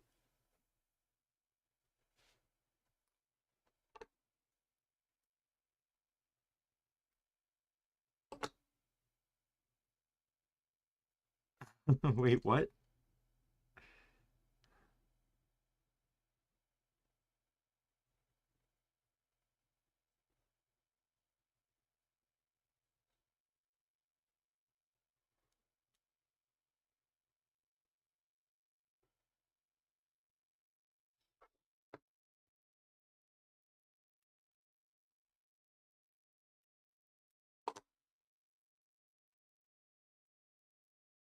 This will probably be my last strand.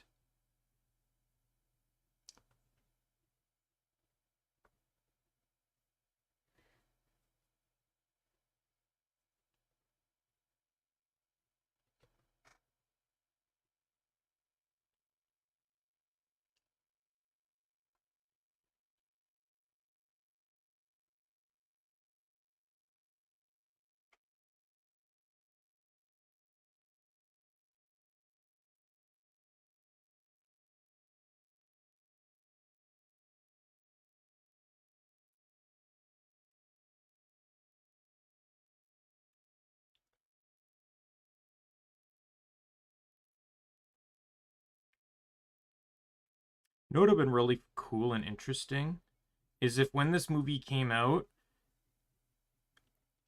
I think it would have been cool to have the Pokemon Lucario really didn't do much in this movie, by the way. It was just there. Like, it really could have been almost any other Pokemon, and it would have been perfectly fine. But it would have been cool if they appeared in Sun and Moon episodes, just as, like, granted, I've not seen all of Sun and Moon, or even in Journeys, if they just appeared. But obviously Ash wouldn't know them. But, like, I just think that would have been, like, a really cool, like, nod to the fact that they still exist in this world. They just...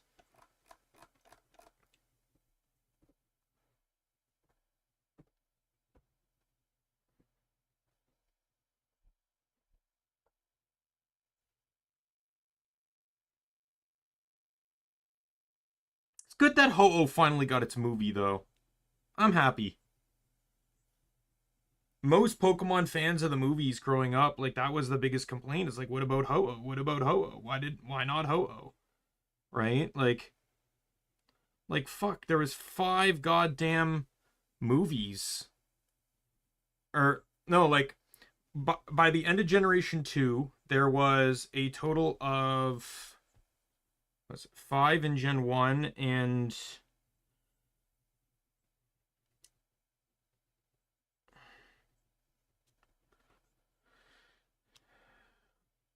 even in, like, within the first 4 movies, even though it wasn't a real Entei, for argument's sake, we'll say it's Entei. In the first 3 movies, they only left out 2 legendary... or no, in the first 4 movies, they only left out 2 legendary Pokemon, which were Ho-Oh and Raikou. Raikou does not appear in a movie until the Zoroark movie. And it's in this one, too, but the beasts appear... I would only count Entei in this one, because he was actually, like, fought. The others appeared for a blink of an eye, and then that was it. Anyways, that one's done. Ooh, this one was actually a longer movie. Oh, it's showing... why is it showing Brock? Ash never met Brock or Misty or Tracy or May or Dawn or Iris. Why is it showing all the people Ash didn't travel with? Oh, here we go. I wanted to see if it, I wanted to see in the post sequence. Oh, he sees Articuno.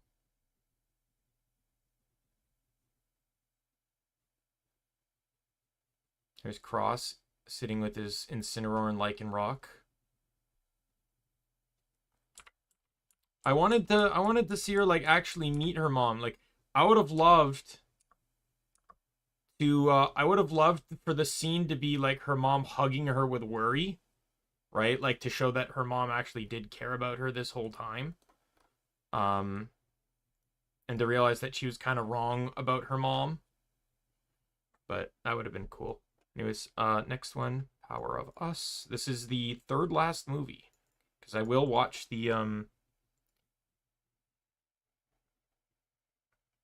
remake of the first movie, too. Not gonna lie, I'm probably gonna get through these today. I don't... it depends on where I want to leave off today if we're gonna get to Reincarnated as a slime, though.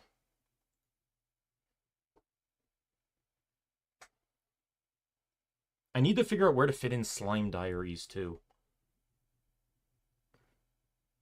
Because I would like to watch, like, the spin-offs, like Slime Diaries and the other spin-offs and stuff.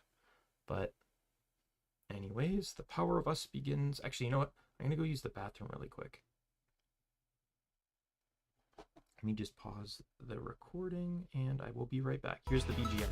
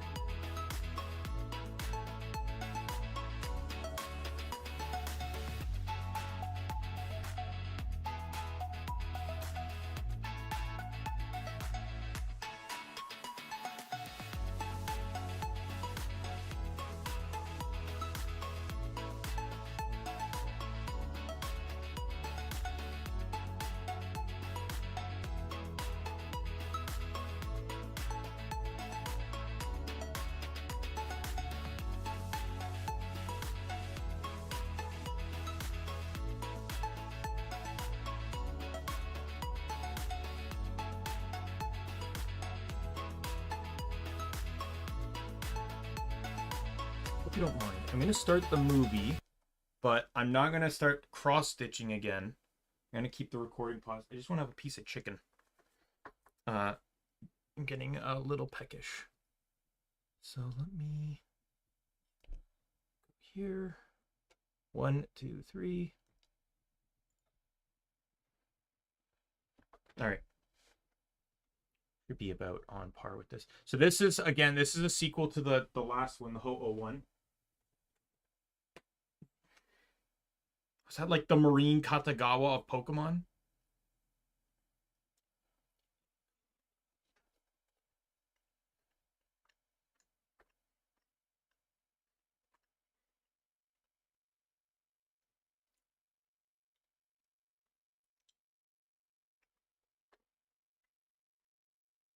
I have no idea what this one's about, by the way.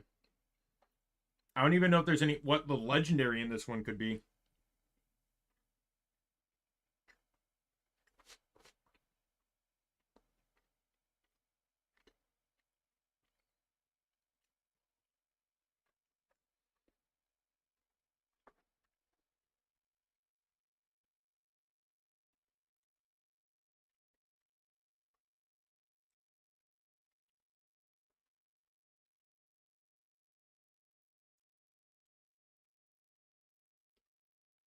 She said to no one. Hmm?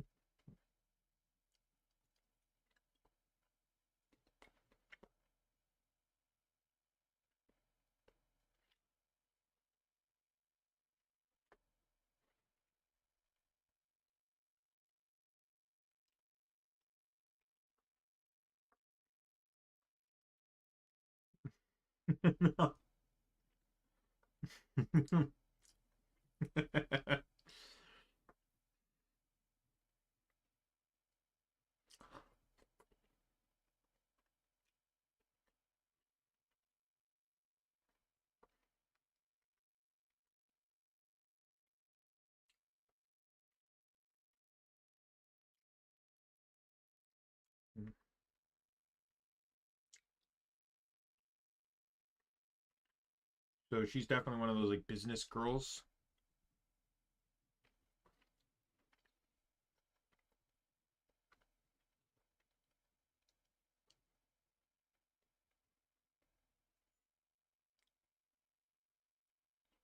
Who launches fireworks in the middle of the day?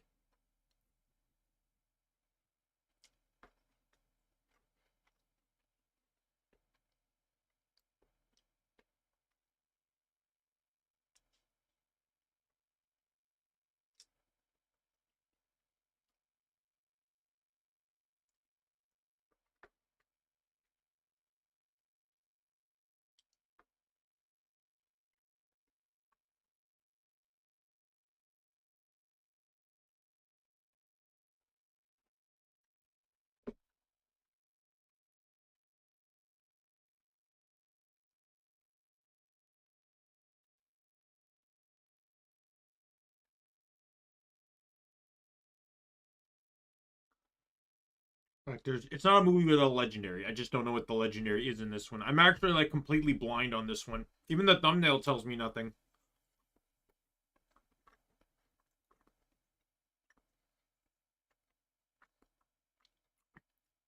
It shows like a lot of people in the thumbnail. One guy's a Chansey. There's a Meryl, Totodile, Smoochum, Togepi.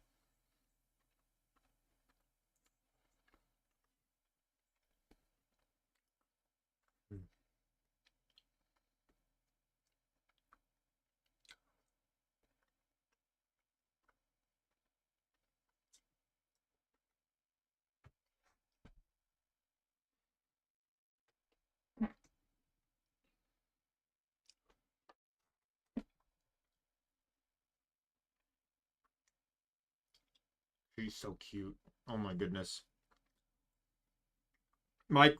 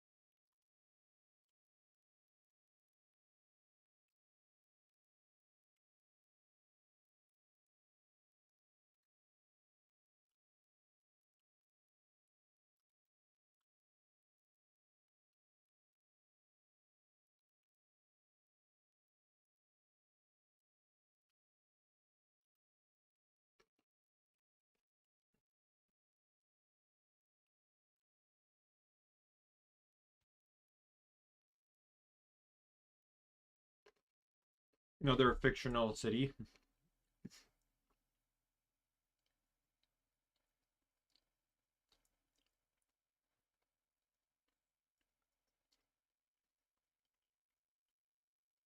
Oh, so it's a Lugia movie then. Which makes sense. Ho-Oh just appeared. After rebooting, the second movie was about Lugia, so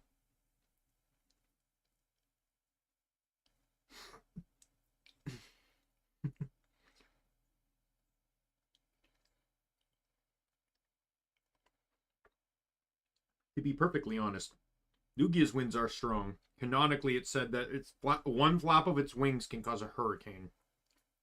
It's crazy because it can't learn the fucking move Hurricane.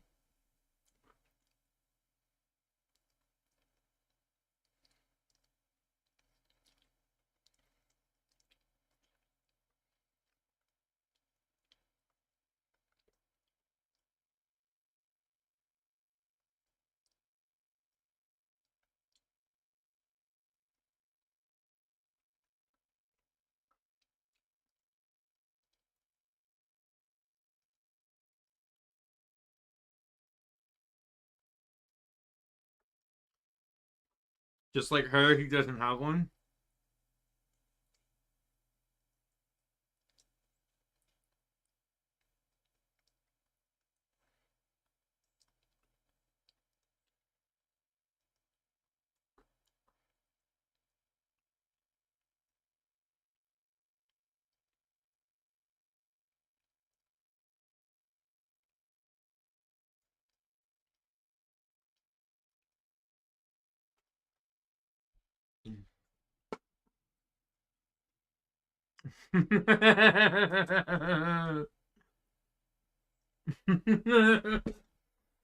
Okay. I don't like embarrassing moments. So I'm not gonna listen to this. I'm just gonna watch it.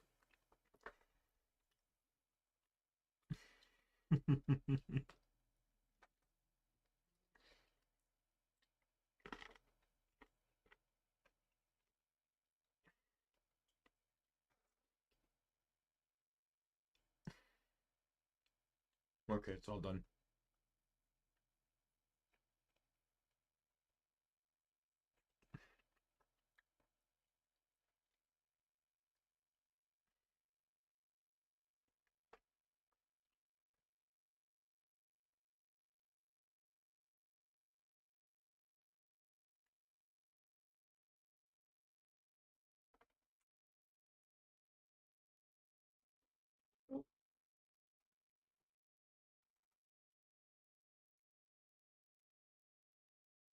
This lady doesn't like Pokemon.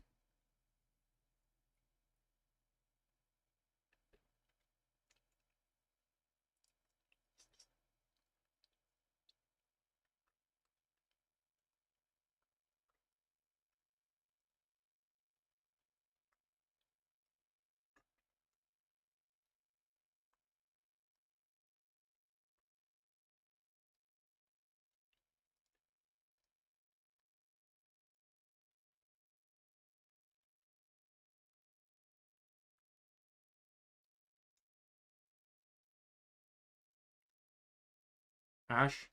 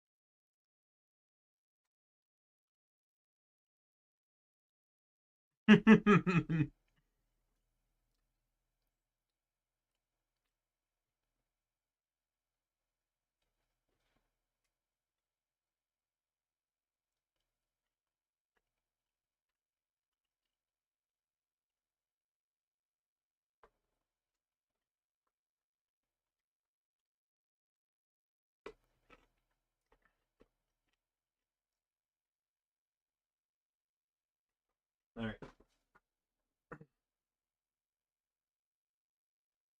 Wait. So I guess they're following Ash after the Ho-Oh debacle?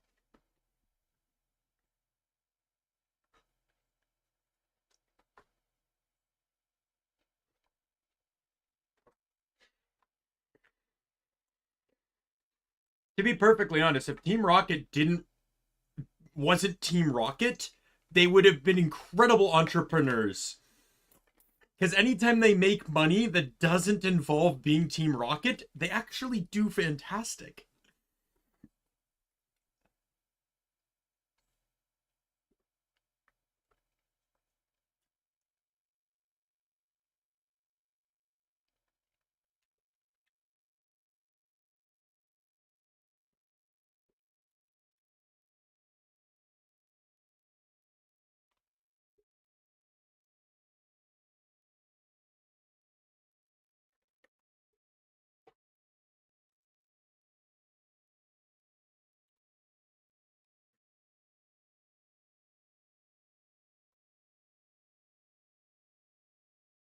Alright, and I'm getting my gloves back on.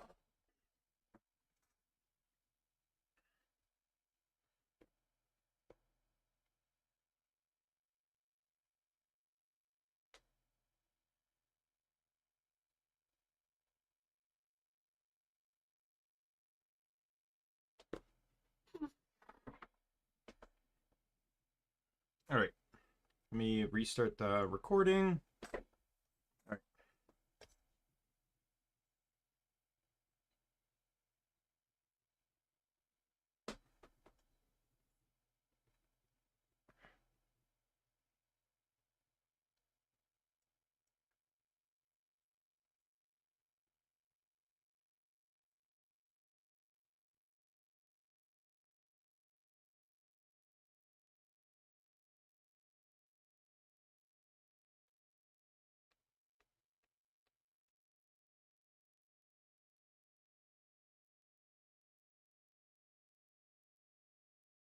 Is it a legendary?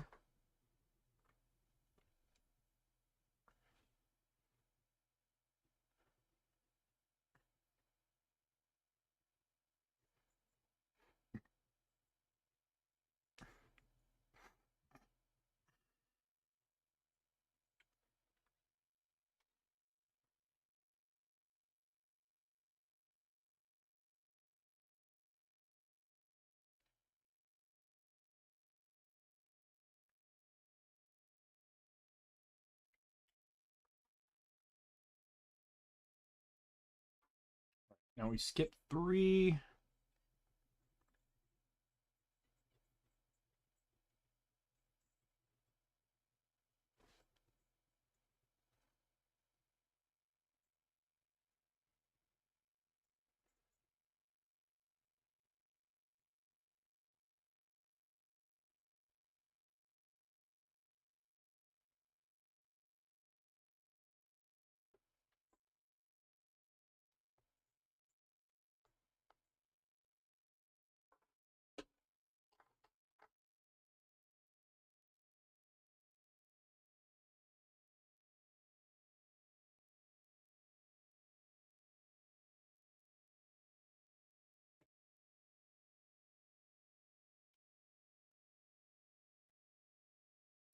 This is the last 2 stitch on the T.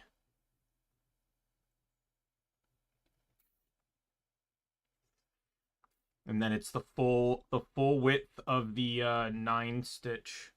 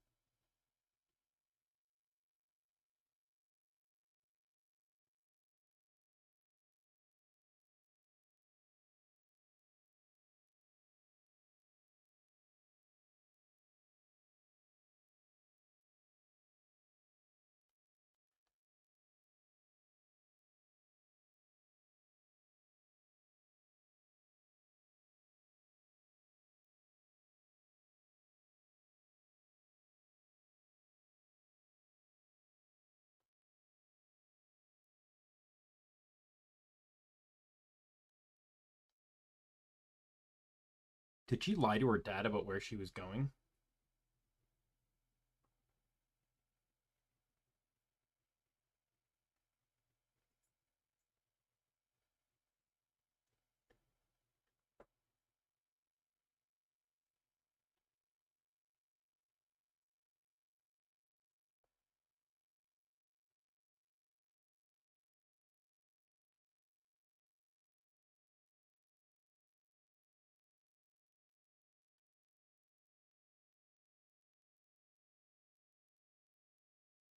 Has to be a legendary, right?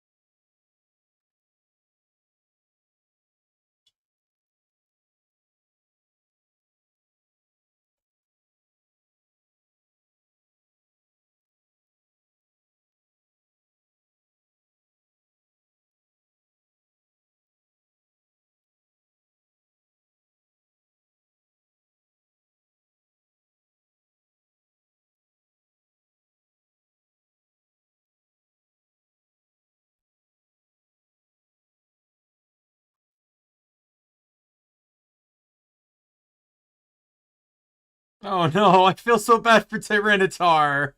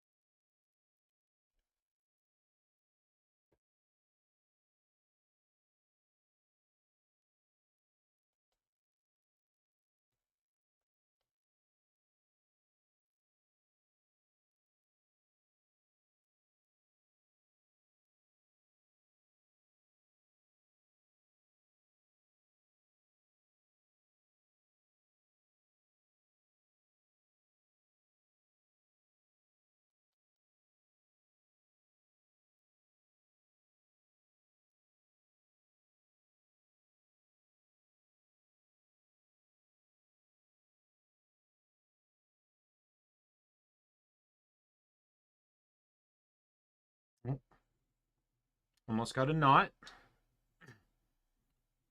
Fucking love Tyranitar. Probably say Tyranitar is my favorite pseudo.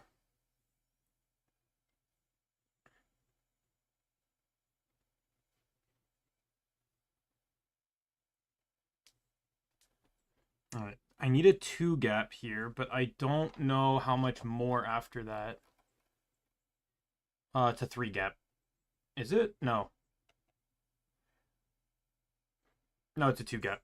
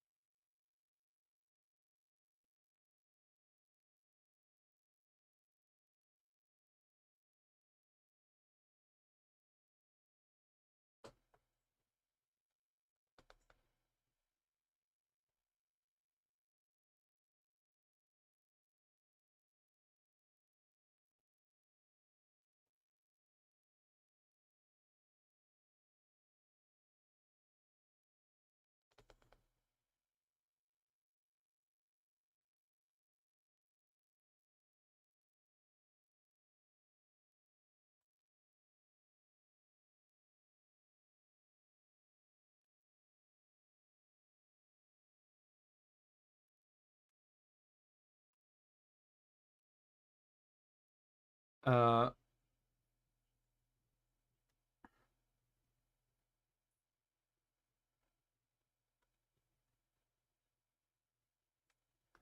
I thought he was going to say what it was, and I was going to be extremely embarrassed. Because he's either going to say a legendary Pokemon he didn't know of, or...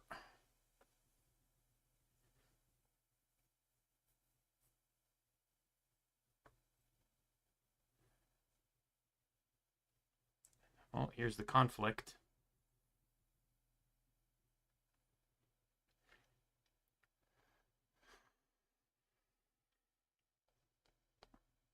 Two, three.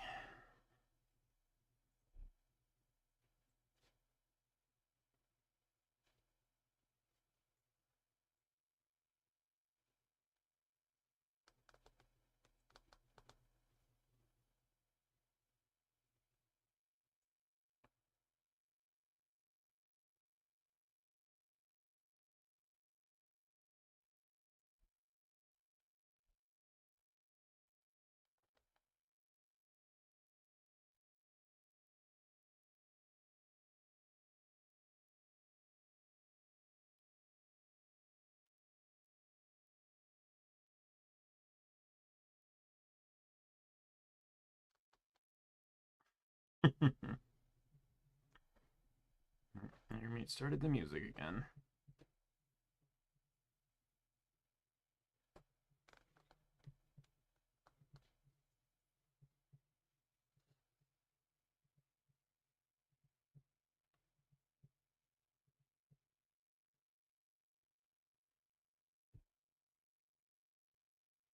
Oh, is it that? It is Zeraora.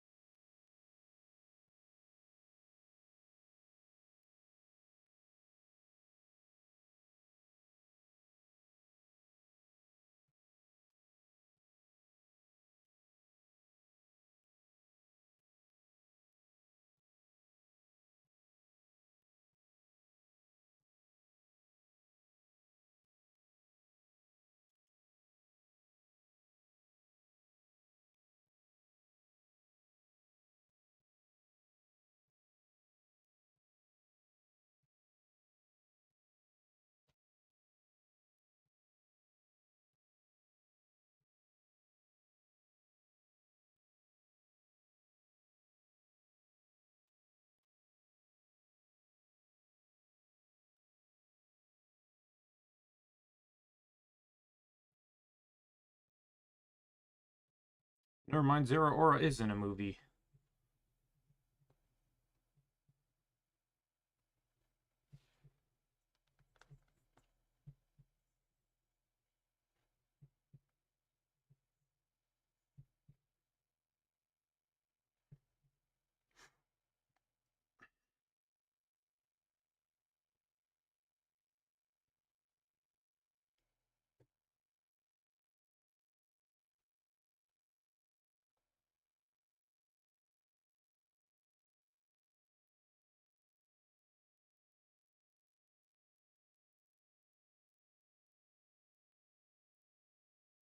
How'd they get outside without making any more noise?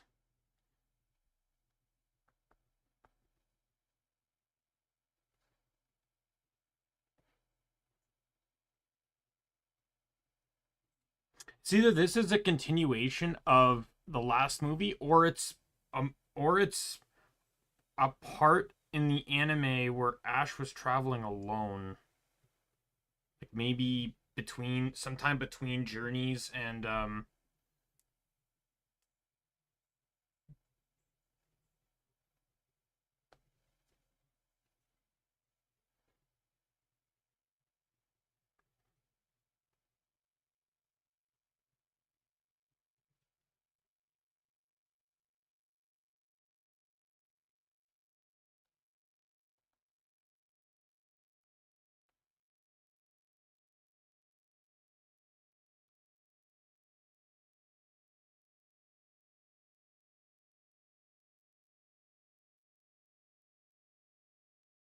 at least I think that's gonna clean her up.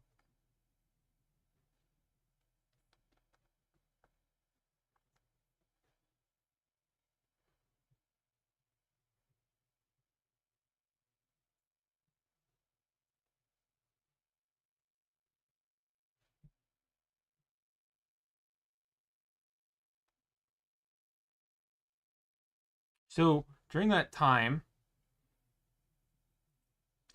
Pikachu managed to find out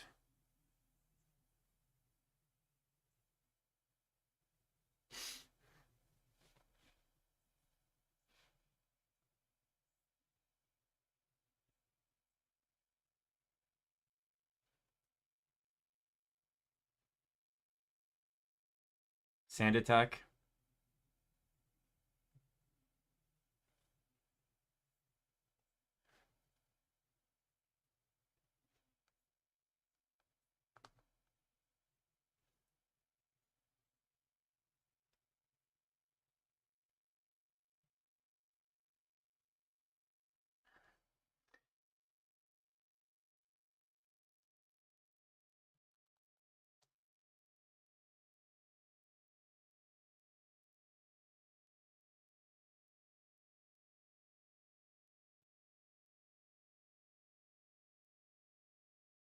Oh,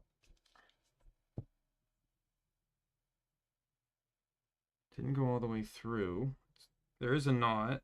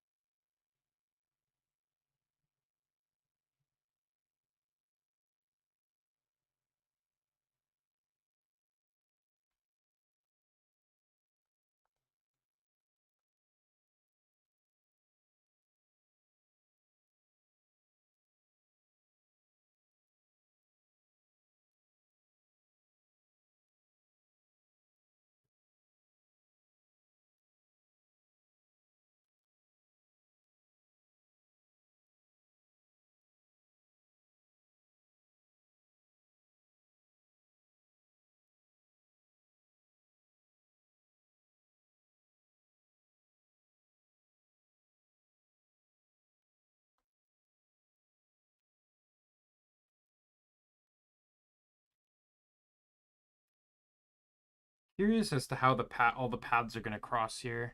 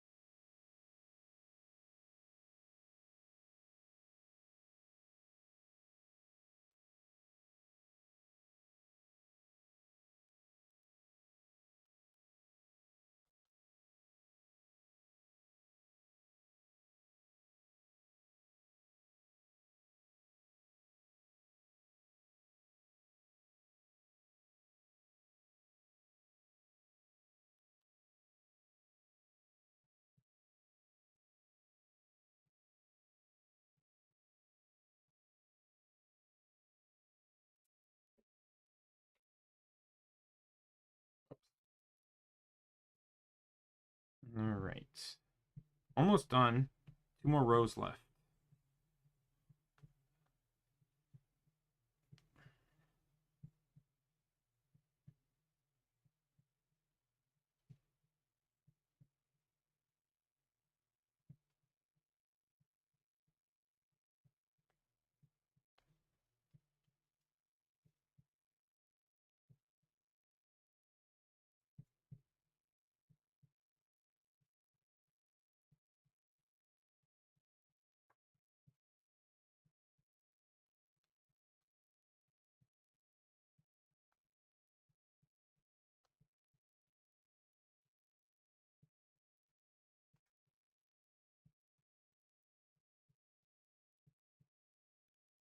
Jesus.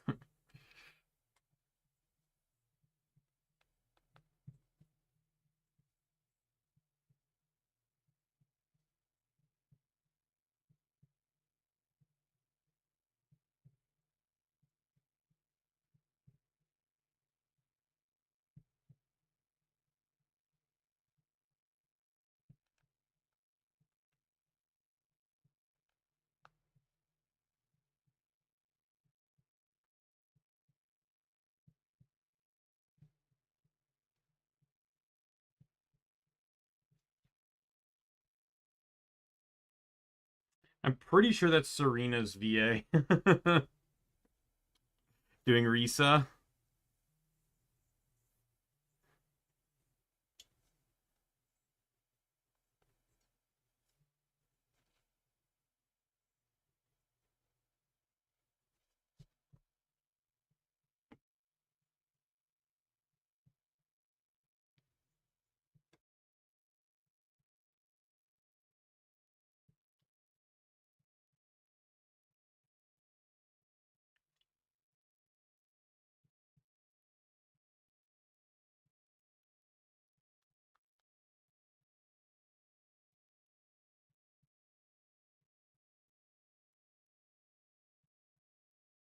All right.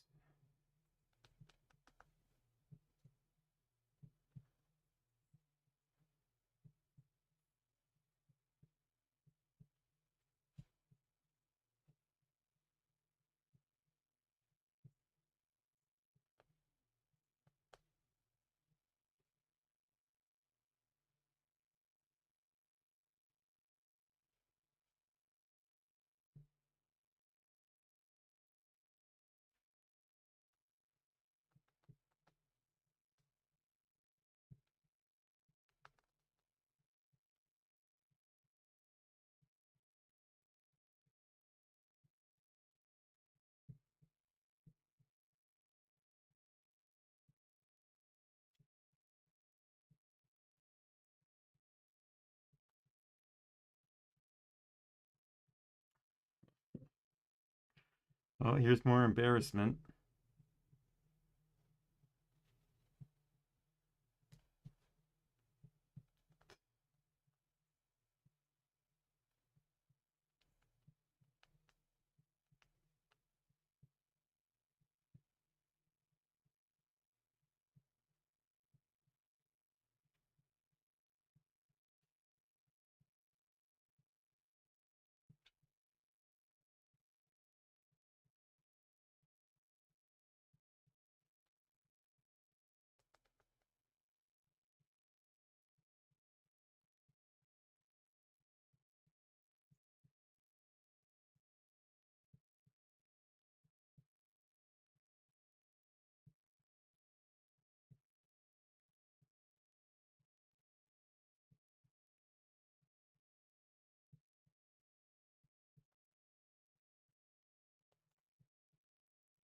Oh no.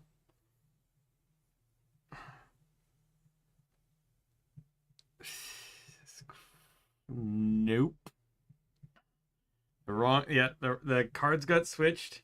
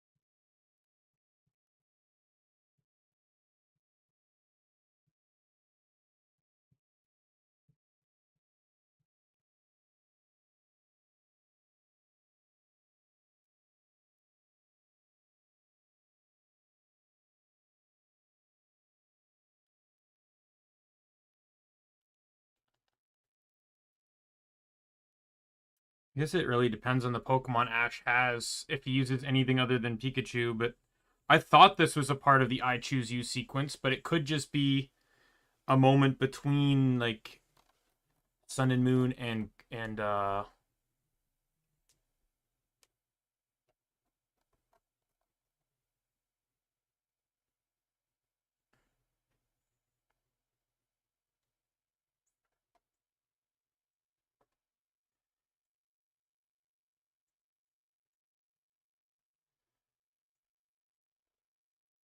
here we go. This is going to be the most difficult row because many of the letters are straight lines.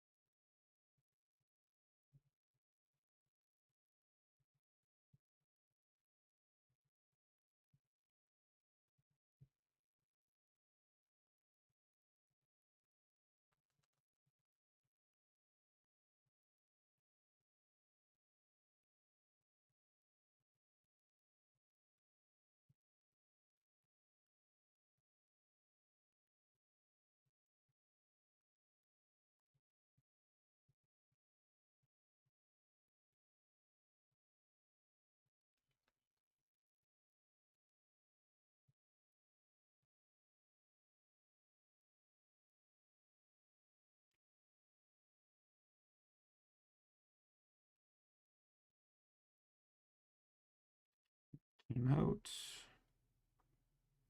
Yeah, this row has the most amount of stitches in it for sure. And out of these words.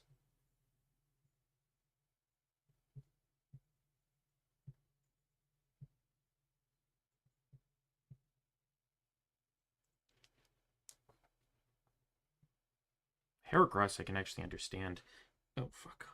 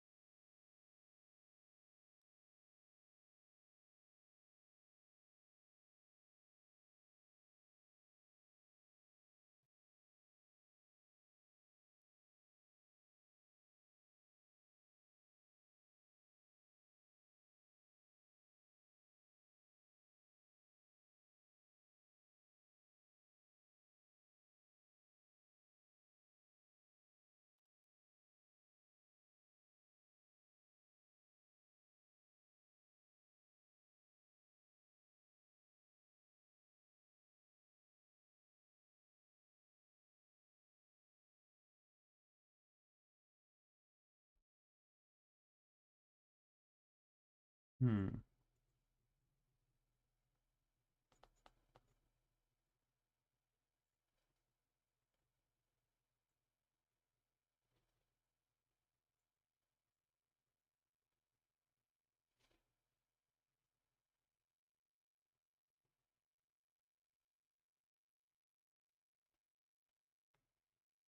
Boy, I feel like that's going to be a plot point tomorrow.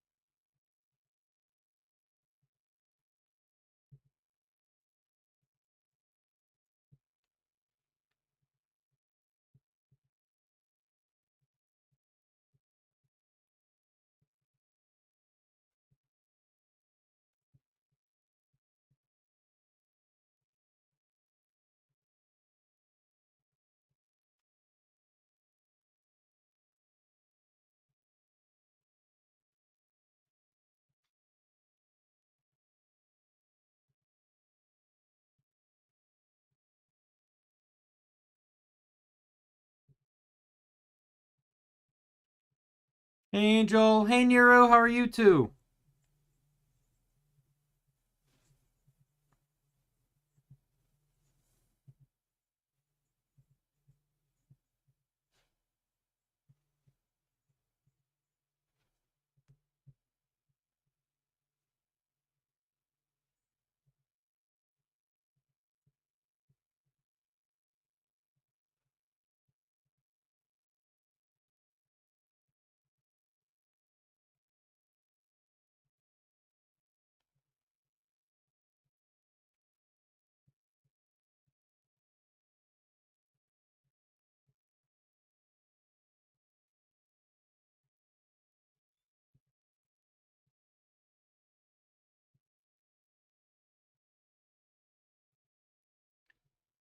I'm doing good. Almost. I'm on the second last row of the wording here, and then I can go to something else.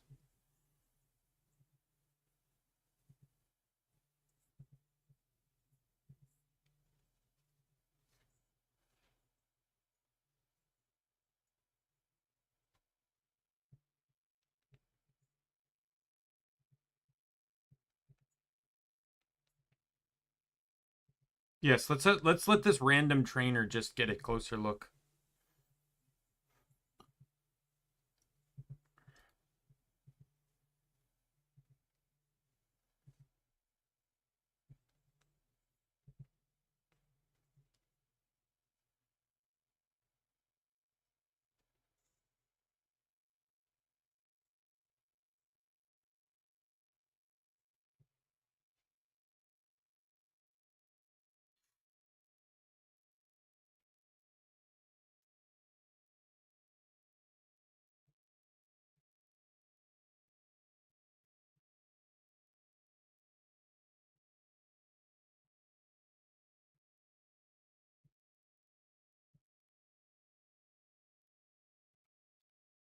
I'm doing a cross stitch, Nero, of what's in the corner there.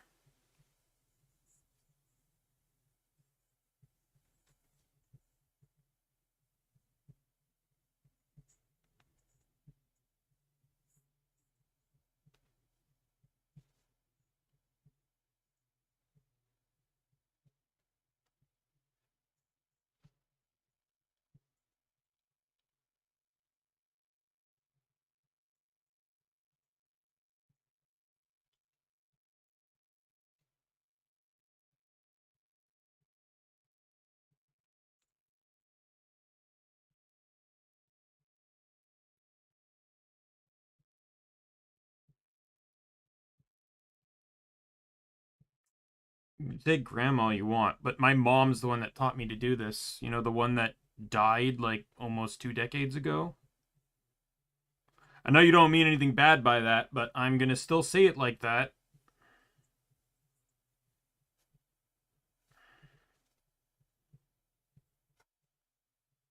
I will be as vicious with that comeback as I possibly can when I say that my dead mom taught me how to cross stitch.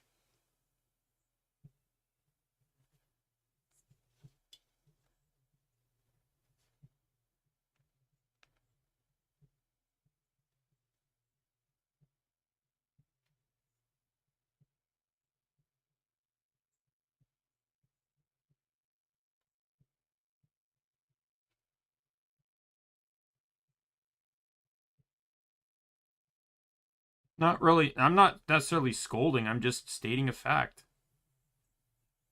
My mom taught me how to cross stitch before she died.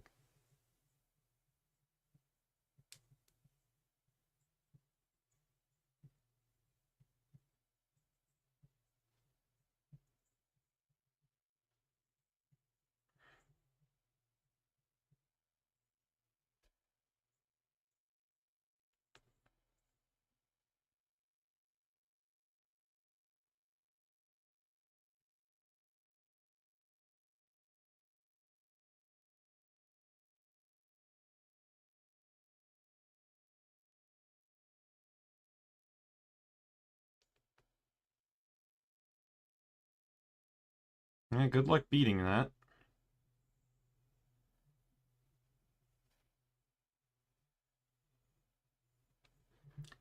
Plus, that is also massive stereotyping that, like,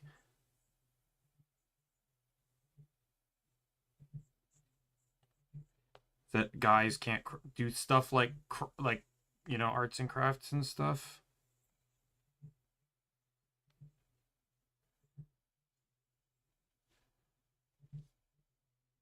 Like, I used to build Legos a lot as a kid, and I could honestly, like, I think Legos are still interesting, but I could honestly not care. Like, maybe I'll get a small set, but, like, I would never get a big set anymore. I have no reason to build them and keep them like that, and the small ones, though, I can keep as small little figures.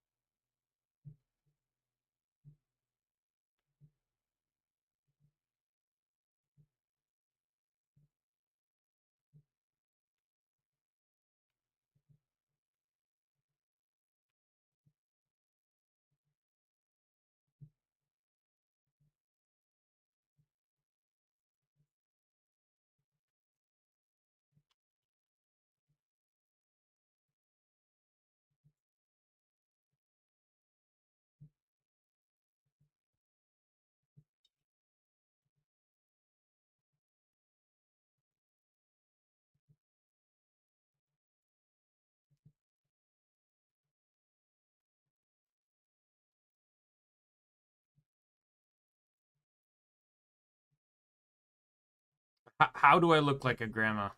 Explain it. Explain to me how this is any different than building Lego. Or building a, like, an anime figure. Or a model ship.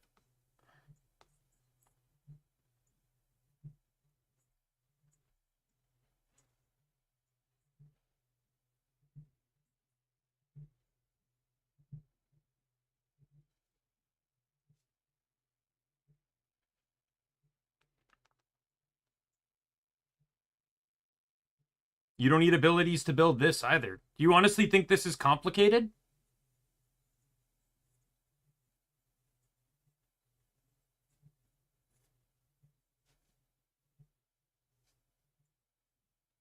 I don't need the gloves either. You know why I have the gloves? To hide my hands. VTubers do it all the time. If they don't want their hands on stream, they wear gloves. That's the entire reason I have the gloves on.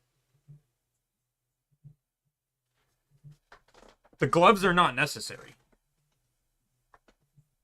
Some people just don't want, like, their skin color or anything. Like, I have, like, you know, maybe some people don't want tattoos. I don't have a tattoo, but some people don't want a tattoo shown so you can identify their hand. It adds to the anonymity. Additionally, this is not different. I'll show you why.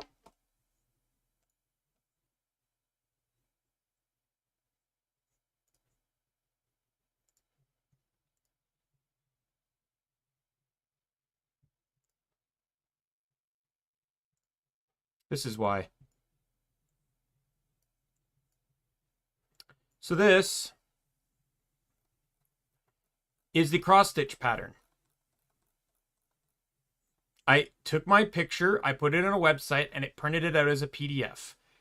These are the colors. There are symbols in them to also represent for color blindness. When you scroll down, all of these colors go down to here. This is a key. Tells you how many stitches there are, what the colors are, what the thread color is, and then lines it up with the symbol and color so you know where it goes. This is no different than a Lego instruction manual. I'm not doing this blindly. I'm following instructions.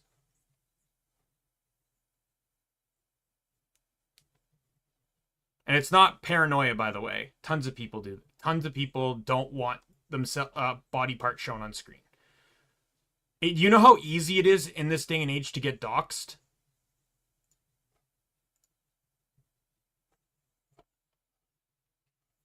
Many VTubers try not to reveal as much of themselves as possible for the sake of not being caught. I have a birth defect on my hand that could identify me.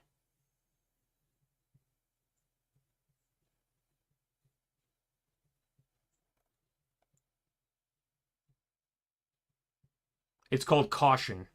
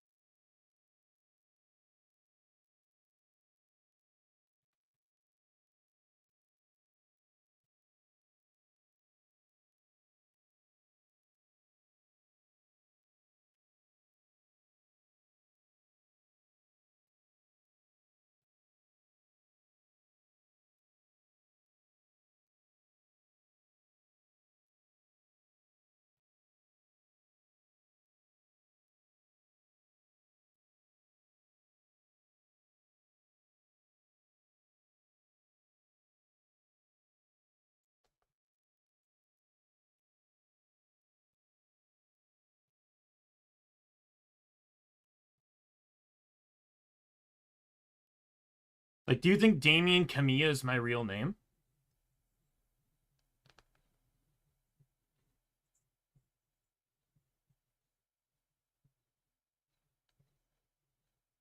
Because I'll sadly tell you it's not. I won't tell you what my real name is, but I'll just tell you Daimien Kamiya is not my real name. It is my streamer name.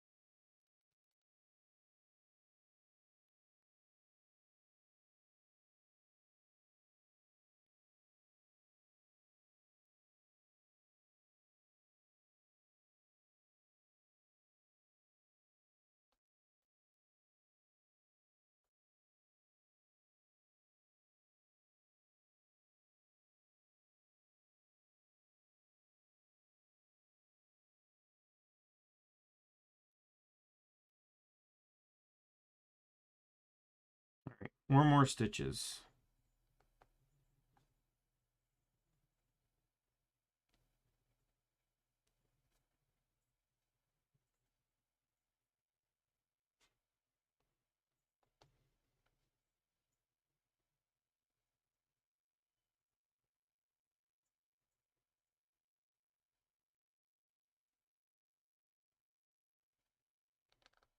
Take this super potion. You know, it's only the 21st movie over the course of several decades of Pokemon.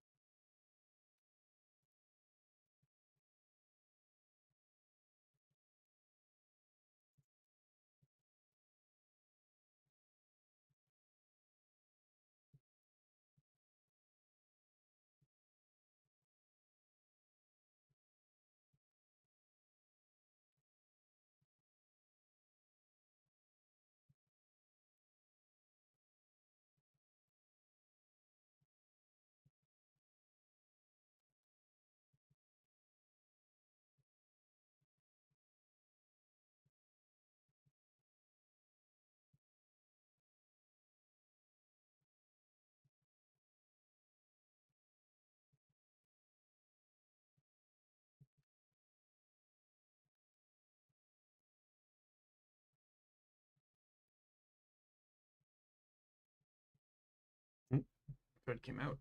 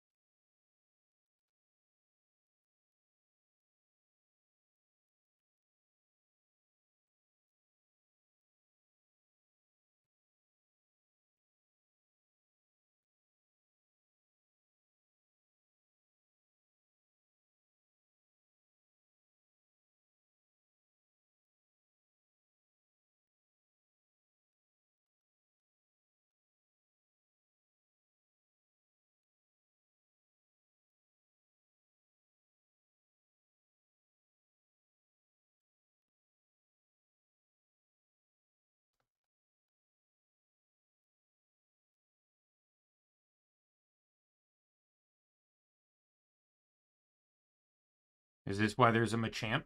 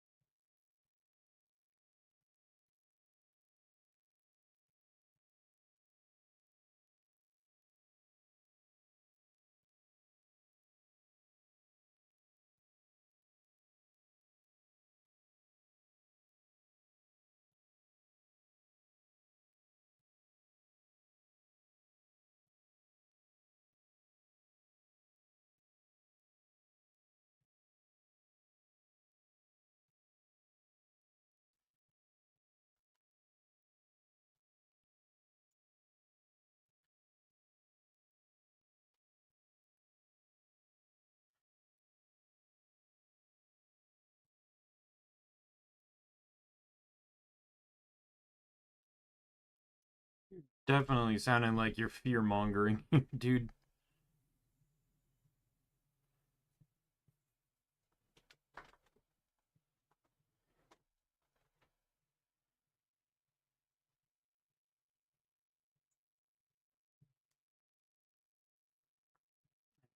Gap.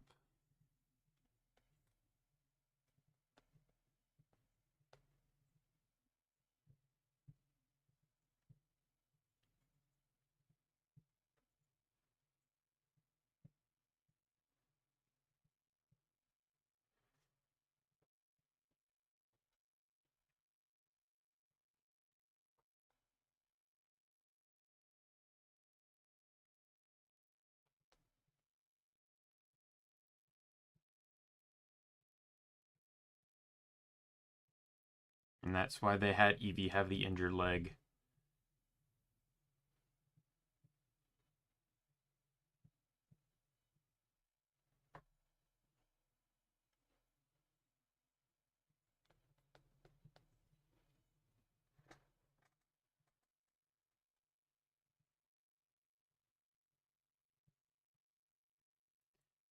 So I'm gonna guess like her Eevee, she's probably gonna, if she's gonna keep running, her Eevee's gonna evolve to Jolteon.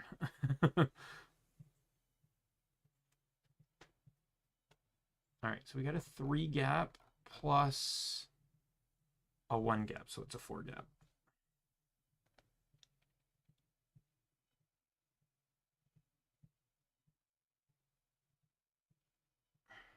One, 2, 3, 4.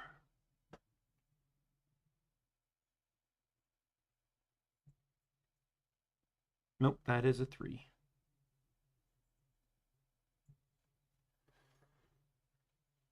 All right, see you later, Angel.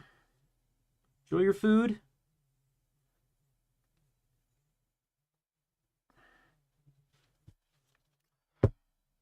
I have another knot.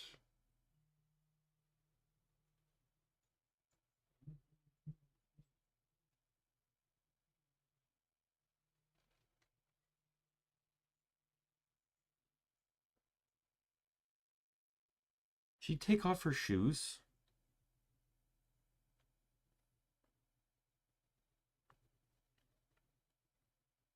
I feel like that's viciously unsafe.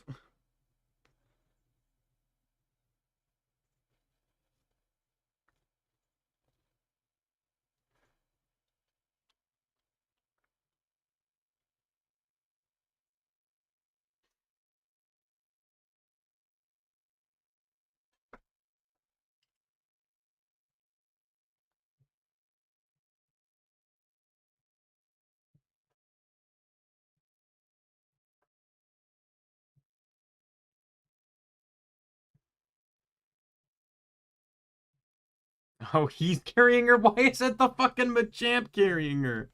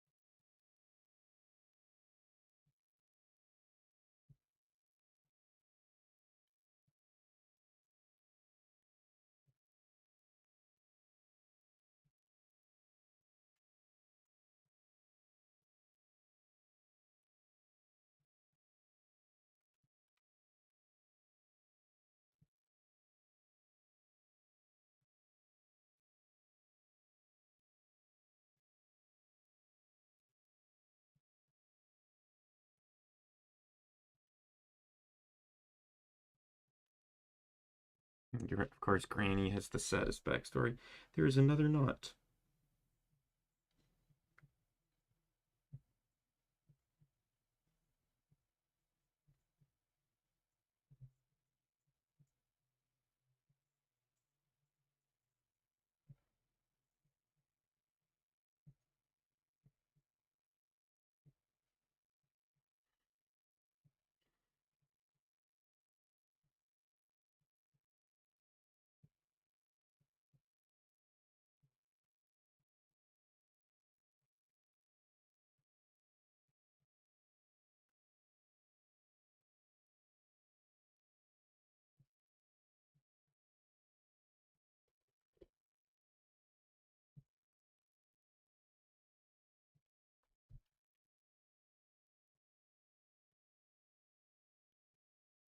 Oh, water pulse.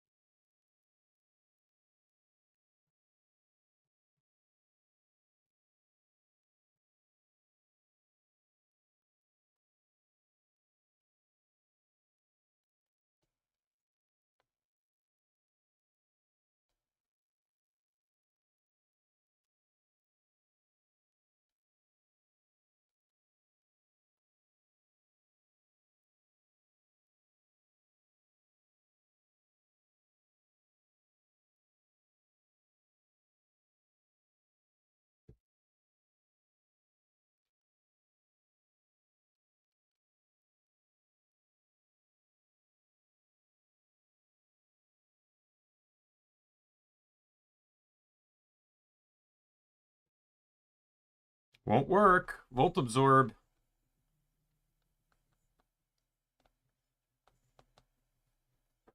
All right, now we go back.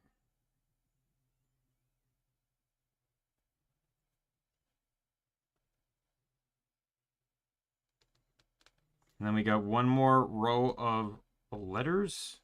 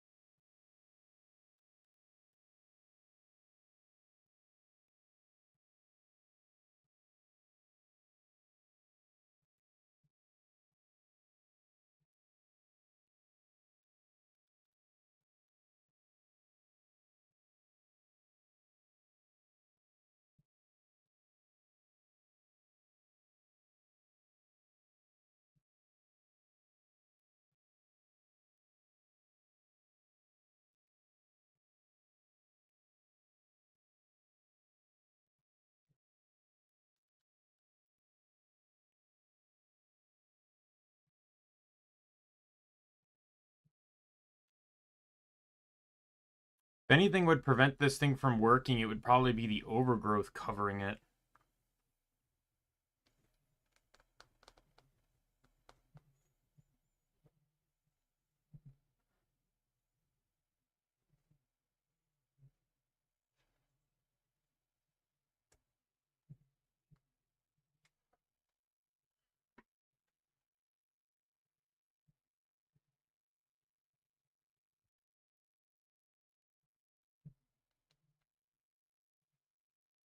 So this old woman almost went through this, pretty much went through the same thing as the guy with the Lucario in the last movie.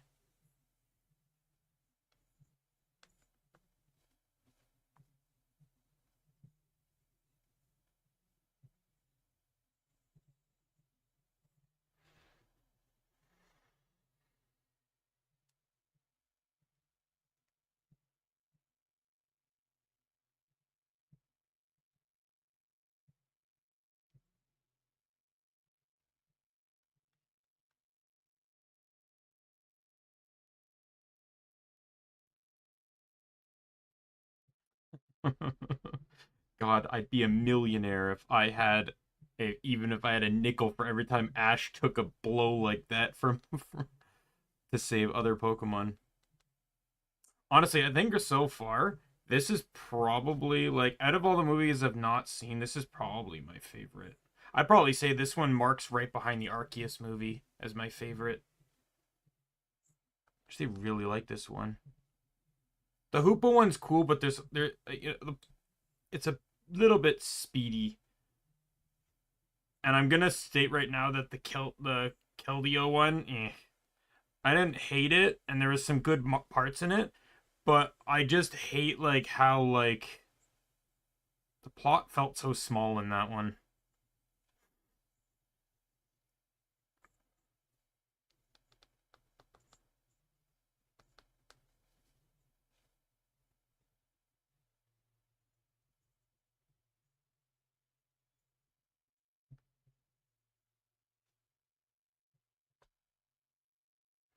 Man, if only we had a psychic type that could maybe psychically lift it.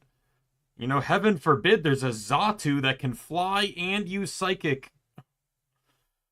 Or a Machamp that has a throwing arm that would put a baseball player to shame. Like, why are we relying on people so much when there are so many Pokemon here that have the ability to do it?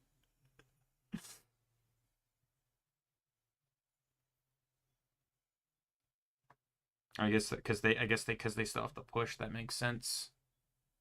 Can't give up Machamp on that, but I doubt Xatu's doing too much with the pushing.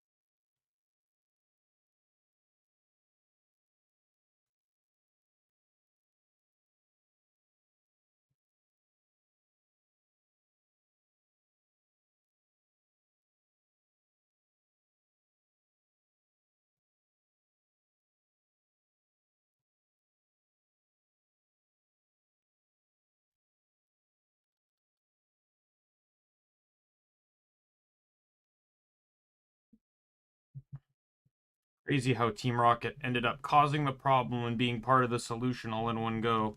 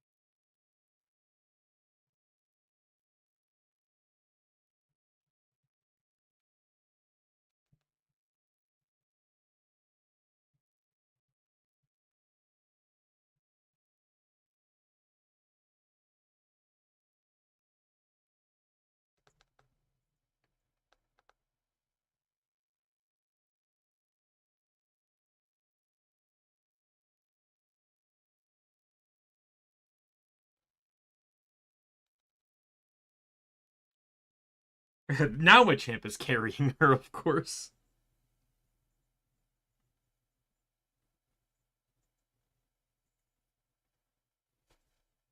That explains how the Magneton can help.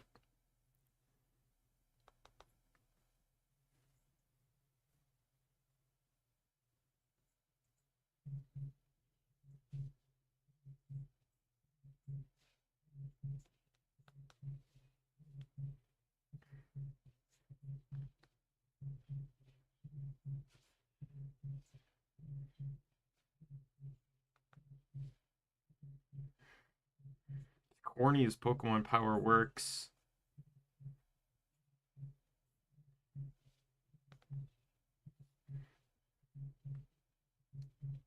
Isn't he effectively defining Mega Evolution and Z moves? Because it was stated in the show that Z moves require syncing. That's why Kiawe had issues using Z moves with his Alolan Marowak.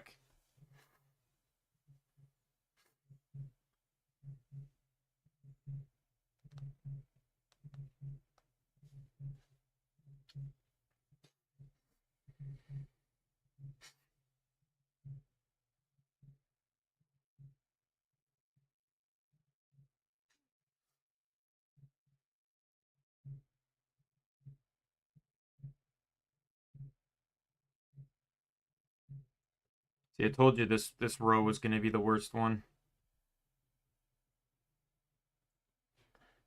The next one's going to be bad too, but not as bad. There's a few less things here. Zorora's going to save her.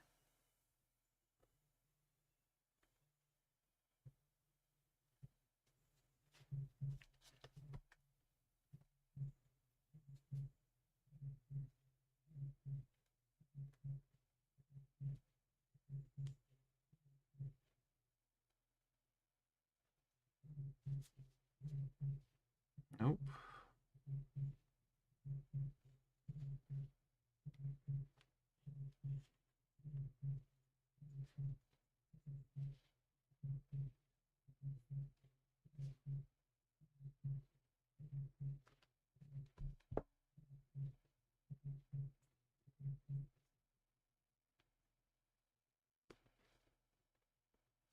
There we go. Fixed it.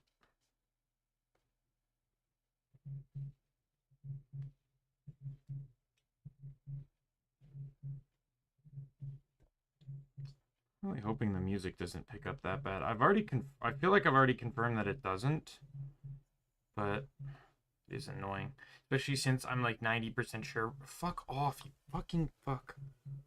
I'm like 90% sure that the my roommate's not even in his room right now. Like, there's almost zero reason that music even needs to be on.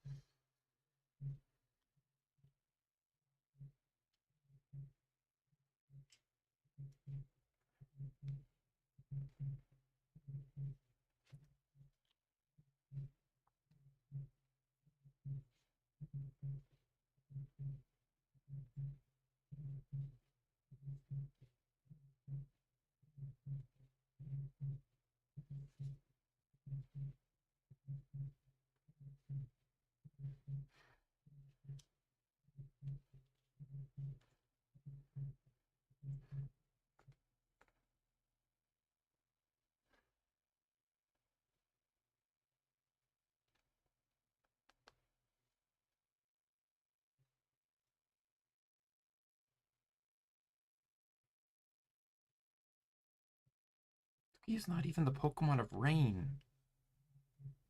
Technically speaking, I'm pretty sure that's Tornadus.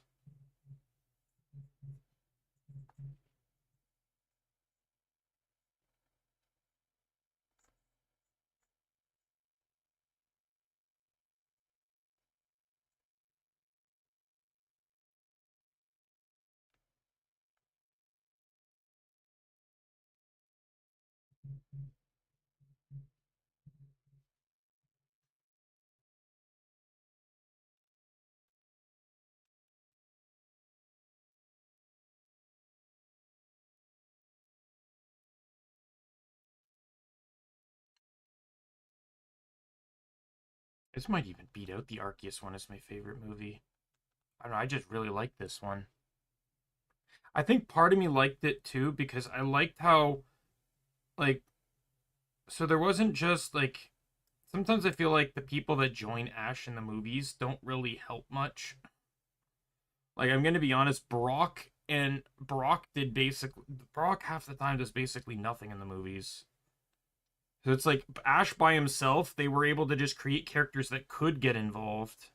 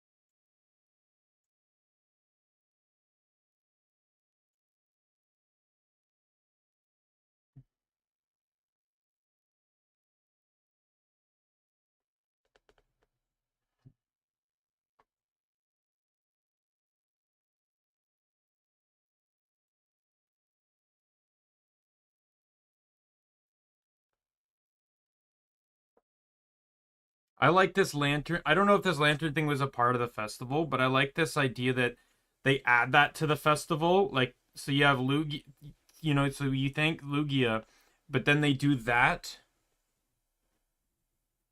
They do that in honor of Zeraora. Still a little upset though that the poachers got away.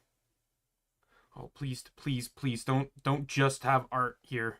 Please, please. I want to see like actual epilogues for these characters. Like how the woman lives with the Pokemon that followed her, and the guy's chilling with Sudowoodo and his niece and his sister. Like, I'm just seeing Eevee and her running on a beach. That doesn't tell me anything. Also, what was the whole... Oh, yeah, see, like, that's fine. But, like, I don't fully understand the, Like, why was she told to go catch an Eevee? I don't really think that was explained.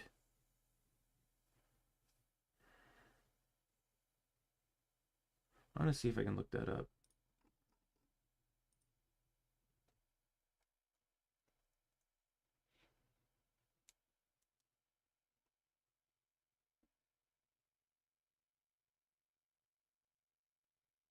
Or catch him and Eevee.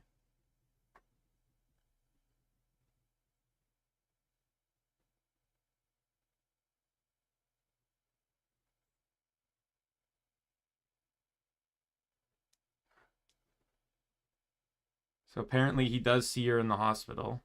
Oh yeah, see they're all sleeping together in a bed. That's so cute.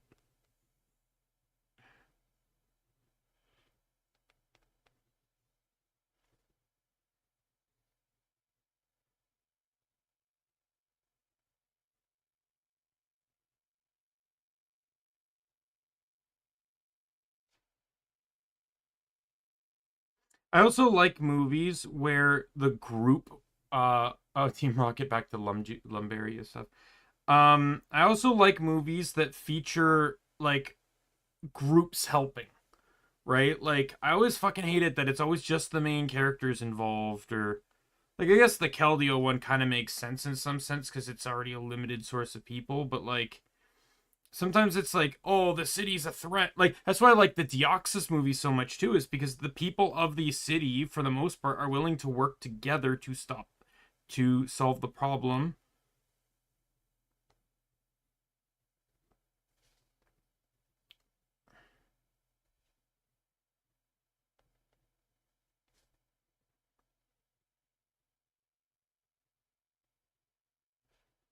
I also was expecting a neglectful father trope from the mayor. I'm glad that wasn't the case.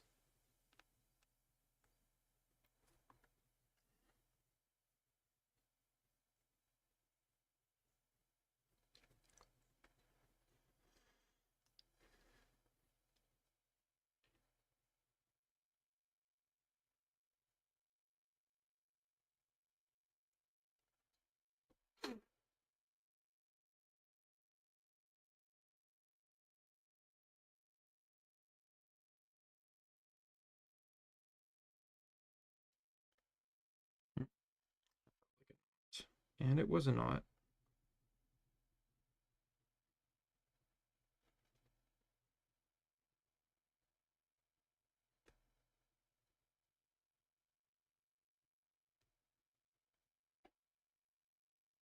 I'm curious though, was this a sequel to I Choose You or not?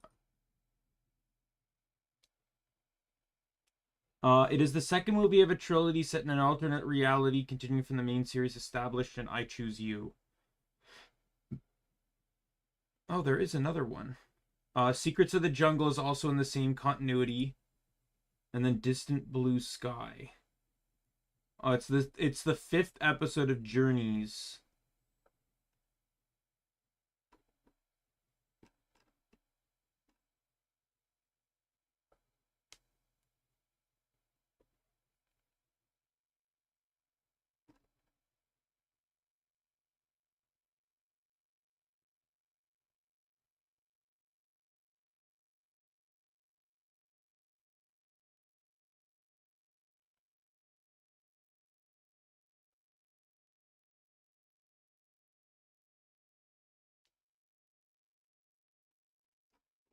Oh, it's him.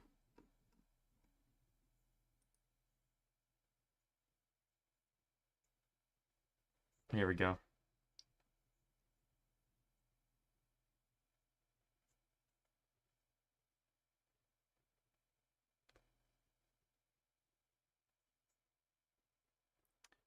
It says he didn't answer the question. He did though. He just put camera. He put a camera in the sunglasses.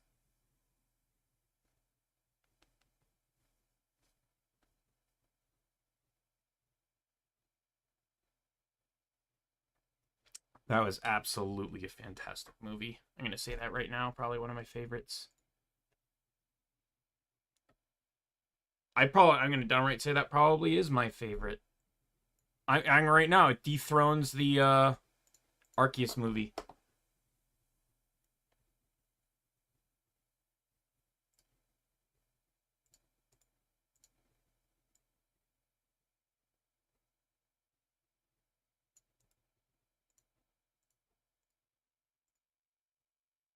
All right, next one. This is the second last movie.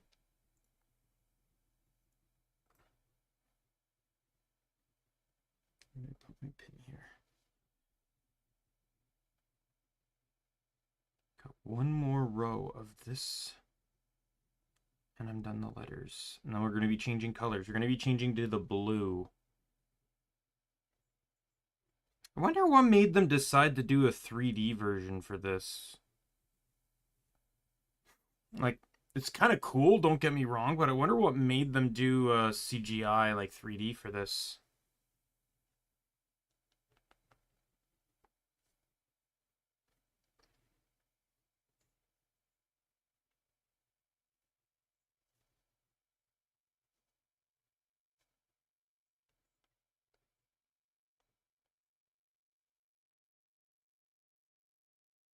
Oh, it's absolutely on a whim. It's Mew. This also retconned a lot of the local references, because back in Gen 1, Pokemon referenced real world stuff. Like nowadays, I bet you anything, if Lieutenant Surge's backstory has probably been retconned to Unova or some region that's based on America. Um, Fantina's said to be Paris. She's probably been retconned to Kalos, right? Like, um, in the movie here, not only did they reference South America, which is where they went from you, like that obviously retconned. Later, a segment in the remake, in the original, there's a comment about Vikings and how they mostly live in Minnesota. The remake, though, obviously scratches that. Also gets rid of the Vikings thing too. From what I understand, Linkara and Suede commented about how it ended up getting replaced with the swan thing is a reference to in a amusement park ride.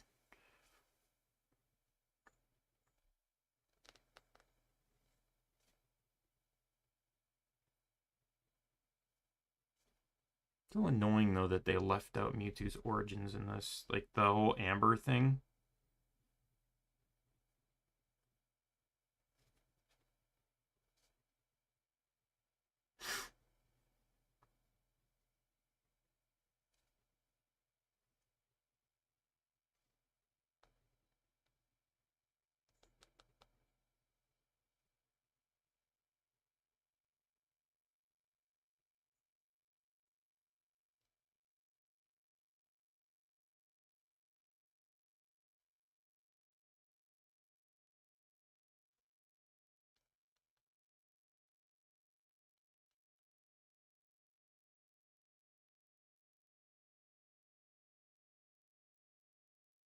Yeah, you get fucking cool ass scenes like that though when you do it in 3D.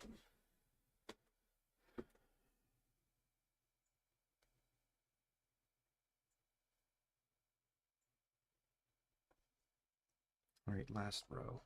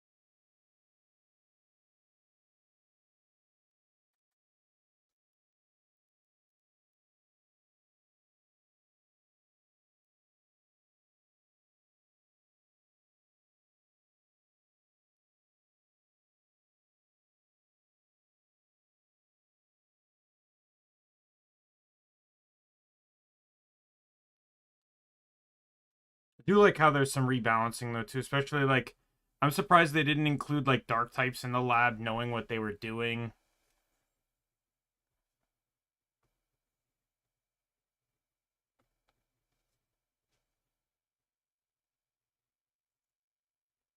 Like fuck, I would have had a dark type on standby 100%.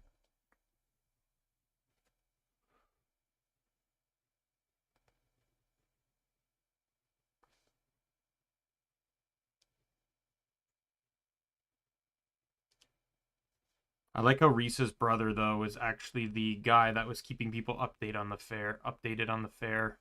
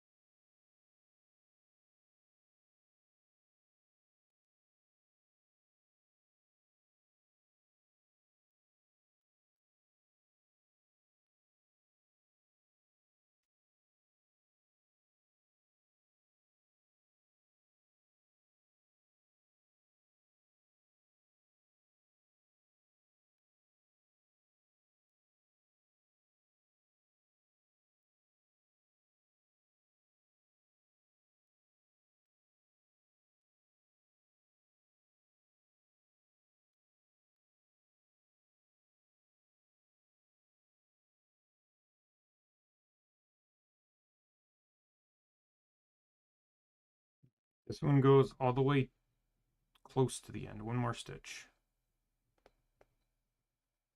And then the words are done.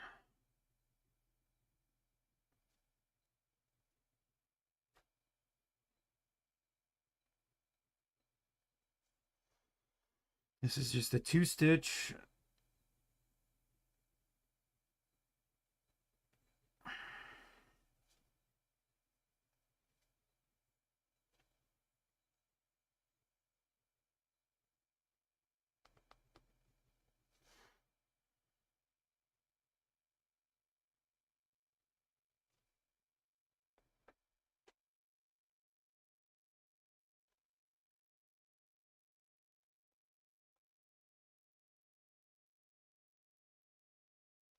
I will be grabbing the tip top of the A as well while I'm doing this.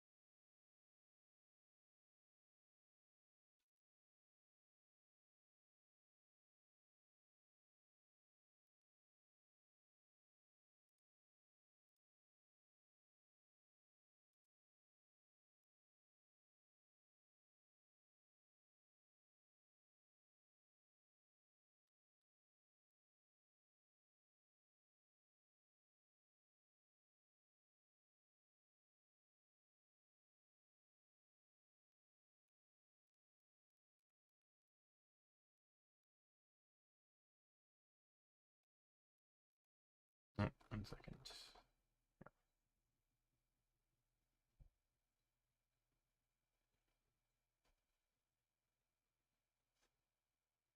Did they retcon this happening in the gym? Because the gym was in the middle of Iridium City.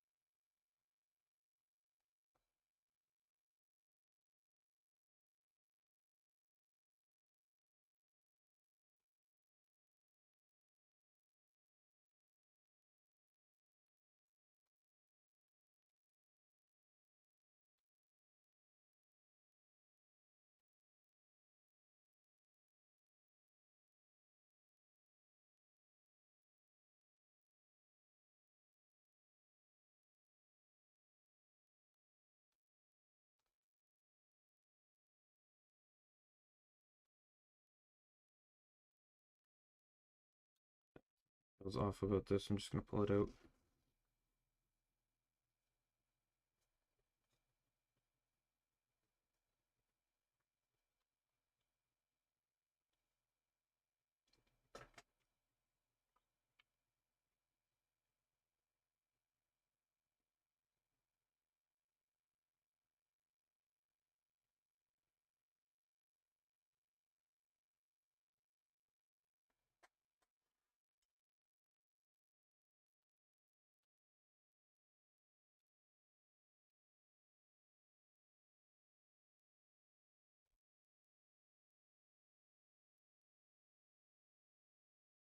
Brock and Misty in a movie too.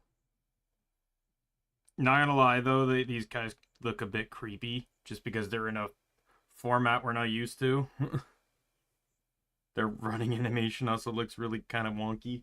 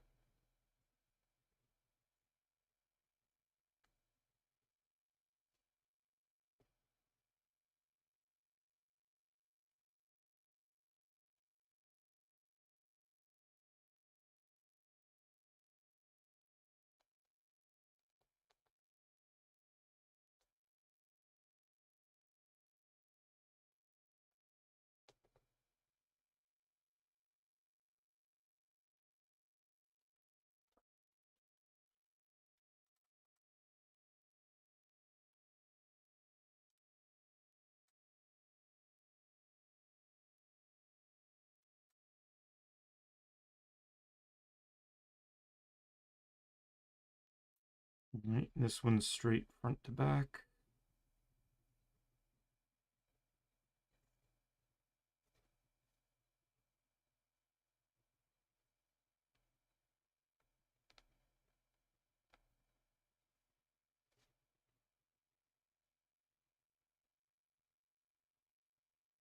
How the hell would he know to look for Ash specifically? Keep in mind, canonically, this takes place before he challenges the first league.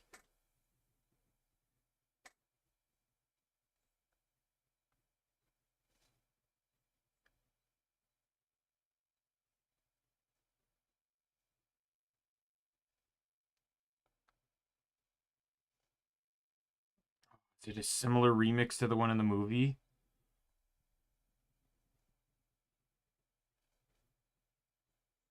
Oh, I think it is. This fight also got fixed. In the remake, Pikachu doesn't use Thunder Shock on the Golem. The Golem, I think, got replaced with the Pinsir. It got basically just replaced the Pokemon.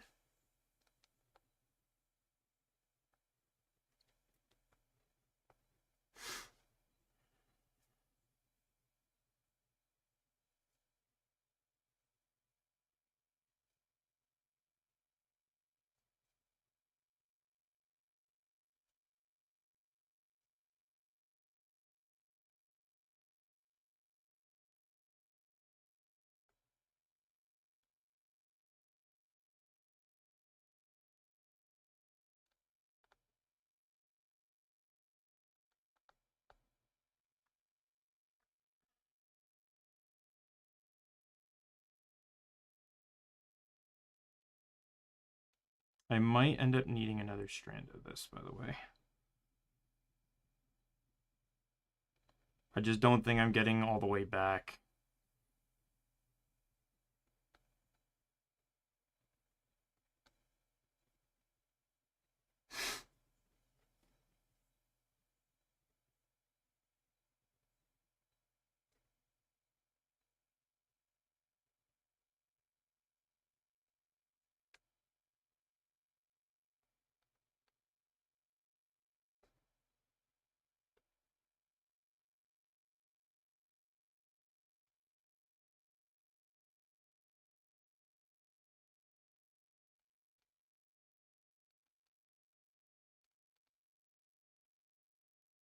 This one goes almost to the back. One stitch off. Yeah. It's Drowsy, Pinsir, and Venomoth instead of... I think Pinsir replaced Golem. I think it was starting from Advanced where Pokemon actually started to like... You know, we need to stop having electric types knocking out ground type Pokemon.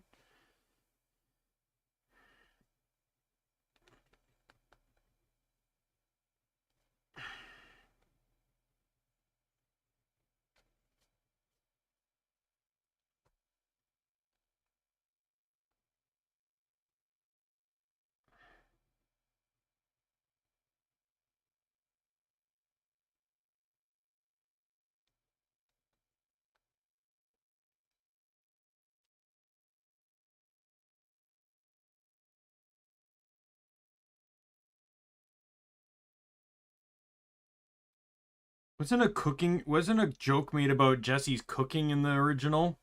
And James got hit with it? Did they cut that too?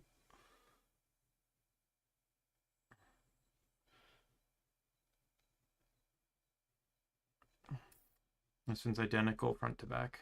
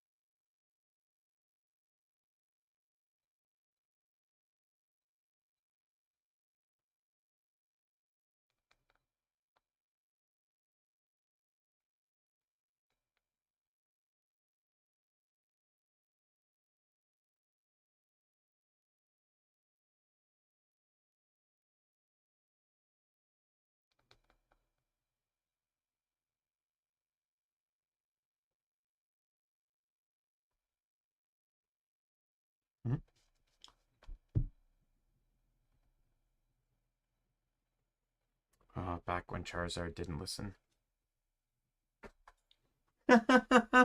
It's completely a ferocious draconic beast that can breathe fire, and he doesn't listen to anyone.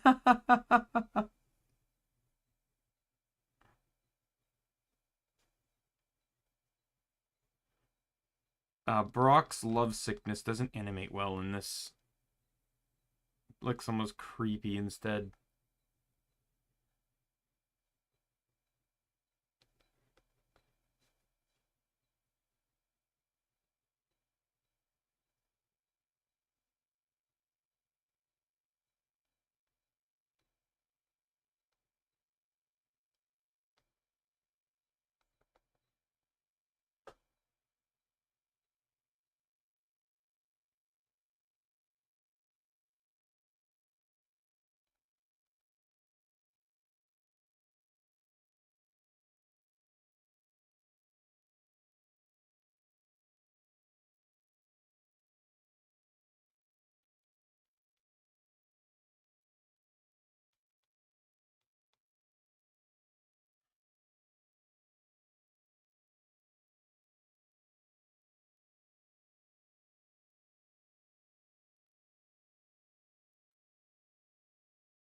I'm just gonna cross this one, and then we'll come back to,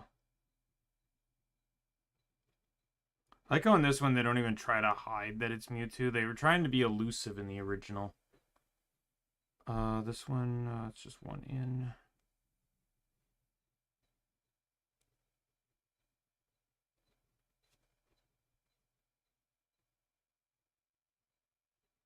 Right there.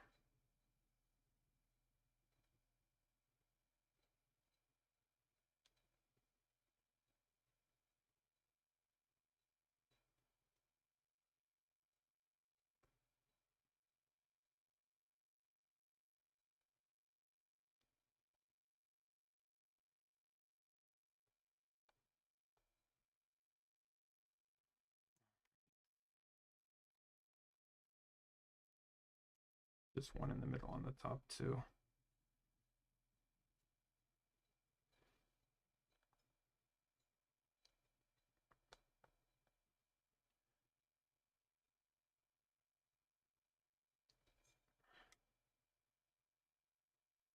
And then we got 4 stitches, and then we go back, and we are done the words up top.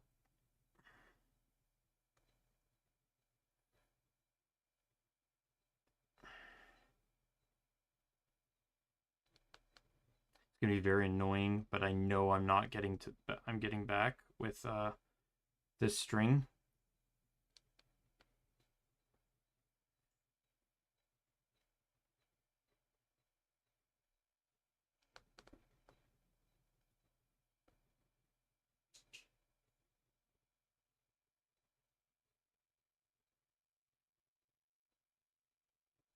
And now we go back.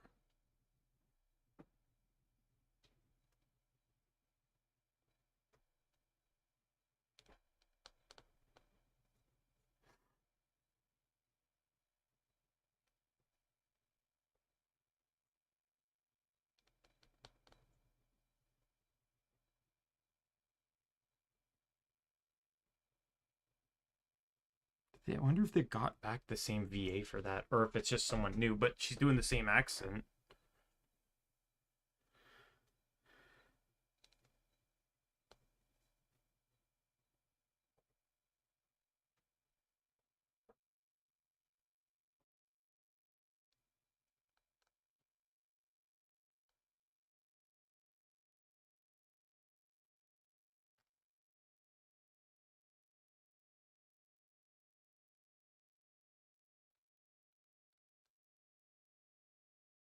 I have to double check to see if they got back some of the, like, obviously Ash and Brock and stuff are the new VAs, but like,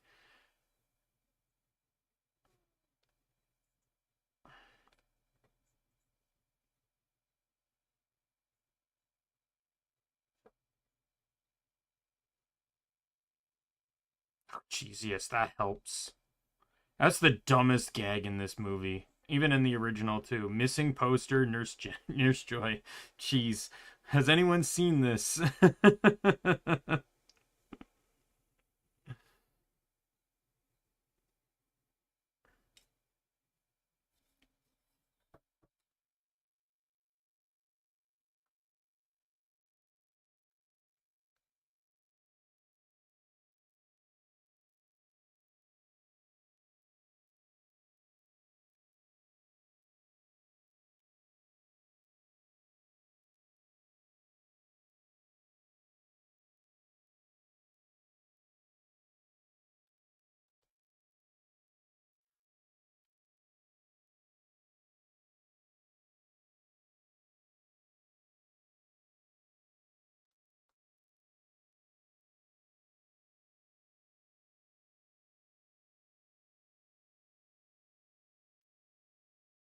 They also kept fixed minor errors too, like hurricane winds are a breeze here for Pidgeotto, and he's riding a Pidgeot.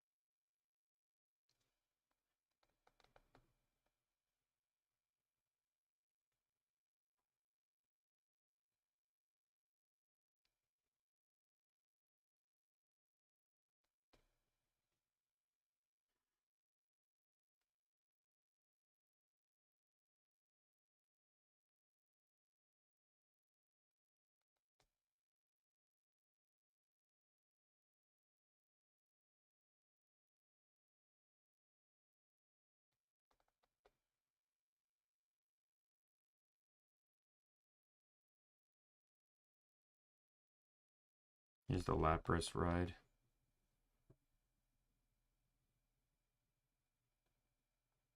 I like when Suede and Linkara reviewed this, though. It was funny because Linkara is from Wisconsin. So he's like, he just adds in a line. It's like, my theater loved that line.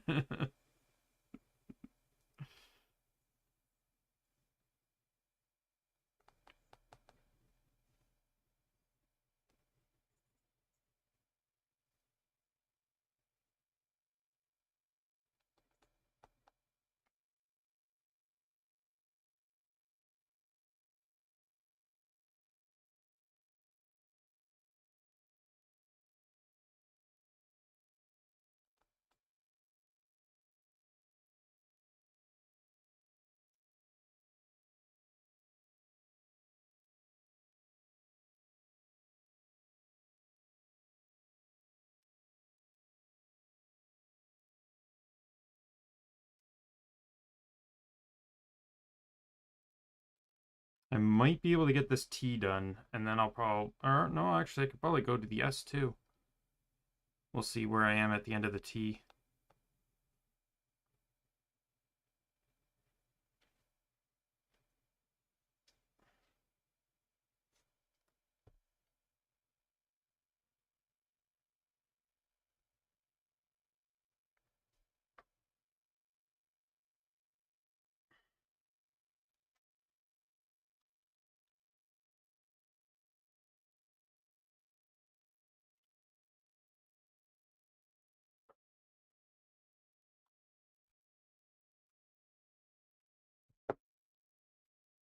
I'm not too worried. I know some might say that the gripper is actually causing an effect on my pattern on the right, which is technically true. I'll keep that in mind for next time. But there's a reason why I knocked this down to 5x7 in size, despite the fact that I want it to be 8x7. I'm gonna try and put it in one of those frames that's you can see like this down here. I'll probably put something over it next time to try and stop that, but what my plan is to put it in a 8x10 frame, but it's one of those 8x10 frames that has like the white covering, like the white border for the oh no, please don't. Please don't. Please don't. Please stop. Please stop. Oh my god. Everything is turning and I don't want it to.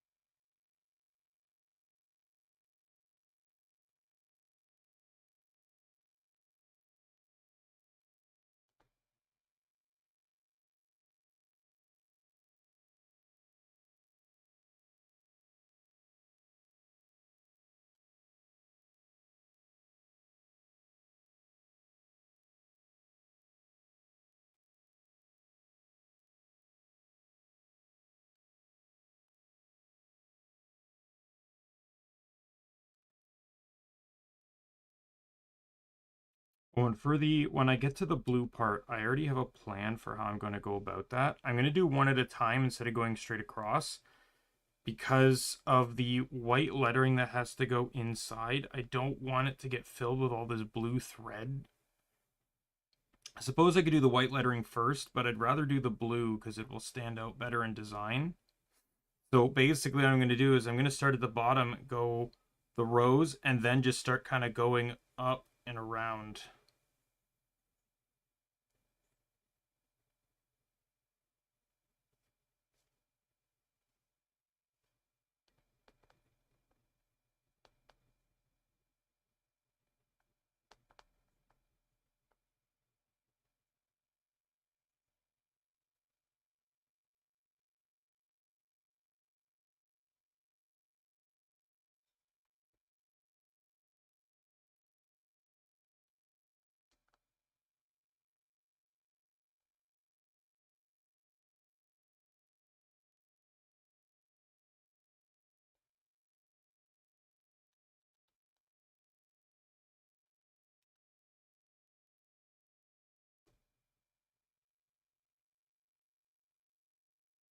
Wheezing looks like nightmare fuel.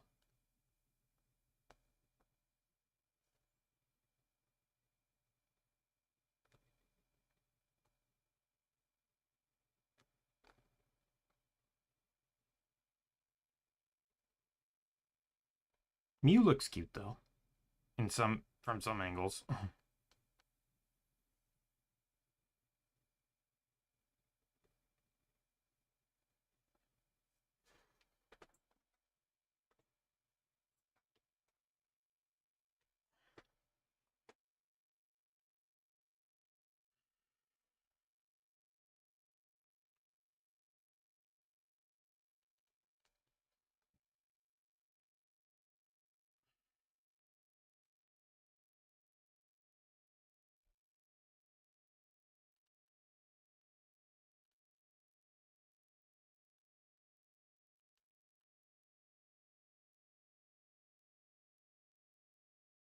I'm actually getting more to this thread than I thought I was going to.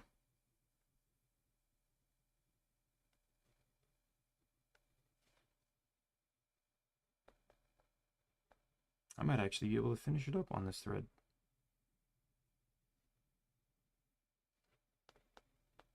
I think it's going to be very close, though.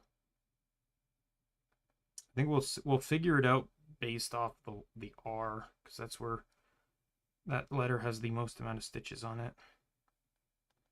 And don't worry, I do plan to do a border. I do plan to put a border around the whole thing, but it's just going to be a backstitch border.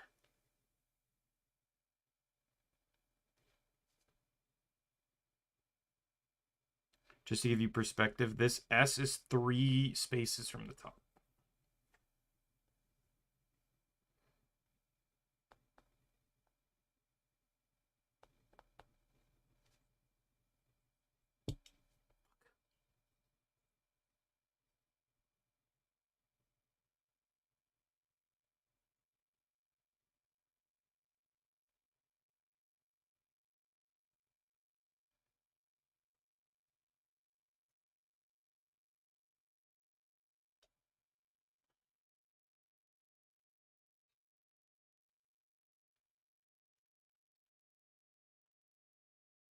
There we go. That's better.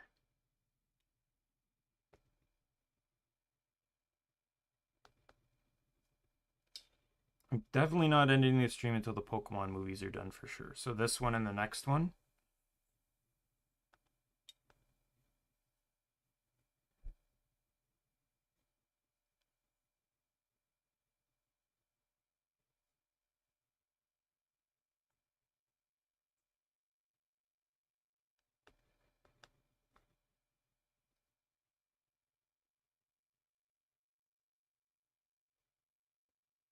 I will say though, outside of maybe when I get my hands a bit too close to the screen, lighting has been really good. Like my hands get too close, I feel like lighting has been very good in this.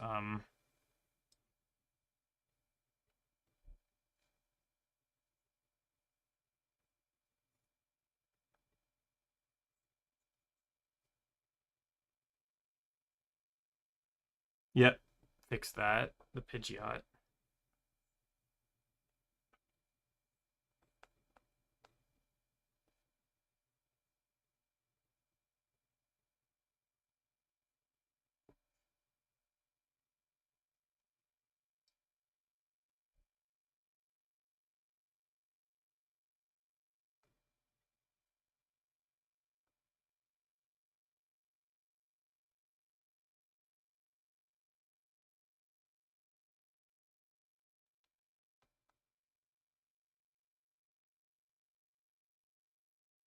Oh, this is new. Brock doesn't flirt with her in the movie, in the original. Yeah.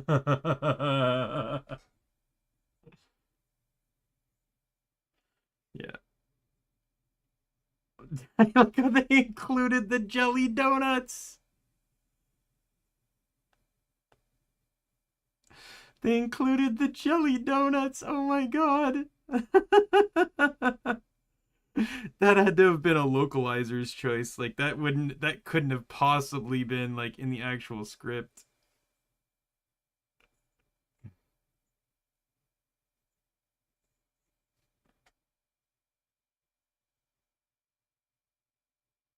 All right, we got 7 more stitches.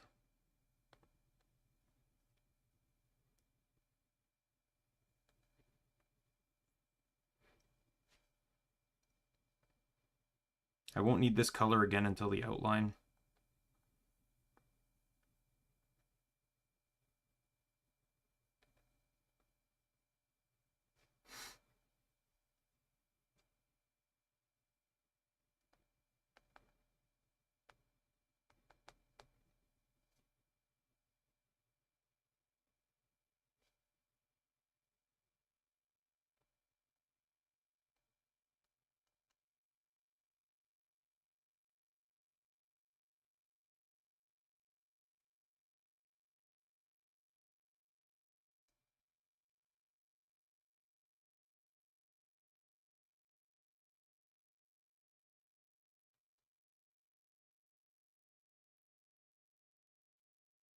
I did not think I was going to finish this on this thread.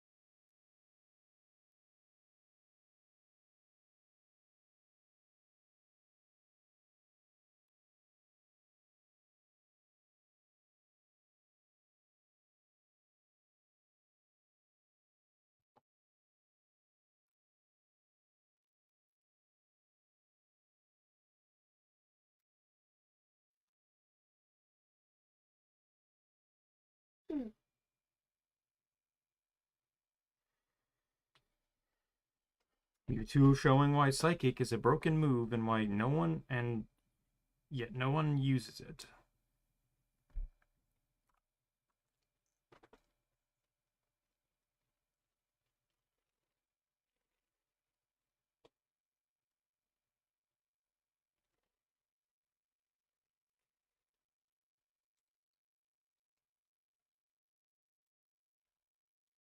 Oops. I just realized something here.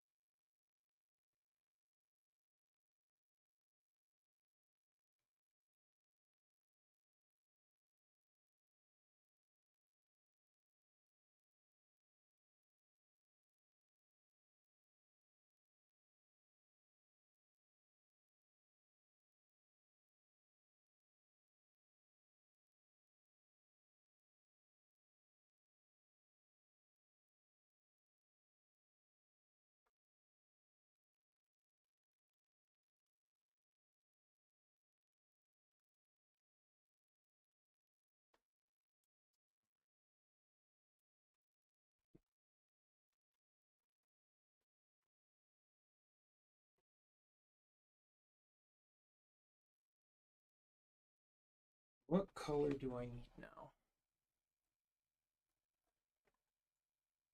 I need 518.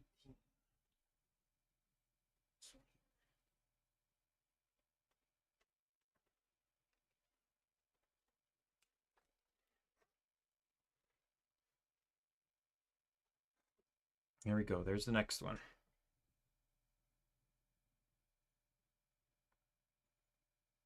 Two.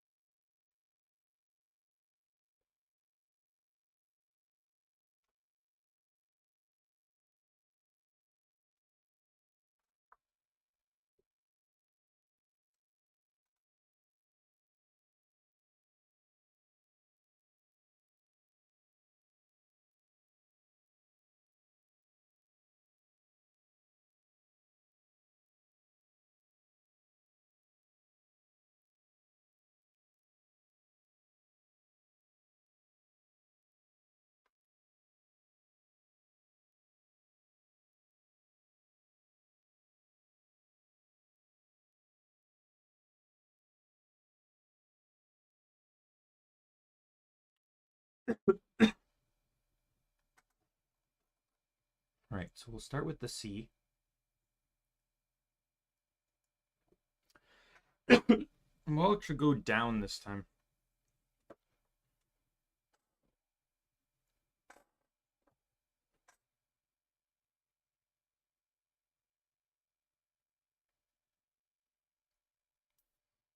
So the first stitch actually is 2 down from this one. So this one's black, so it's this one here. That right there should be blue.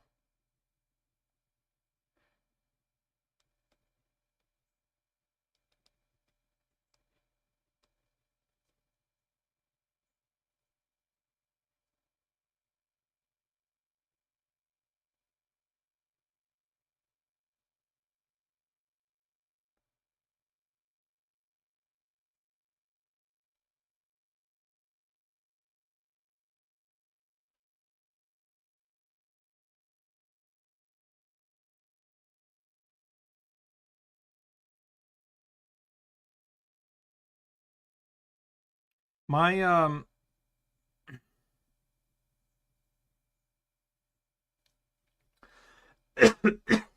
knowing what we know now in terms of Pokemon and the deities that are out there and power levels and stuff, it really makes me wonder. Say Mewtwo wins here, and he goes, what would Mewtwo achieve? Like, I highly doubt Mewtwo would manage to achieve much success once the legendaries start getting involved. Like, he's strong, but he could not handle some of the legendaries for sure.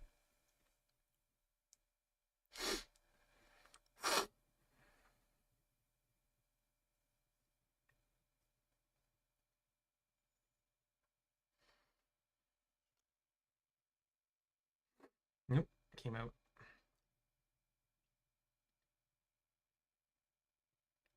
Ooh, Usman, thank you for subscribing. Subscribed 16 minutes ago. That's probably the closest I've ever caught a subscription.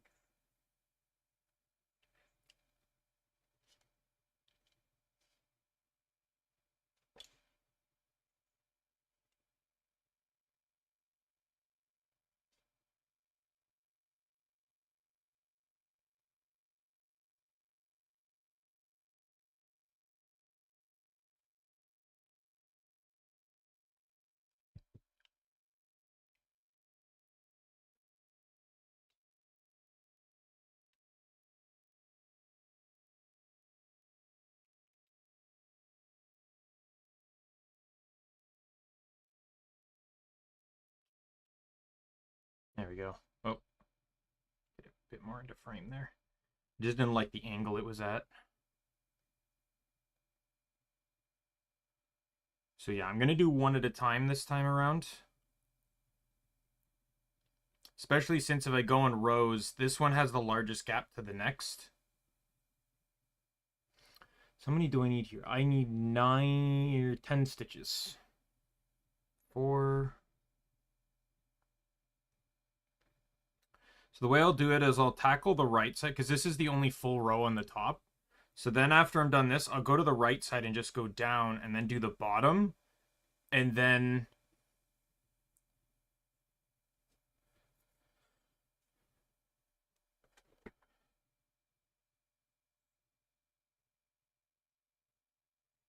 And then I'll probably stitch my way up the from the bottom.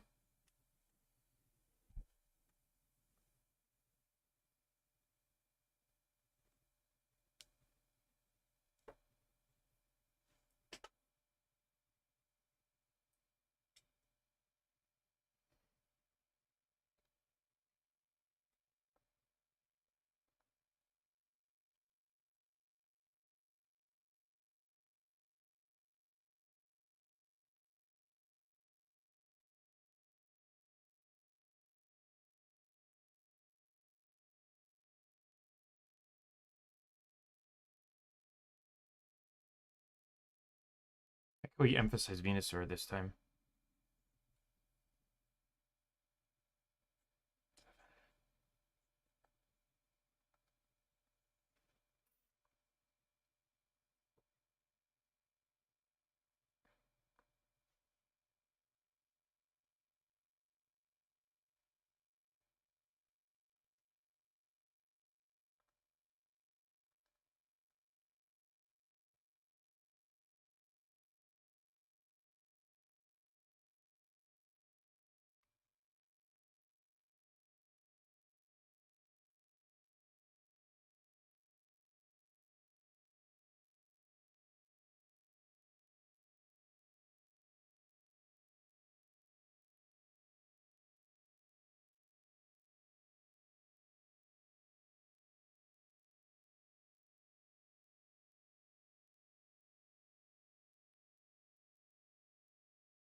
That's 10.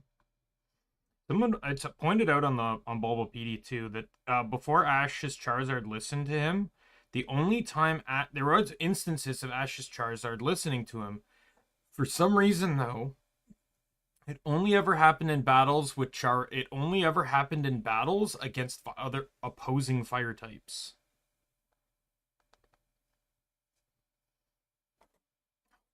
Fuck off! Stop getting caught on shit.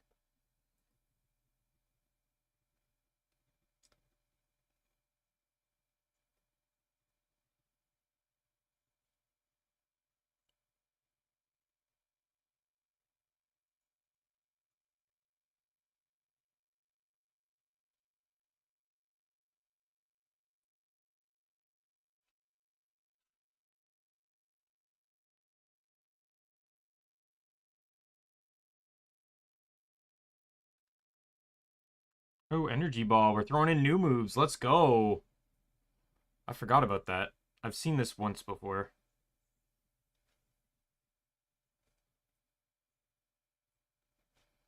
Oh, this years ago. I think this was before I canceled my Netflix.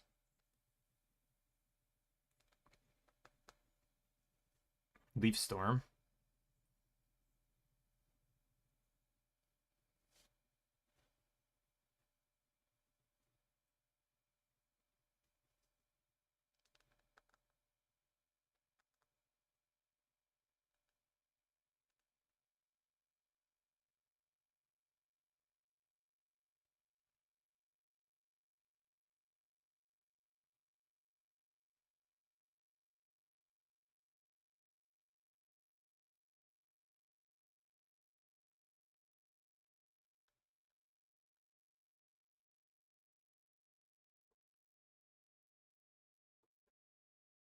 He did not call out Rapid Spin.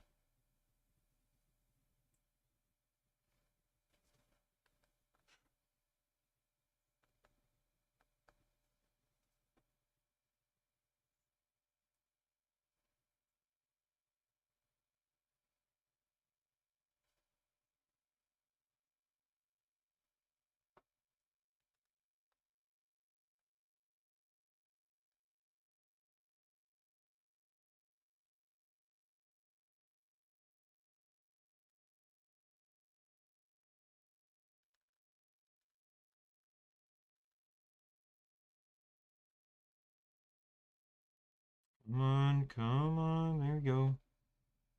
Oh my god.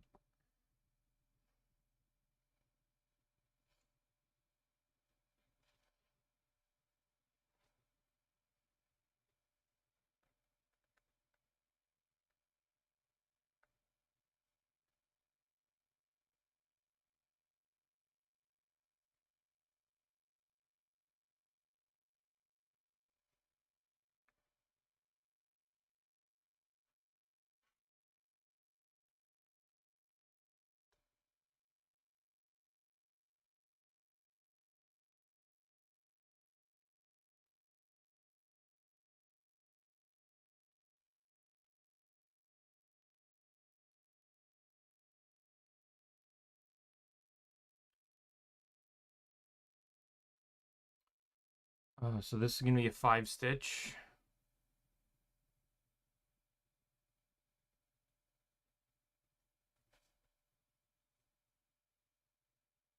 So I actually did count correctly when I marked the 50. It just did, I guess it just didn't seem like it to me.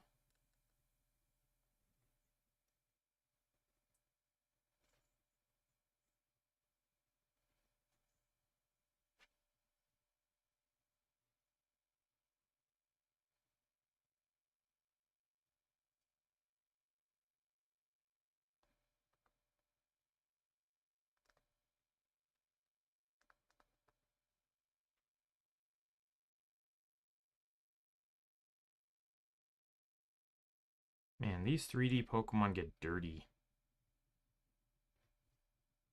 really fast.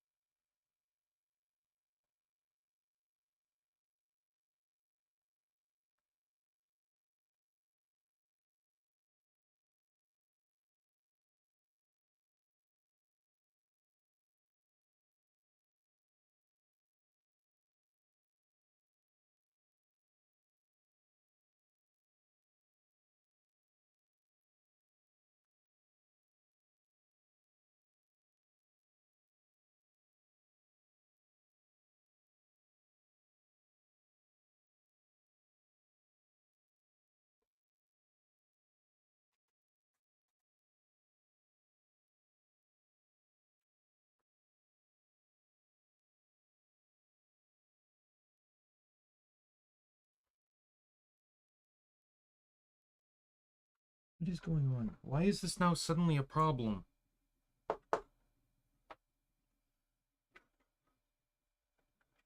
The cord from my camera is now suddenly like getting restrictive.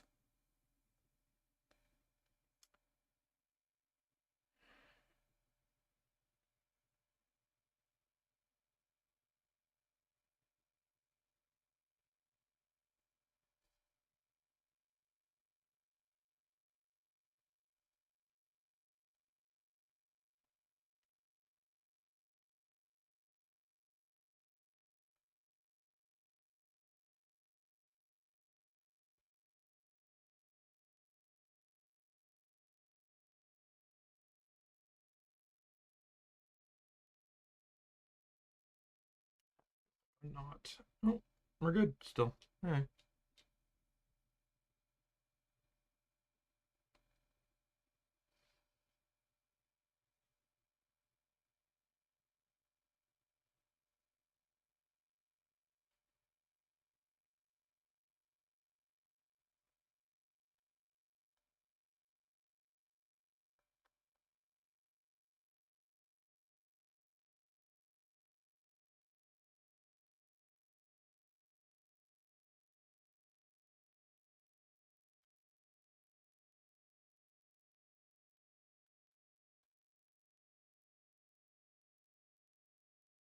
Restitch. How long is this movie? Because it's a remake. This one has about 40 minutes left.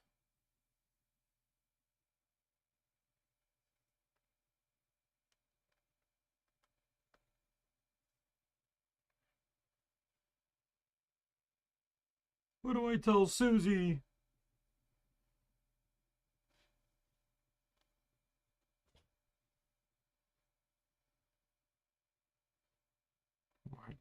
As intelligent as those Pokeballs are, why did they not just go around?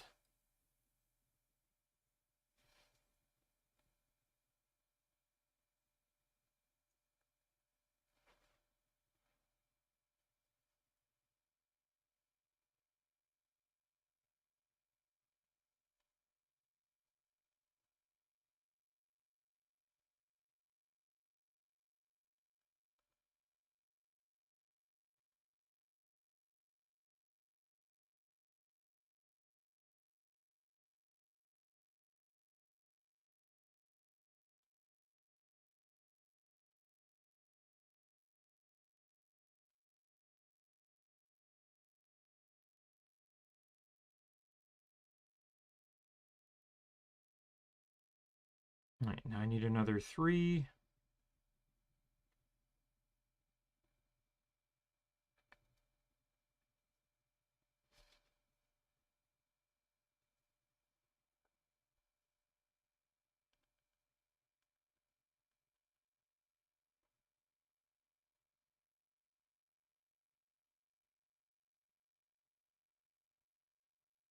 I think this is one of the few times you actually see Pikachu getting captured. Like Pikachu in a Pokeball animation.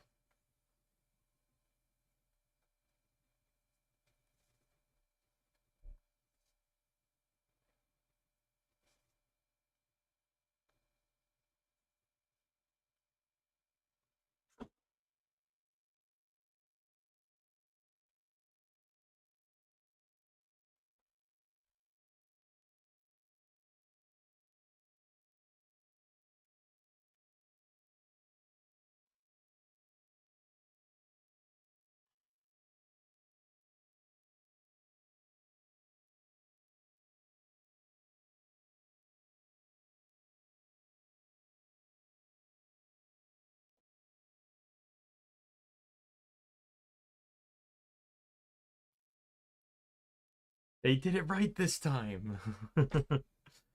In the original, in the remake, they said Alakazam. All right, now we need 4 instances of a 2-stitch.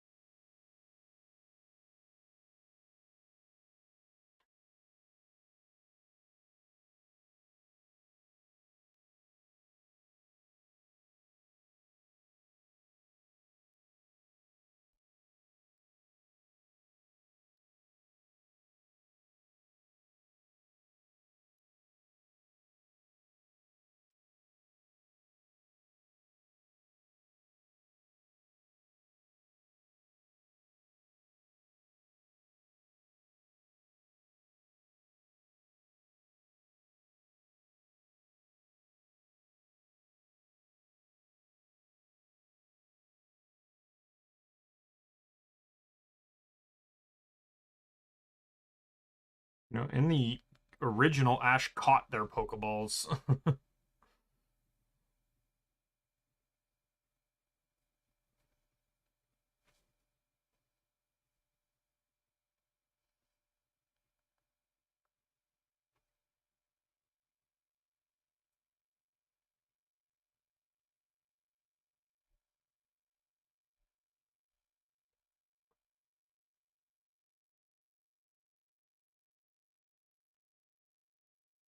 One more two.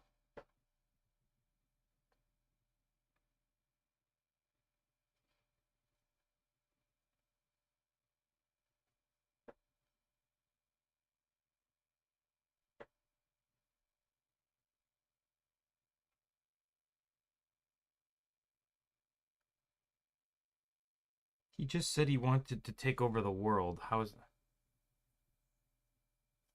Oh, okay, there you go. I'm pretty sure that's harm, by the way.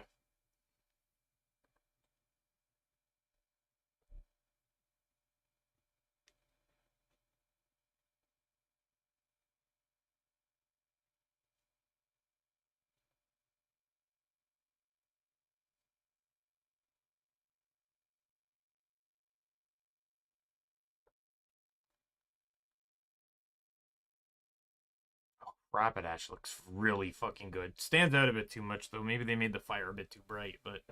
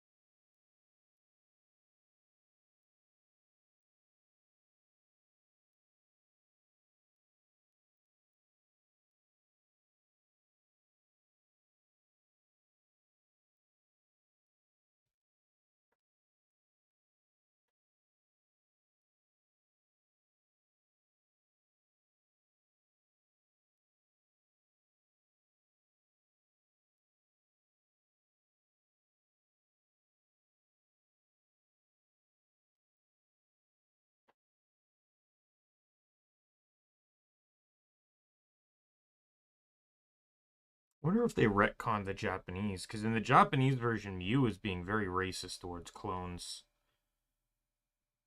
In the English version, it was different, though. Mew is being more heartfelt. I wonder if they retconned it in the, yep, not.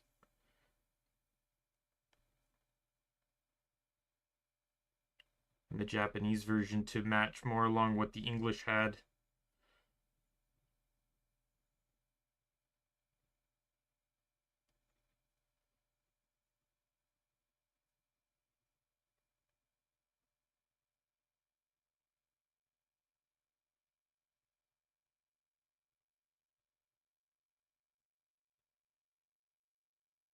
I like how they emphasize mythical. Uh, both are questionable.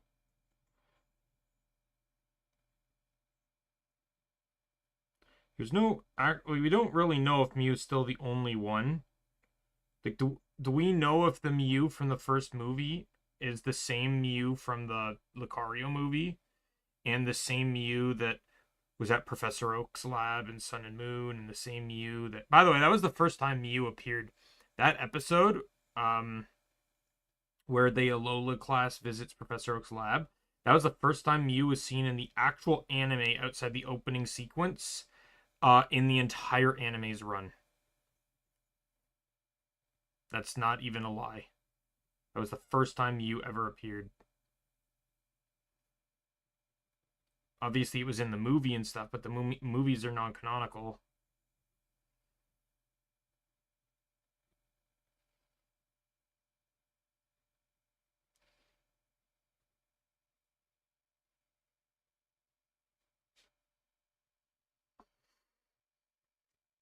You had 2 movies before it had a anime appearance.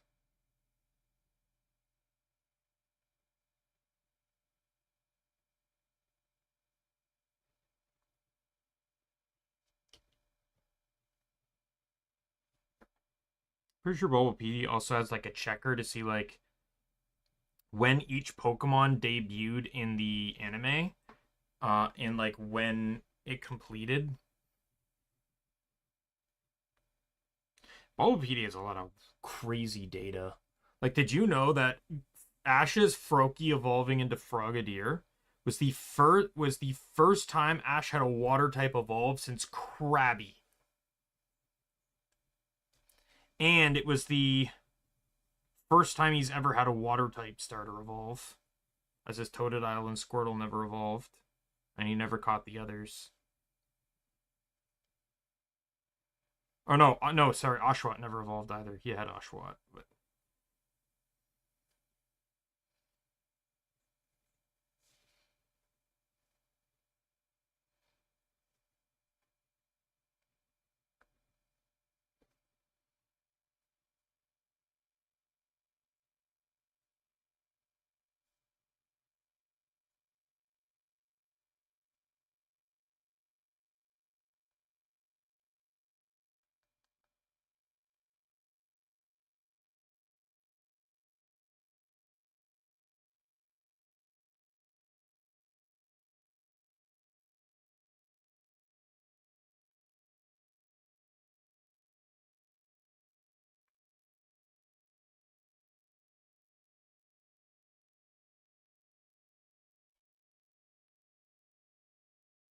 no way these fights would be as stationary as they are. Like, they're just like hitting each other. Like, they're not even using like moves like water gun or flamethrower or anything like that. They're literally just whacking each other. Like, this is such a weird fight. Now that you think about it, right? Like, some Pokemon, like maybe the Hitmonlees, it's fine, and the Scythers, but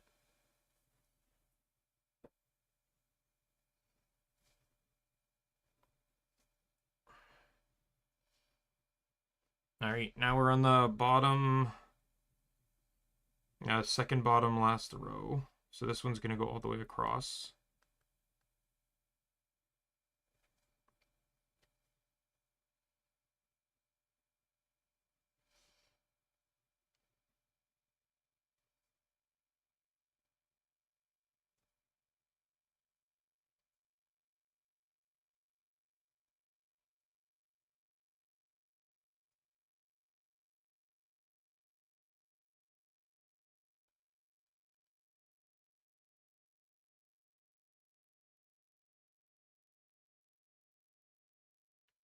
It's just gonna go to the same length as the one.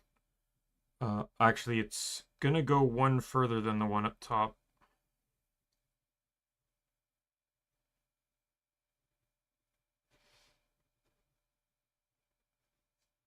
Hmm?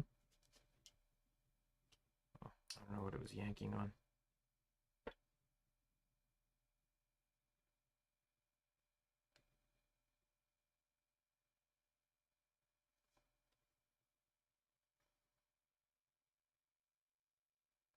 You know what's crazy? I just like I realize this too. Like like Meowth's clone can't speak, and Pikachu refused to fight. But you notice how their clones are behaving? It's quite clear. Not only are they opposites of their real selves, where Meowth is very antagonistic, while clone Meowth is not. It's pacifistic, and Pikachu's the opposite. But it's also very in line with who they were before they became who they were. Before Meowth learned to speak English, or speak, period. Okay, so that's a regional thing. It did only speak, or it was rather, I'm pretty sure he was rather quiet. Meanwhile, Pikachu, before Ash befriended him, was very aggressive.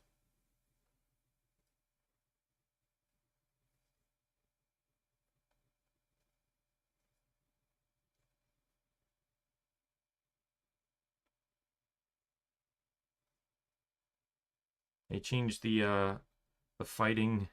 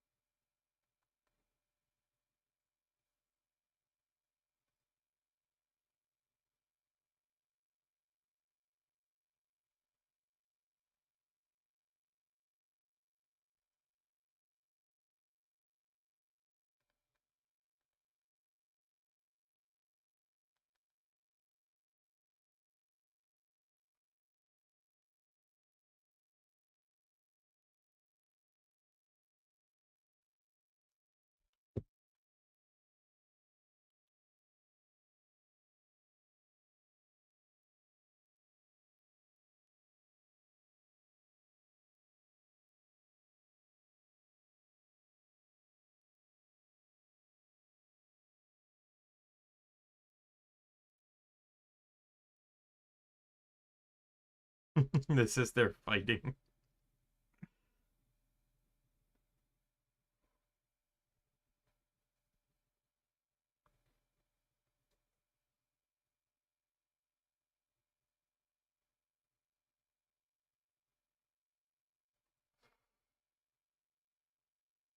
Be one more stitch.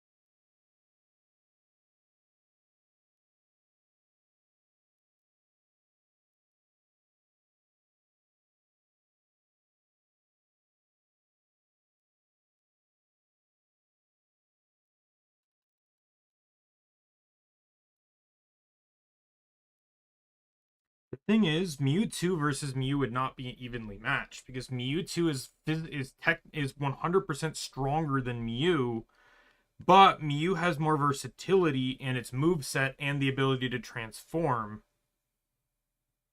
So in a real life anime duel, I really wonder who would come out on top. Because the thing is, even Mew can even transform into Mewtwo. And transform even works on mega forms too, so like it could just transform into, if it's ever seen it, Mega Mewtwo X or Mega Mewtwo Y and just be a stronger version of Mewtwo.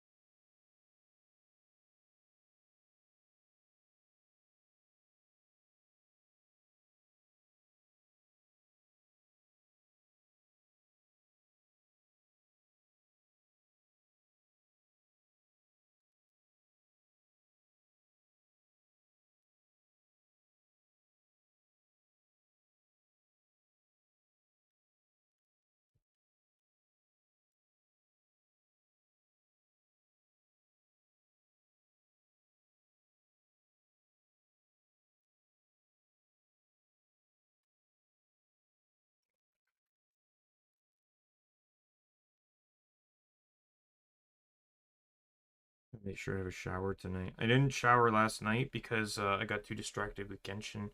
I was saying I don't actually think I finished my statement from earlier in the stream, like, like fucking 6 hours ago, God knows when it was. I said that I got Chiori, I got C1 Chiori, I got Ito on a failed 50-50 while getting Chiori, which is a character I didn't have, which is fine.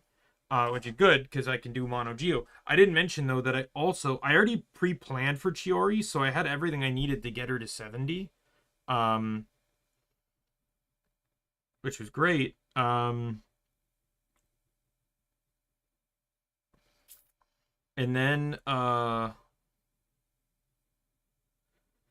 had and then I decided to create a new supercharged team, and it's gonna sound crazy, but my entire team comps are crazy.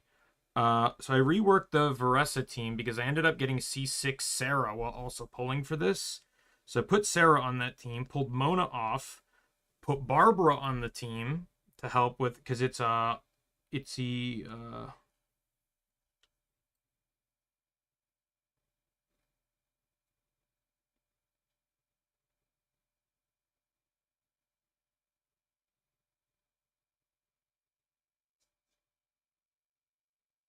okay.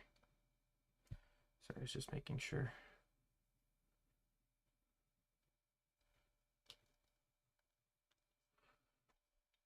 If I extra stitched, it doesn't really matter.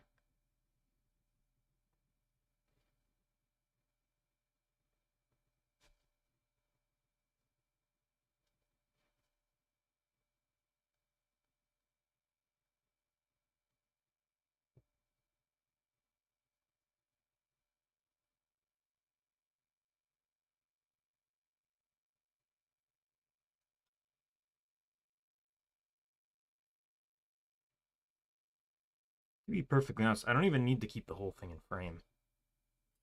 I only needed the top part in frame. Like, I only needed the top part there because I want in frame what I'm working on. And that's the top of the design, so I can actually move this up now. I can have more hand room.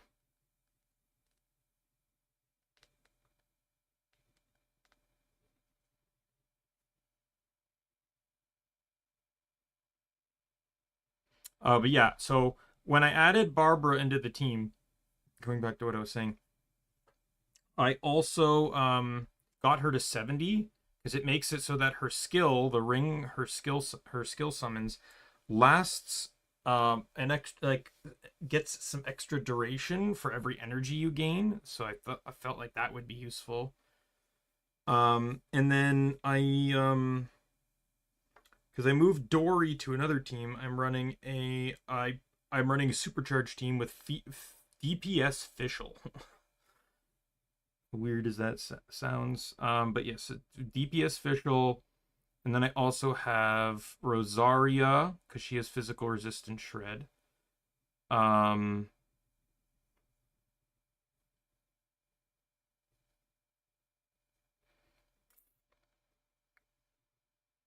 Dory's my healer. Dory was on the Varesa team, which is why I had to add Barbara to it. Who's the other ice? Oh, Layla. Because the nature behind Fischl's electro damage isn't actually tied to being on field, right? Because it's Oz. I can actually summon, or I can switch off field at any time to reapply stuff. And that's Layla's thing, is like, whoever your DPS is needs to be able to switch on and off field a lot for Layla to be of use. So it either really needs to be a catalyst user, or it needs to be a character like Fischl, or a character like Arlecchino, for example, where switching off doesn't affect her infusion.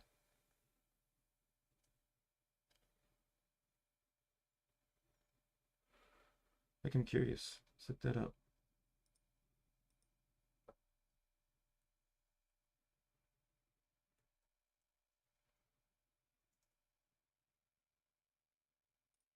Oops. I just want to see, like, who are some good team comps.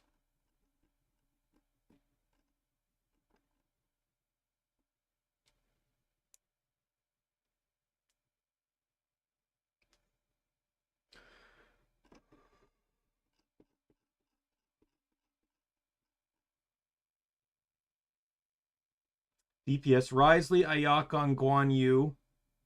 All characters that have freedom to switch off. Physical teams, you got Eula and Kaching. Kaching's skill has a very short cooldown, and Eula is designed around Supercharge. And then you got Ayaka and Guan Yu again. You got Hu Tao and D-Luke. I guess you have to time that right, though, but I'm surprised she's not paired with Arlecchino.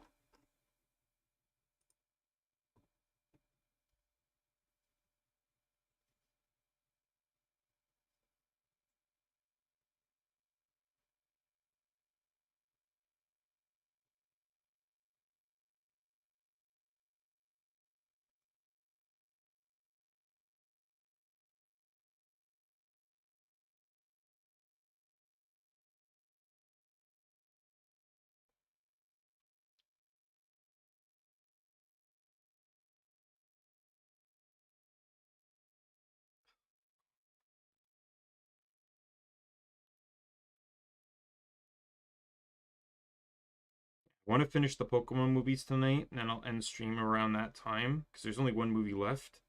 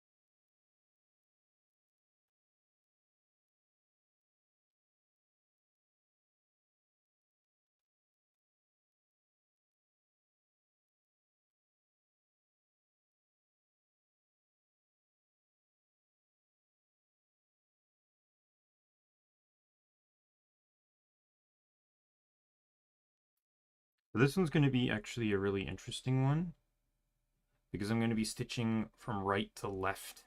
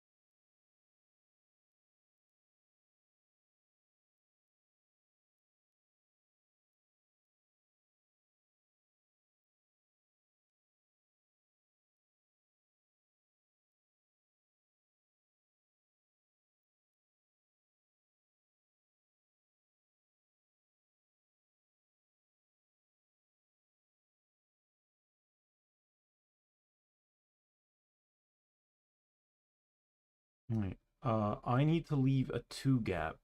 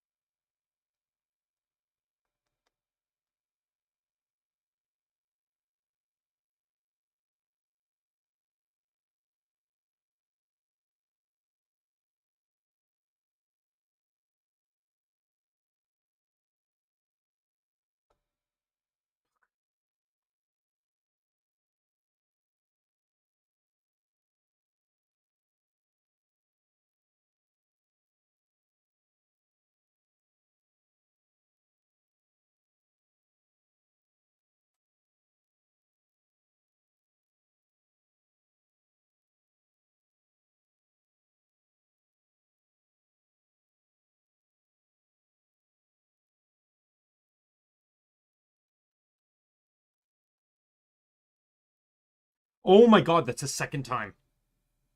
Stop it. Yes, he will. I think I think that's... Oh my god, it came out again. Fuck off. I think they're referencing Ho-Oh, which happened in the I Choose You movie, right? Referencing in a different timeline, he'd see it again. Because I don't know if this Ash has actually ever met, like the canonical Ash has actually met Ho-Oh. One of the few legendaries I don't think he's actually encountered.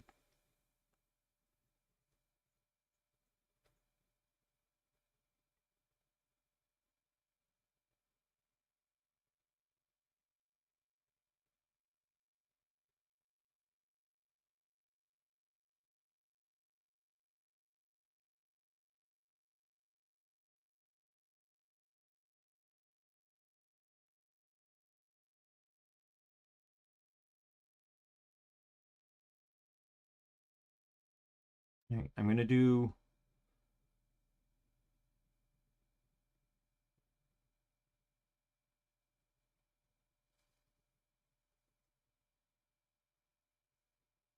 No brother, my brother? Come on.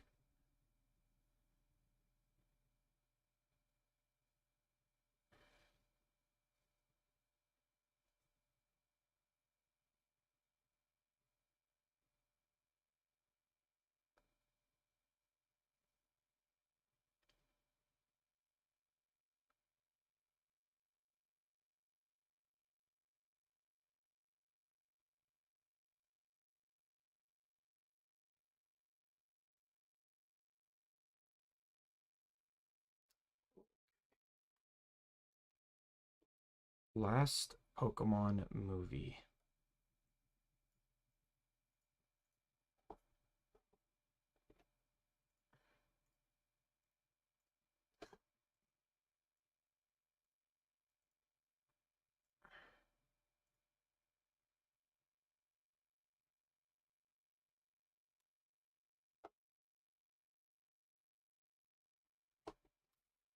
All right.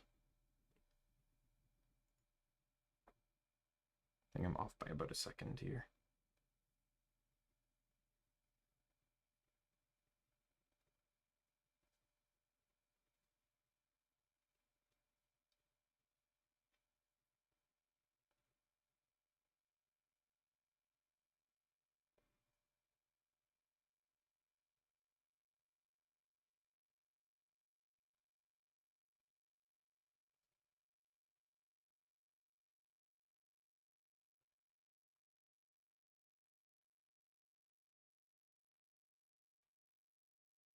Wow, they're fucking menaces.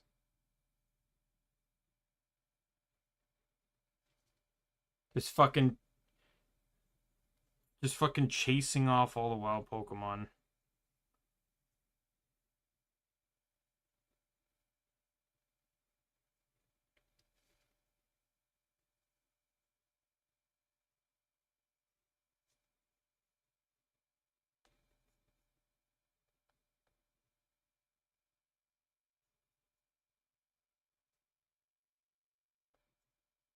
Wait, they can actually, like, speak with words while moving their lips? What?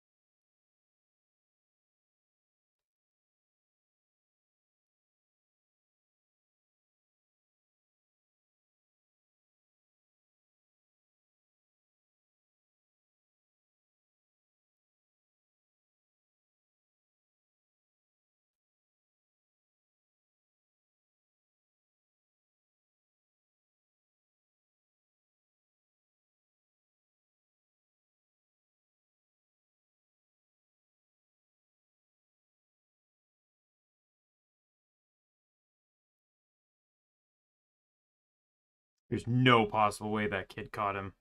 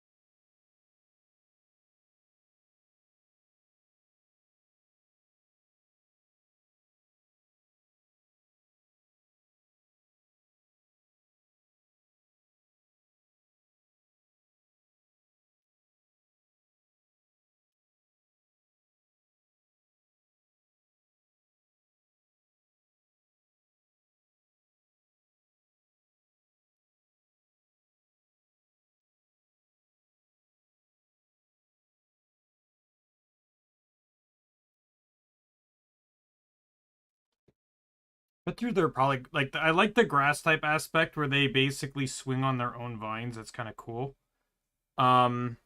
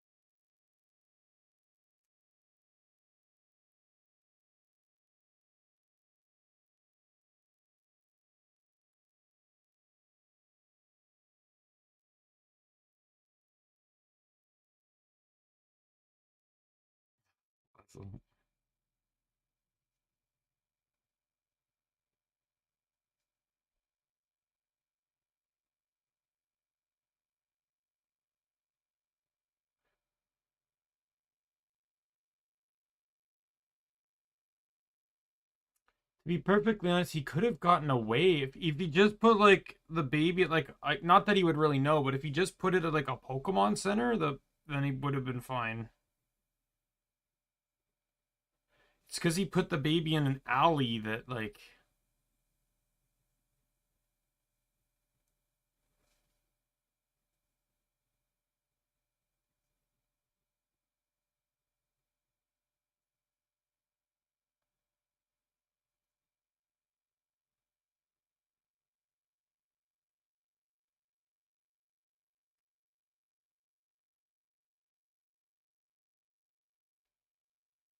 curious about this one, not gonna lie. All right, I need two more full rows.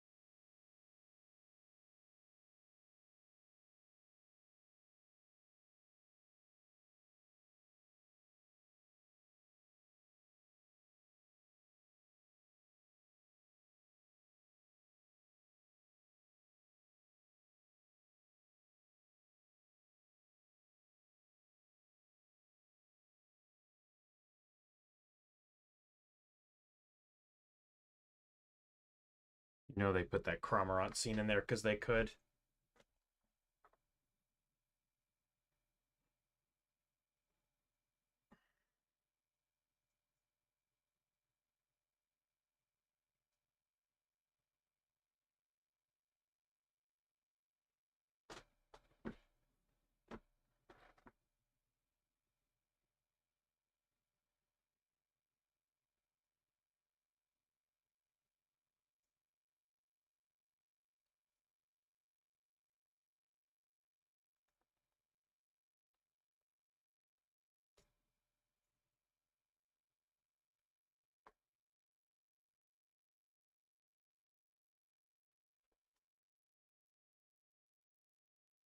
He sounds like he's talking to fucking Clement. Components are so cool.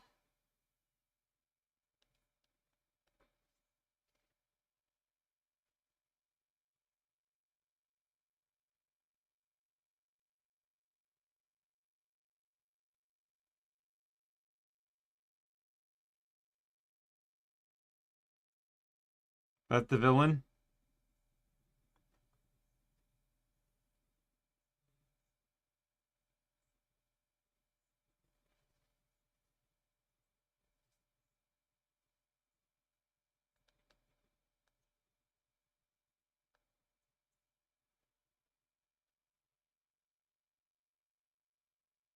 Sharply dressed man in charge of an organization.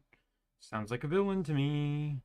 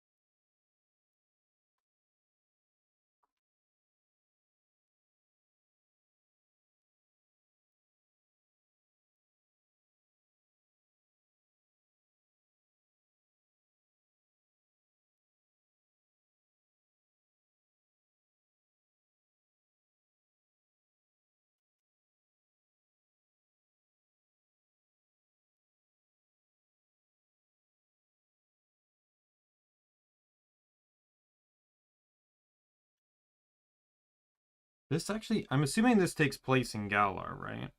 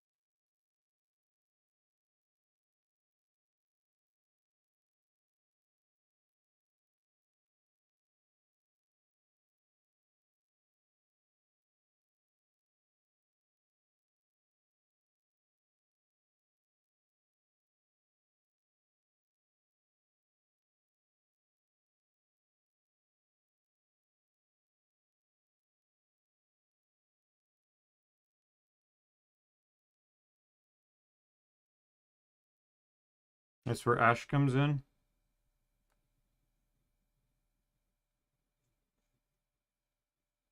Oh no, it's way too far into the jungle.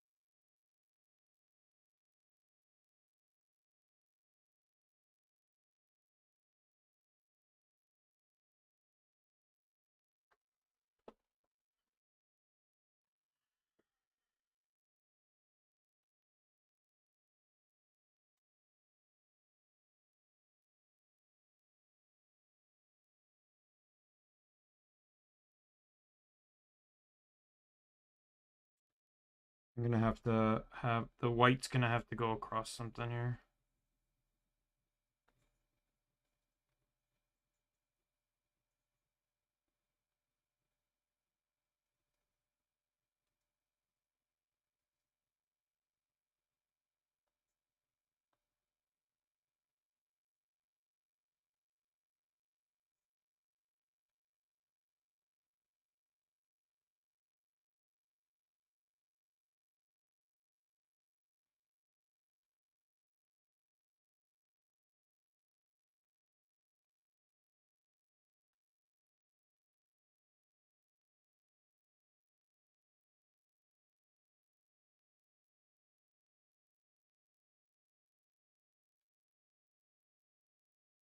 We're gonna have a Tarzan moment where he runs into Ash.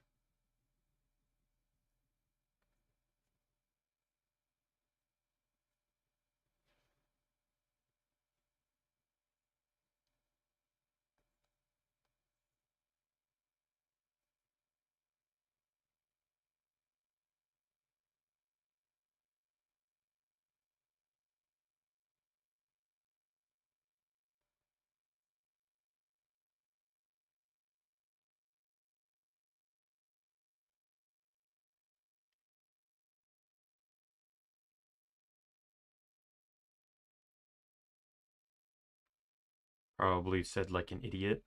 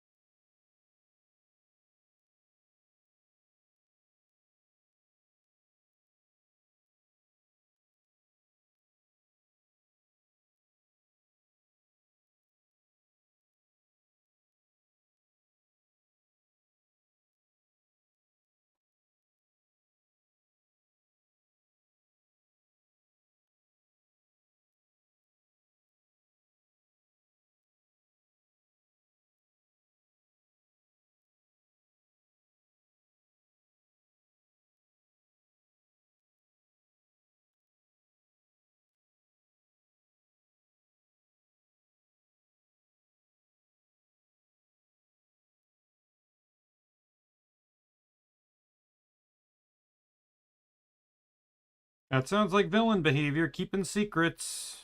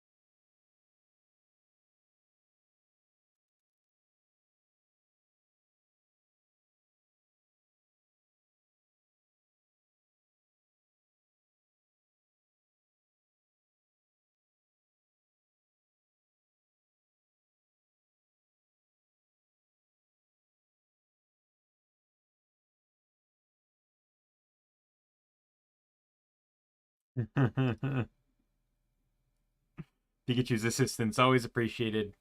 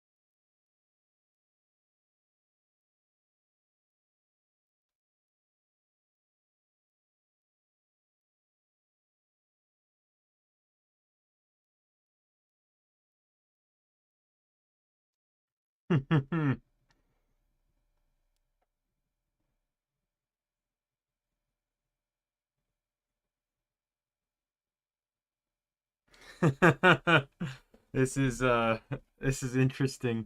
All right, we got the C done.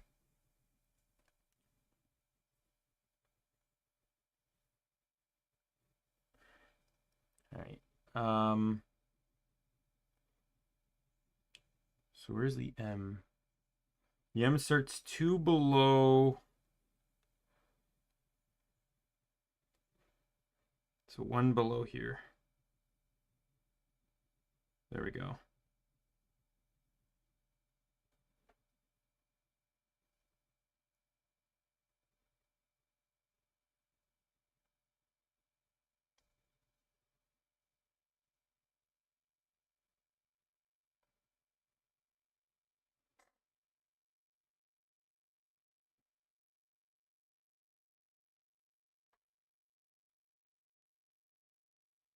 So I think what I'm gonna do for this one, I want to try and like if I have to go in the middle, I will, but I want to try and minimize the crossovers as much as possible. But I could probably do, I'm gonna do this and go down the middle, and then probably cross over to the side, do the side, down the bottom, and then when I do the bottom, go up into the middle parts of the M, and then come back down, and then go up to the right side.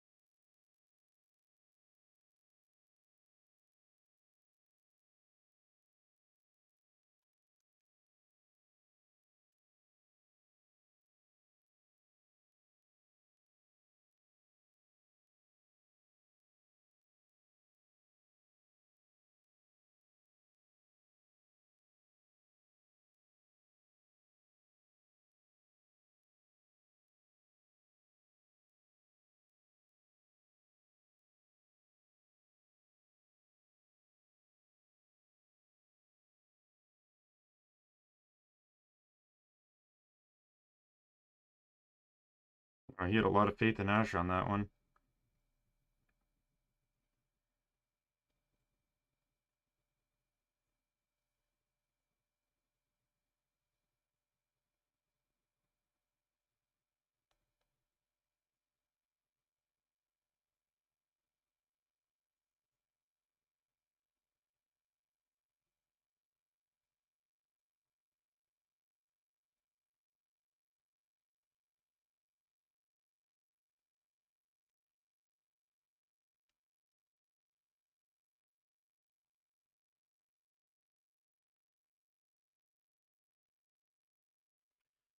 This one is also 10 wide.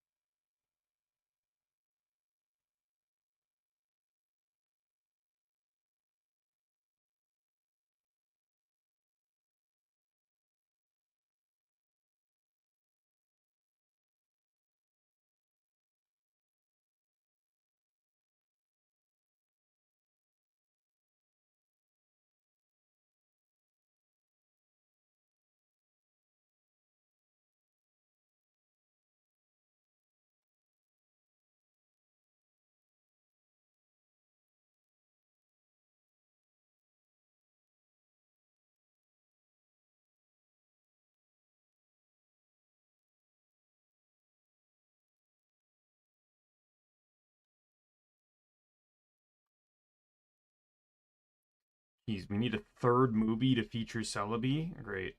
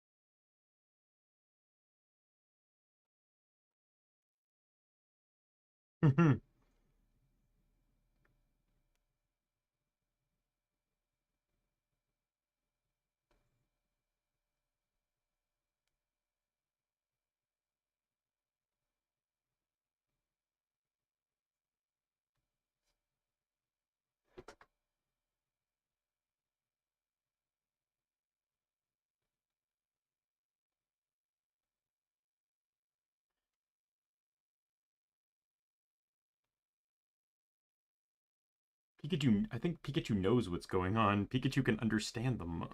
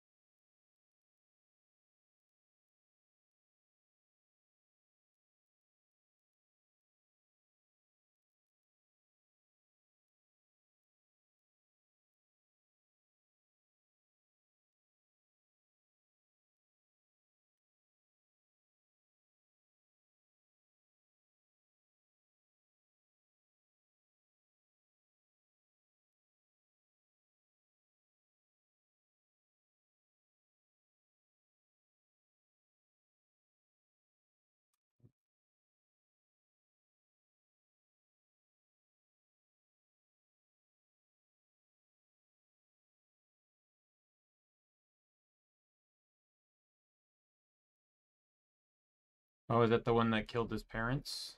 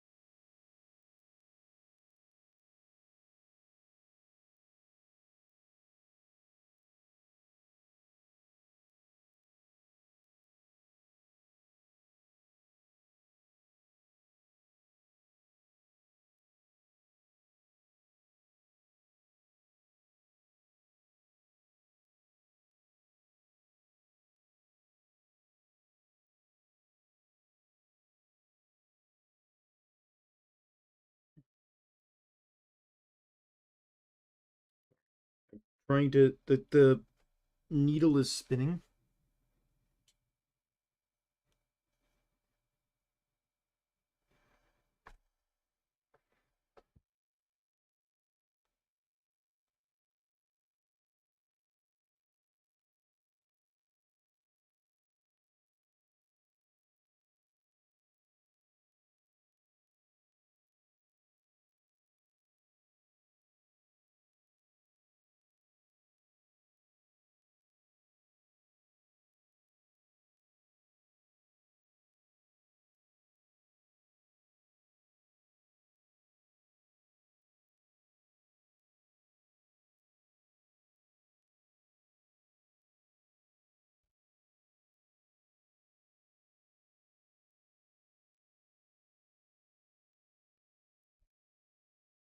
Well, I feel like this is going to be a plot point later.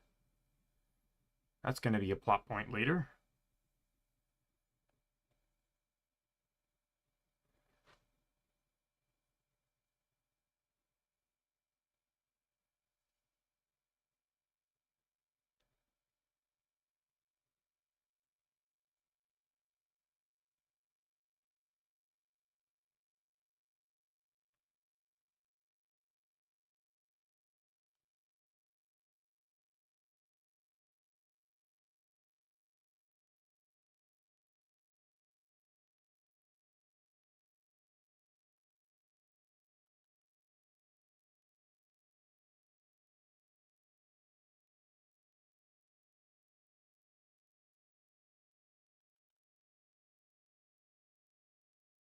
I don't understand what you're saying, Ash.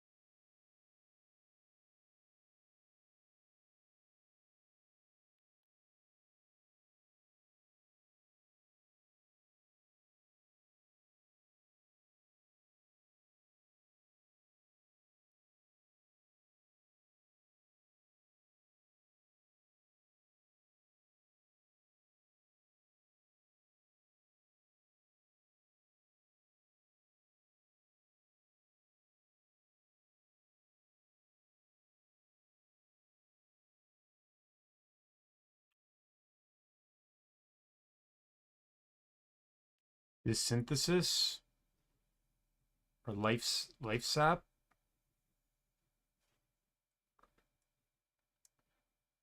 Or is this grassy terrain?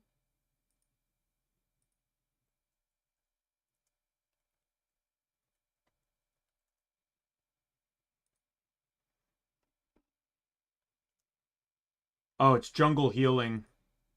The signature move restores the HP of the user and its ally by 25% and heals non-volatile status conditions.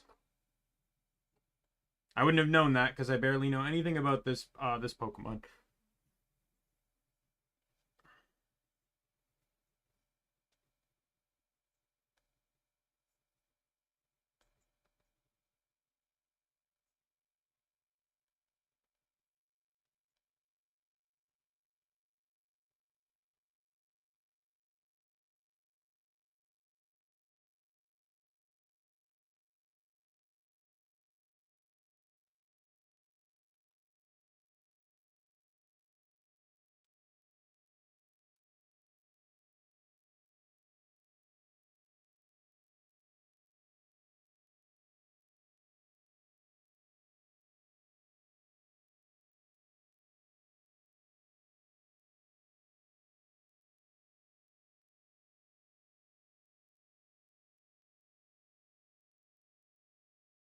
No joke though, I do kind of like.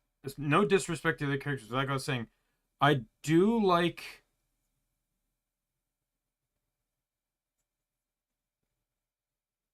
I just really like this.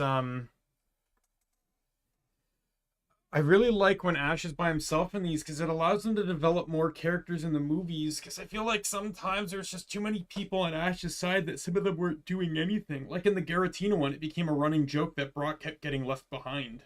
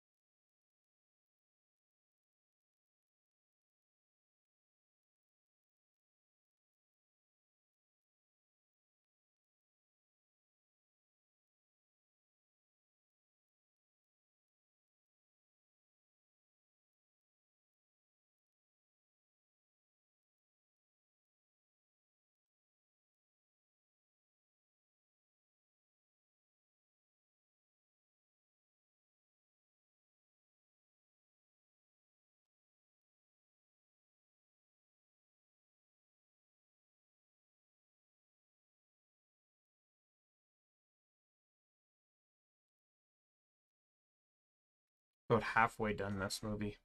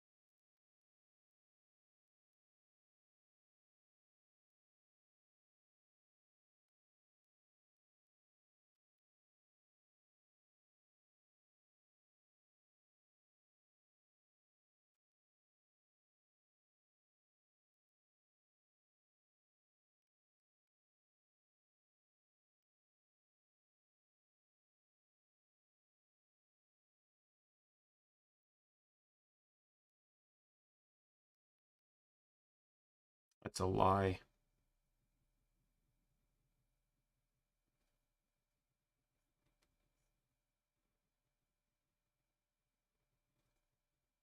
Why would he be in the middle of the jungle if it was a car accident?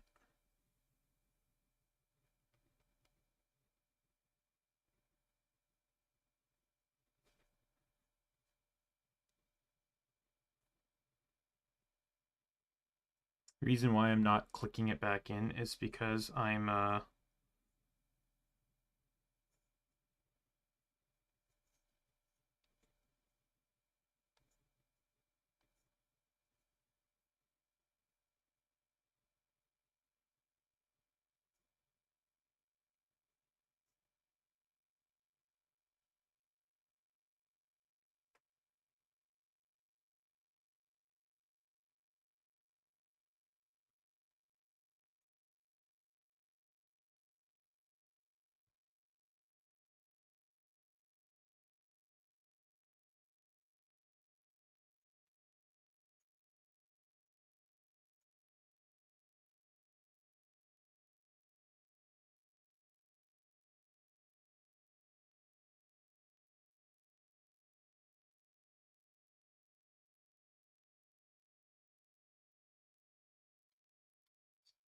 stitch correctly, but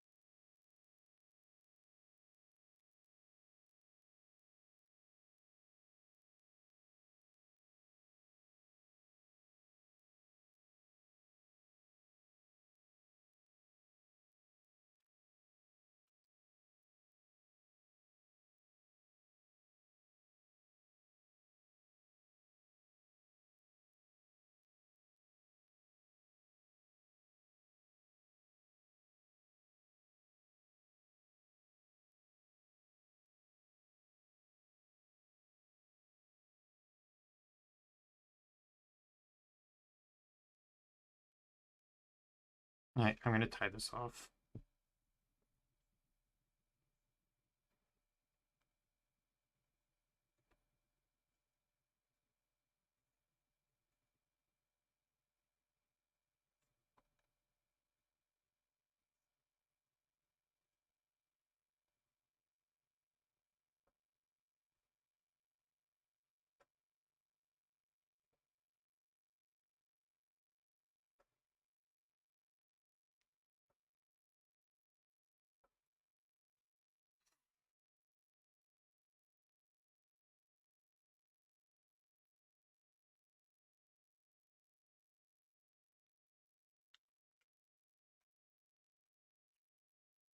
Hold it! Guy in a business suit in a Pokemon movie? Fuck if all he's not. Fuck if he's not the villain.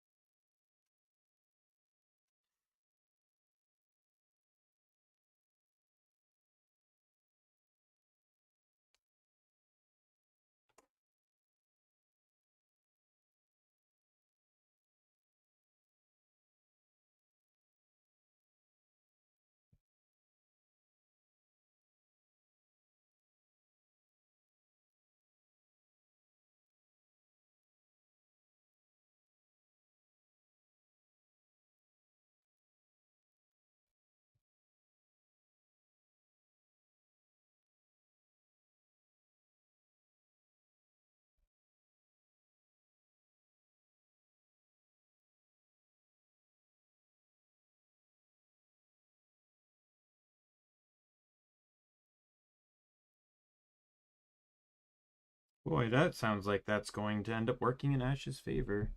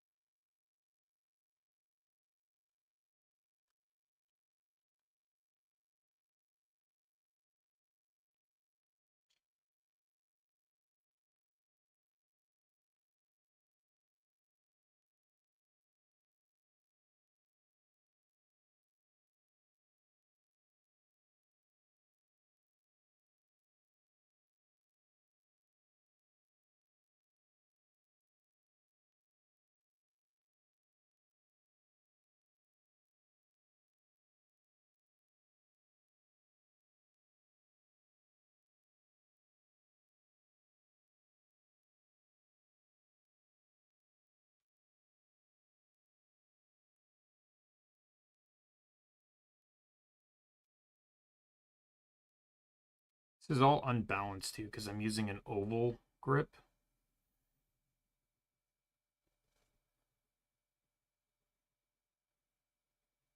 I stitched that wrong.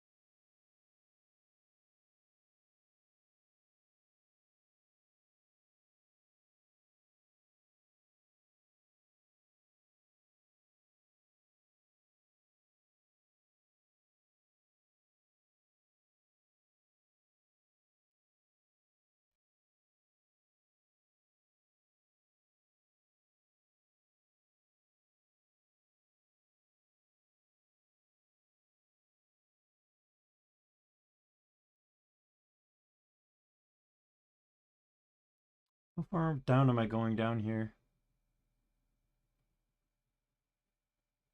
The singles end three below where the middle ends.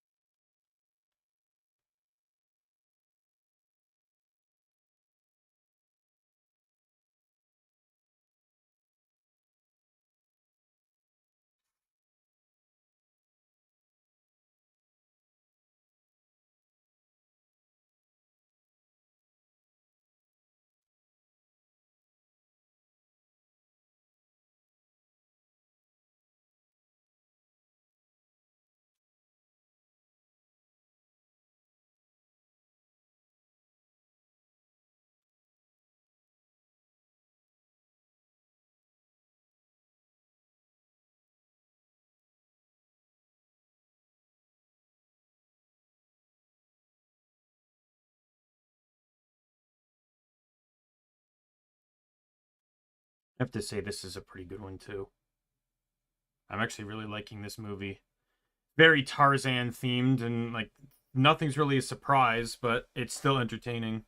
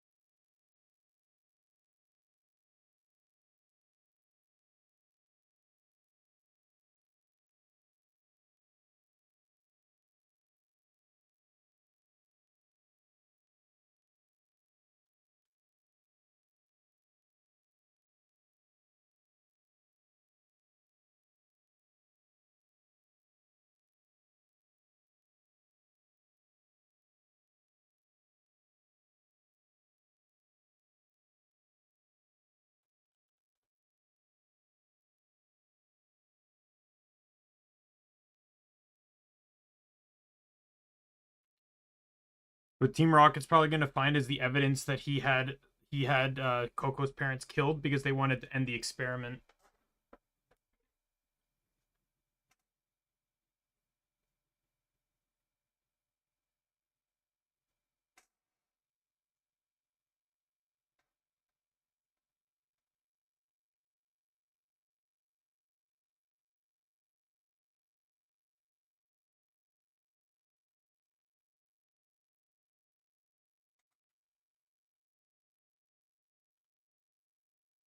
Very like mix of Tarzan and Avatar is really what this is.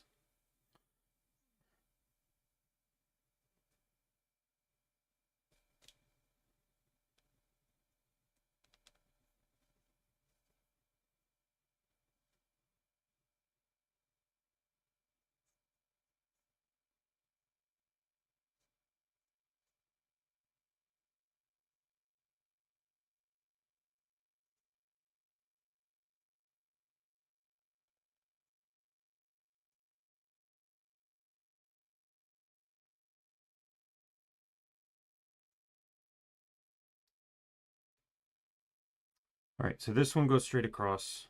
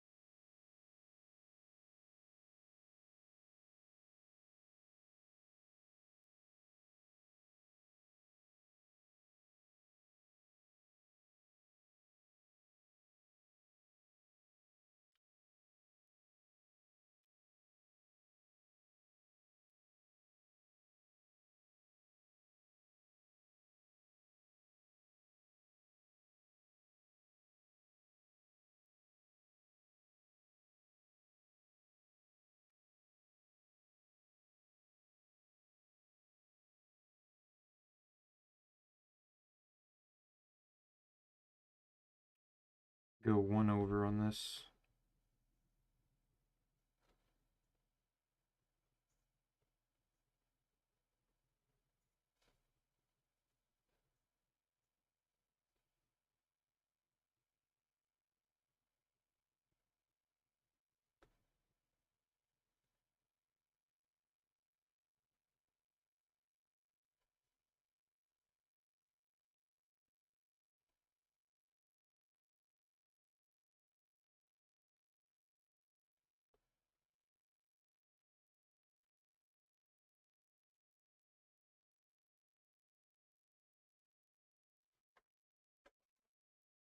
Oh, it was a car crash.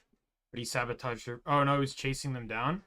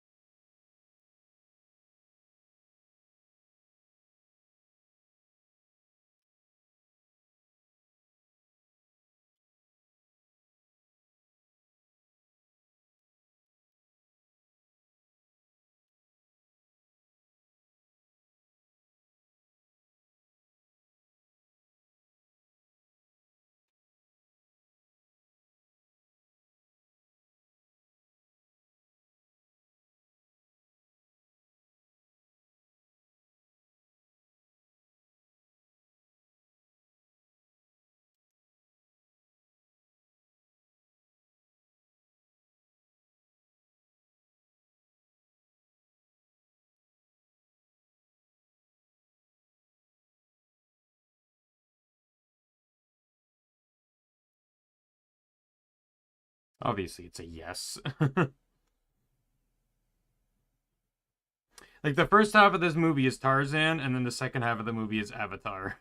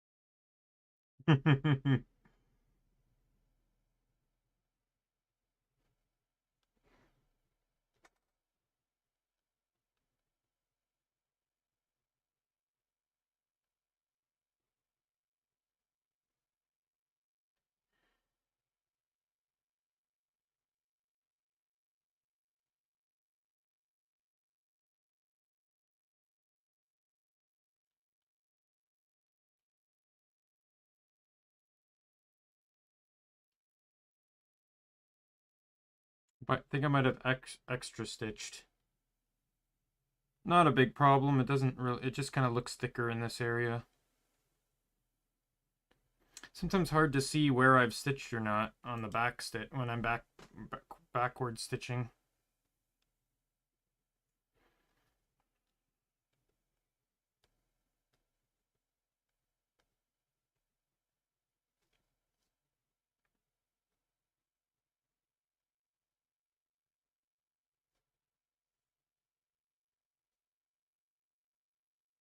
Celebi's gonna heal him.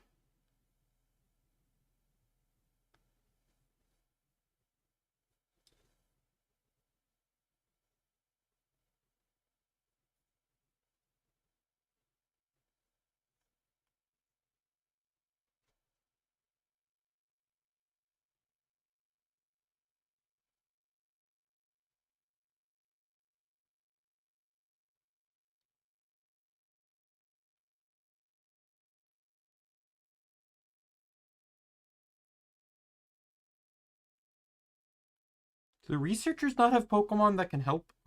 Did they come on this expedition with no Pokemon?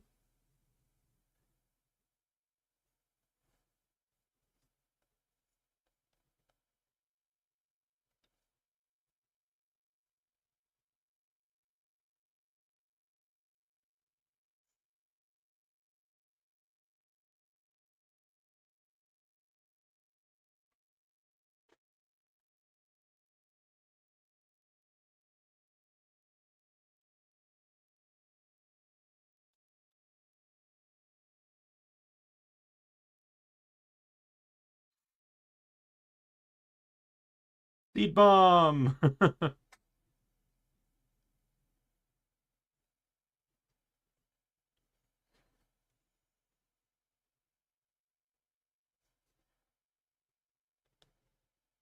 Give him credit, he built that thing to last.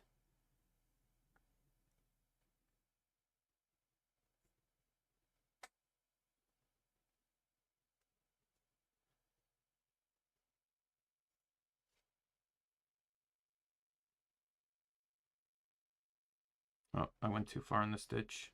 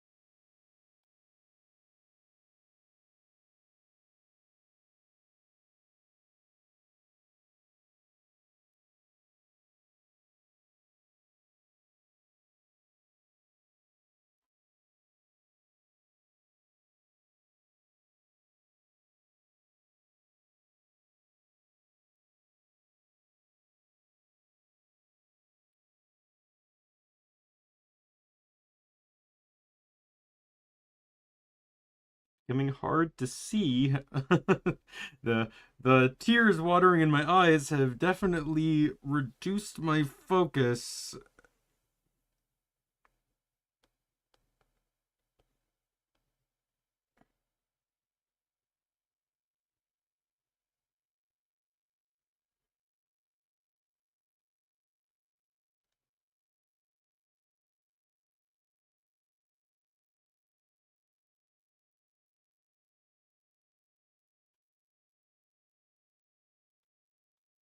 To be perfectly honest, we do know that humans can use aura, so this could just be him awakening aura to use the move.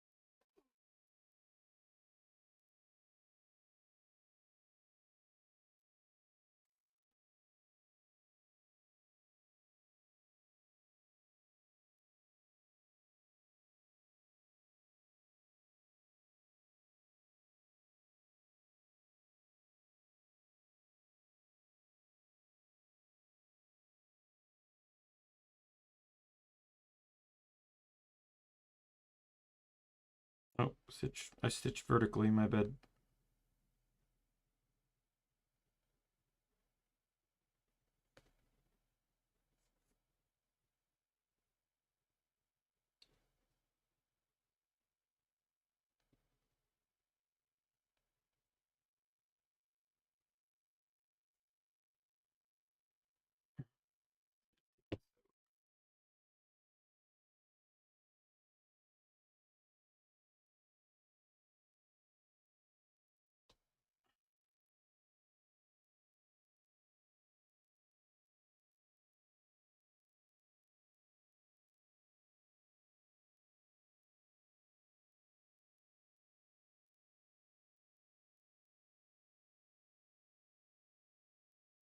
I want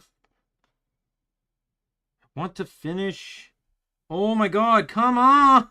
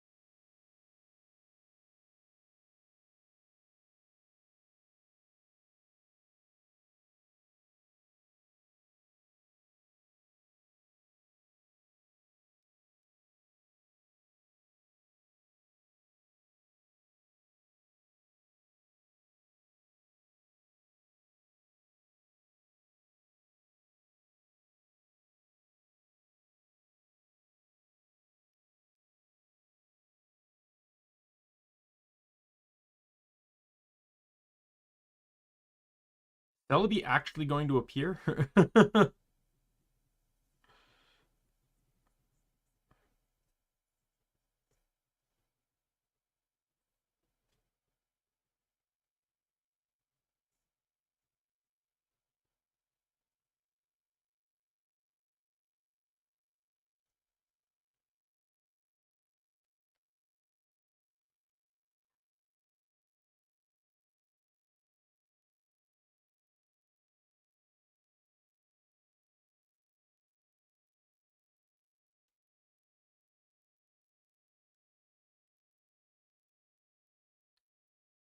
Sorry, I can clamp this back in. I got a bit carried away here.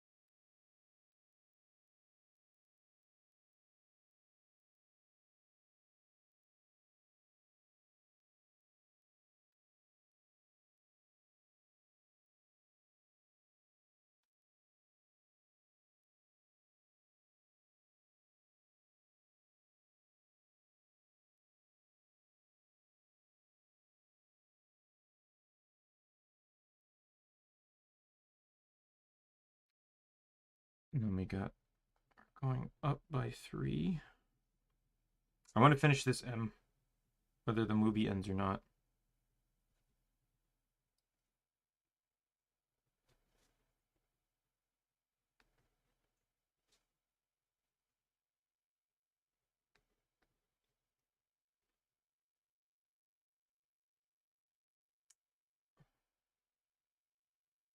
He's actually going to travel with Ash?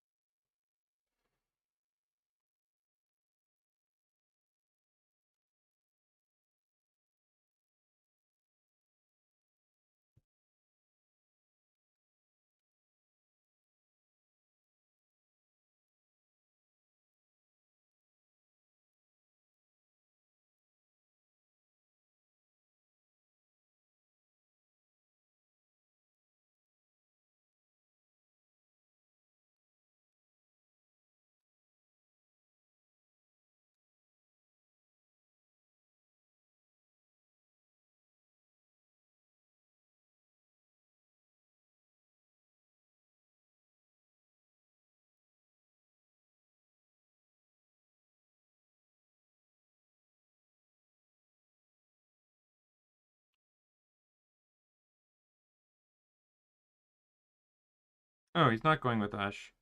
I figured he would go with Ash because he can speak to, because Ash can help understand him a bit and teach him stuff.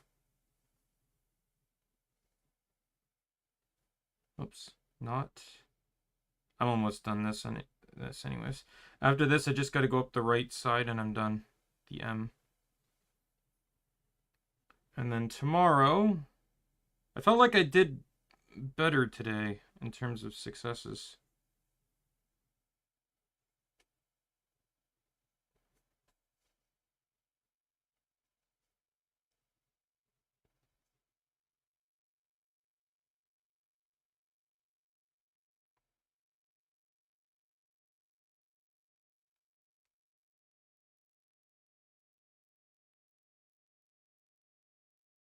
Oh, Team Rocket submitted it?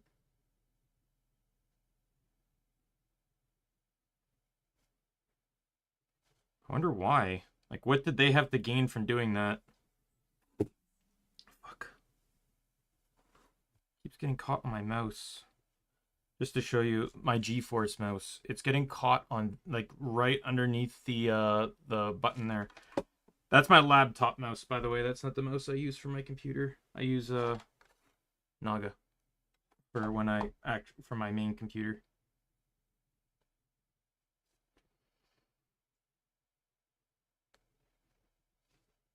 Oh, it's a shiny Celebi too!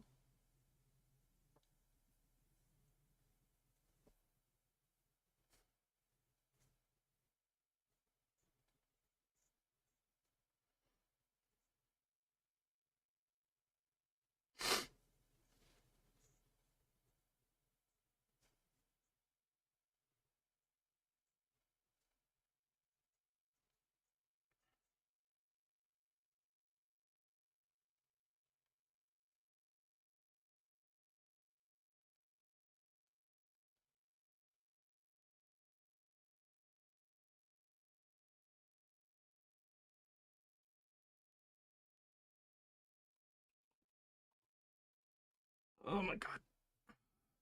Caught on my mouse again.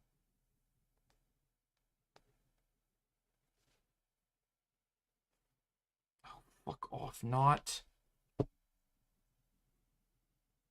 That wasn't even a knot.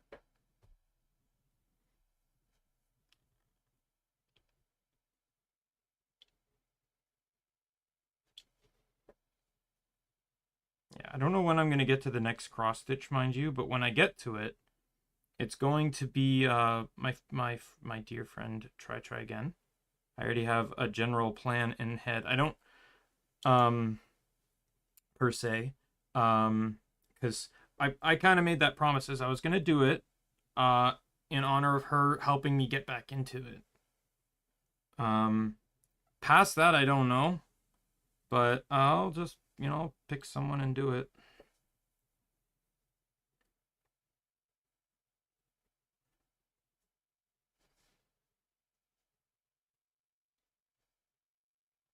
Maybe I'll have a job by then and can afford a commission work.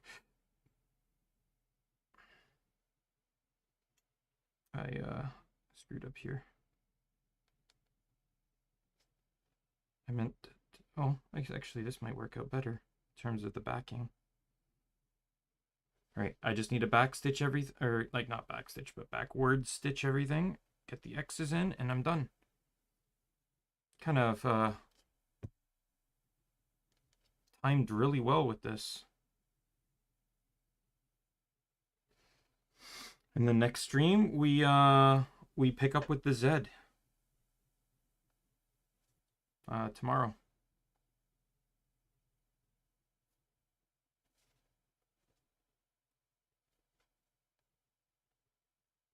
I think because of what I'm doing next, I quite literally have to call the the next stream in the zone. I think I'm legally obligated since that's the next words I'm going to be doing. Yeah, so my plan is to finish this blue. Then we're going to do the white because the white only exists as the lettering inside. And then after the lettering, I'm going to do black. Black outlines all of these. And then and then when I go do the U down here, I'll be able to actually get Silvervale's outfit done, or like part of her outfit, and then from there, I'll be done everything that isn't Silvervale, so I can just go straight into Silvervale and like. I hear Cramorant and the squirrel like booty shaking on a log. What did I miss here?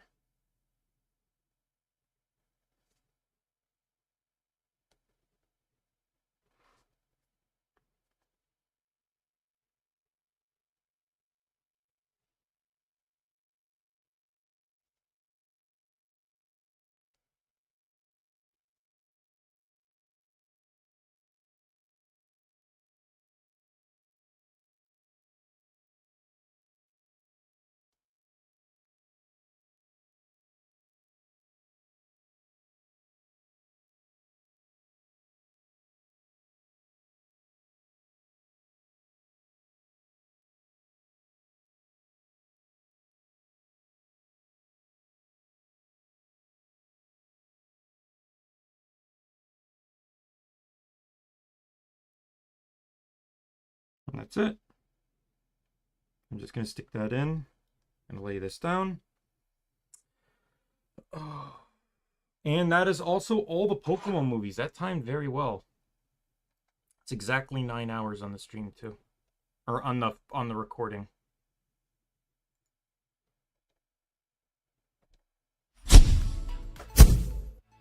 Oh my god. Ugh. So far we have 19 hours of stitching footage.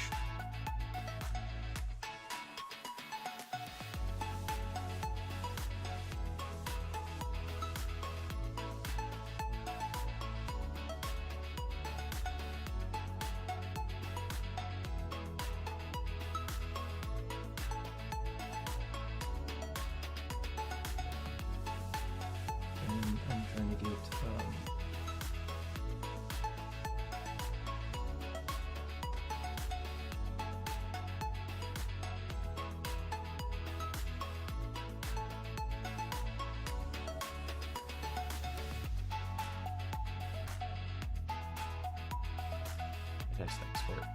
Alright, so tomorrow's stream, we, since we're now done all the Pokemon movies, tomorrow's stream is going to be, sorry, I'm taking off my gloves and stuff, standing up, stretching. We're gonna start with, reincarnated as a slime, because I know there's, like, 1 or 2 movies of that. I also know that there's, you know, side series of that, and I've also not seen Season 3.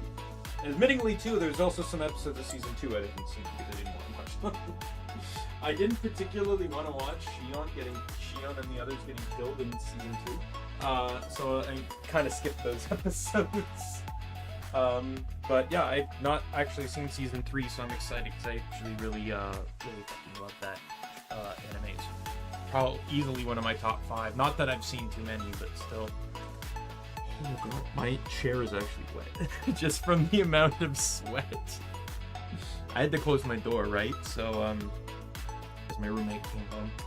Tomorrow though, he works straight till close, so my door won't actually be closed as long. But yeah, so we're gonna call it here. I gotta get Guild Wars dailies done, and then yeah.